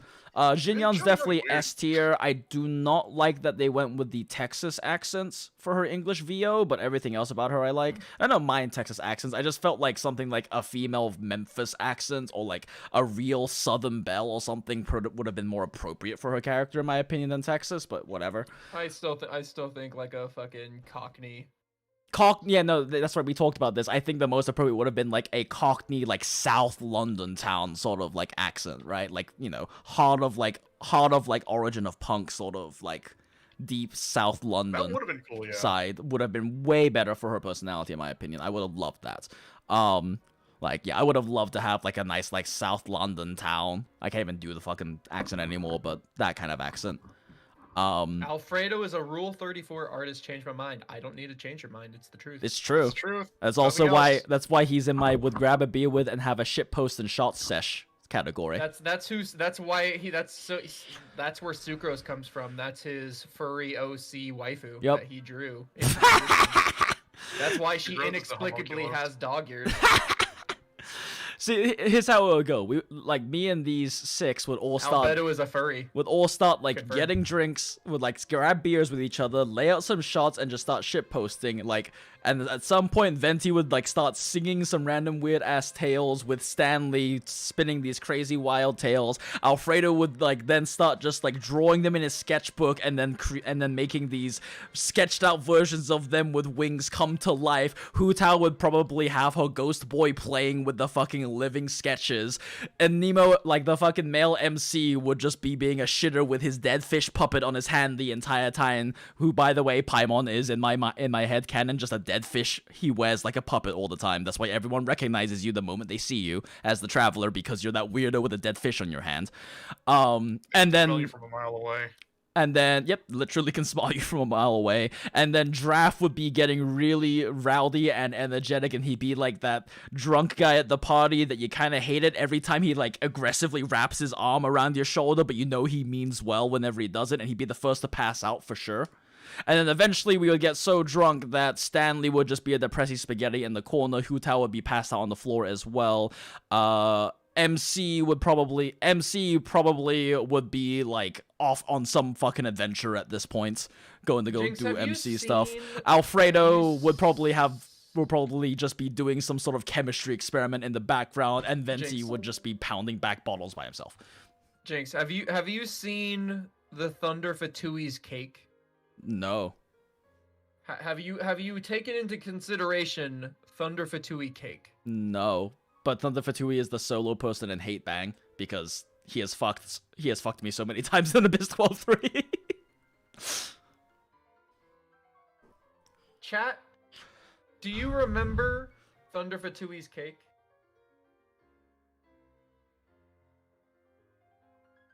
Thunder Fatui cake? Some people do in chat, apparently.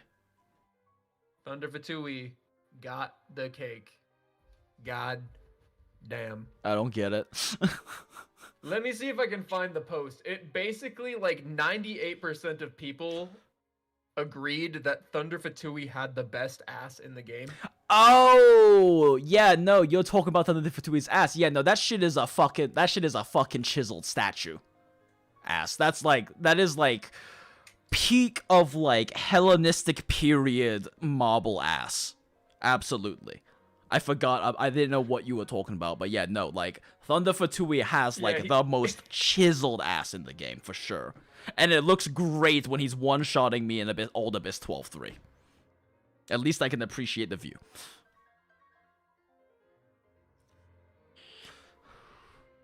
But yeah, last one out of the sus tiers, but assuming that the teen body types in sus are like at least 23, I think Amber's overrated as shit as well, honestly. I don't like her that much. Oh my god, chat, I need you to all unsubscribe. All unsubscribe. Unsubscribe. Jinx doesn't I just like spoke the Amber. truth. Your Amber waifu is overrated. Somebody tell Enviosity. Somebody tell Enviosity. You know, as a person that has a fucking level 10 friendship on Amber, I am totally with you on that, Jinx. I know, but you only did it because you're a fucking shitter. Yeah, I did do that. So. I mean, other than Bennett being overpowered. I did it for the Fumo is the thing. Like, other than Bennett being overpowered, y'all know the only reason I friendship 10 my Bennett is so I have a giant fucking red thumbs up behind my name anytime someone sees my player cards. Yeah, mine the same thing. I have a huge ass Fumo on mine, so. Unsub to Jin Jinx on YouTube. And sub to Tuner on Twitch. Okay, holy shit, we have $229 in chat revenue today. Okay, well, I need to go eat, and Jenny needs to I would have eat. been here earlier, but I was busy giving myself a haircut. Yeah, Which you can see tomorrow I on didn't- twitch.tv/tuner. I know I was reading off a lot of super chats. I did not realize we got that many in chat rev, though. Okay, then. I will be Man, maybe you should tilt the internet more. Lol. Holy shit. Yeah, now that I'm scrolling, that it's taking so long to scroll to like the previous streams tips. And then we also got a bunch of stream elements tips. So I'm going to total all those up. And next time I do a stream, we'll be pulling for Mona. Because I really just want a Mona on my main account. So I can finally have all the goddamn characters on that account. So we will be putting, as it says in the whale thing at the top, we are going to be putting all of those donations into the Mona fund. And we are gonna try to fucking get a Mona, because I'm tired of testing Mona stuff on my second account. When is Just a stream? bad next Noon account. PST. Though honestly, I'm thinking I should move to like 2 PST. After this list, you did deserve a Mona. Probably true, but we gon' try. I feel like 2 PST is like catches more people after work. I don't know. You get a lot of the Eastern crowd after that. Also,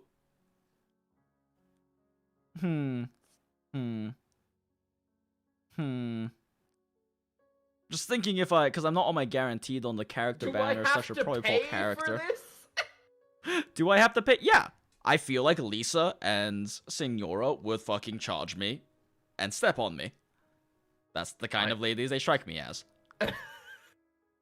And, you know, very pro-sex work. Them do them, but I don't want to pay for that shit. Listen, I'm here to just have a fun time, not to just get my wallet completely demolished for these hidden extra services. Wait, so you said the cryo mage would be a generous lover. I feel What so about like the hydro mage. Hydro Mage is there too. I just forgot to add the Hydro Mage to this. Okay, well, I purple need group. you to place a picture of the hydro mage. Otherwise, I am calling this list incomplete. No, that requires me literally making a brand new template. They don't let you edit templates once they exist in this fucking website. Okay, well now you're gonna have to remake it because No, this fuck list you. is incomplete. Fuck you. I'm gonna go get dinner. Alright, goodbye everyone. All right, guys. I guess we'll put this in the Somewhere. description for the. Did you even VOD. rank Vanessa? You fucking The who? Who? Vanessa. Do we even have an image of her?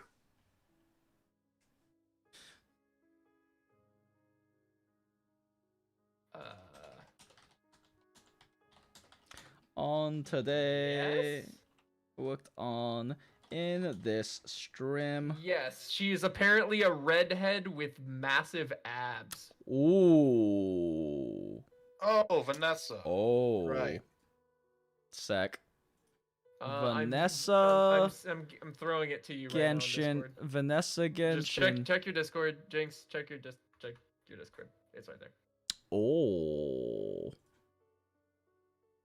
Oh. But as I said, like, aesthetically I find her very attractive, sure, but like it's a fucking anime game. Every character's supposed to be attractive, right?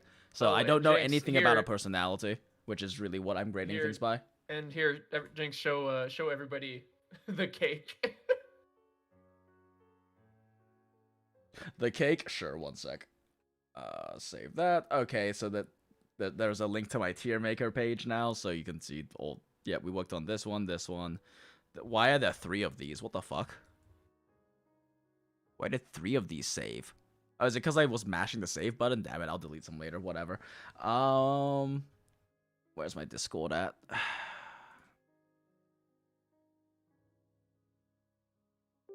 God damn it.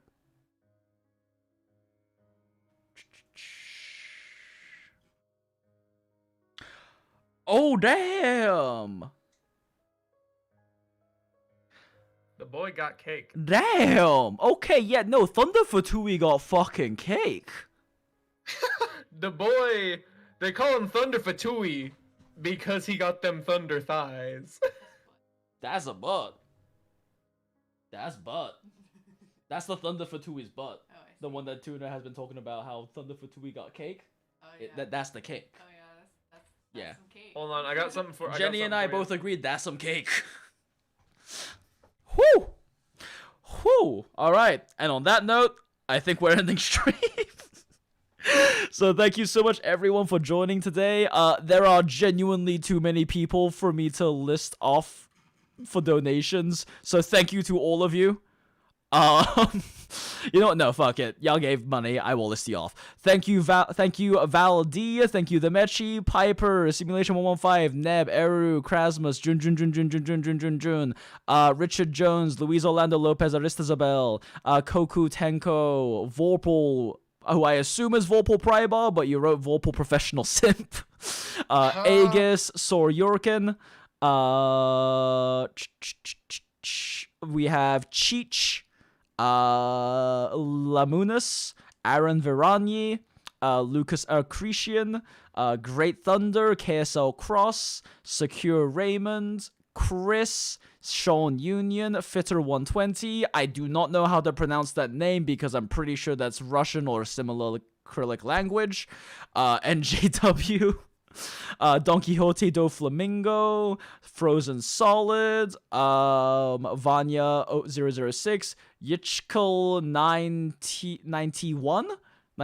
I was gonna say 91 for some fucking reason.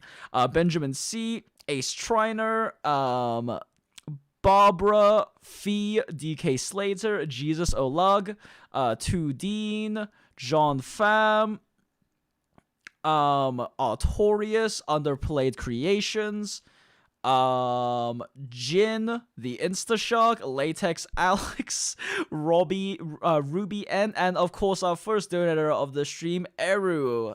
Thank you all so much for the support. My lungs hurt from listing off all that stuff. I am hungry, and I'm gonna go Imagine have not dinner being now able to with talk Jenny. for 4 hours straight every day for 60 days. Look, not in a all of us row. have singer musician lungs like you, Tuner. Some of us have abused the Follow me fuck on out of their lungs. Twitter. Follow Tuner And on Twitch. Twitch. Twitch. I've abused my lungs back. Follow me on Twitch. Just don't. I have bad lung capacity, boo. It's not. And Make we'll sure to post also the check me we'll out post on the hair. Twitch as well. We'll post Sure. the hair. My name is down the bottom, No, not my I'm- link. I'm also talking that Tuner has much better lung capacity than I do. He has a singer. I also didn't capacity. spend, my youth smoking You also didn't spend your youth smoking varieties of things as I did. Yes. variety of things. But yes. Anyway. Yep, thank you all so much. Normally we do the jank Photoshop thing, but I'm fucking starving and so is Jenny and I need to go get dinner. Appreciate all of you. Y'all are great. And remember, that's some fucking cake. Go watch Tuner tomorrow. He's streaming at noon PST, right? Yes. Yes, noon PST. I might hop in at VC at some point, but I'm also going to be working on a video talking about New Abyss and stuff like that. And yeah, thanks for tuning in, everyone. Thanks for the donations. Next time tunering in. Get the fuck out of here. Next time I stream, I'll use the donation money from today to simp for Mona so I can finally have a full fucking account. Yeah. So thanks as always. Happy waifu hunting, whalers. Remember, mathematically speaking, your waifu and husbando is overrated as fuck.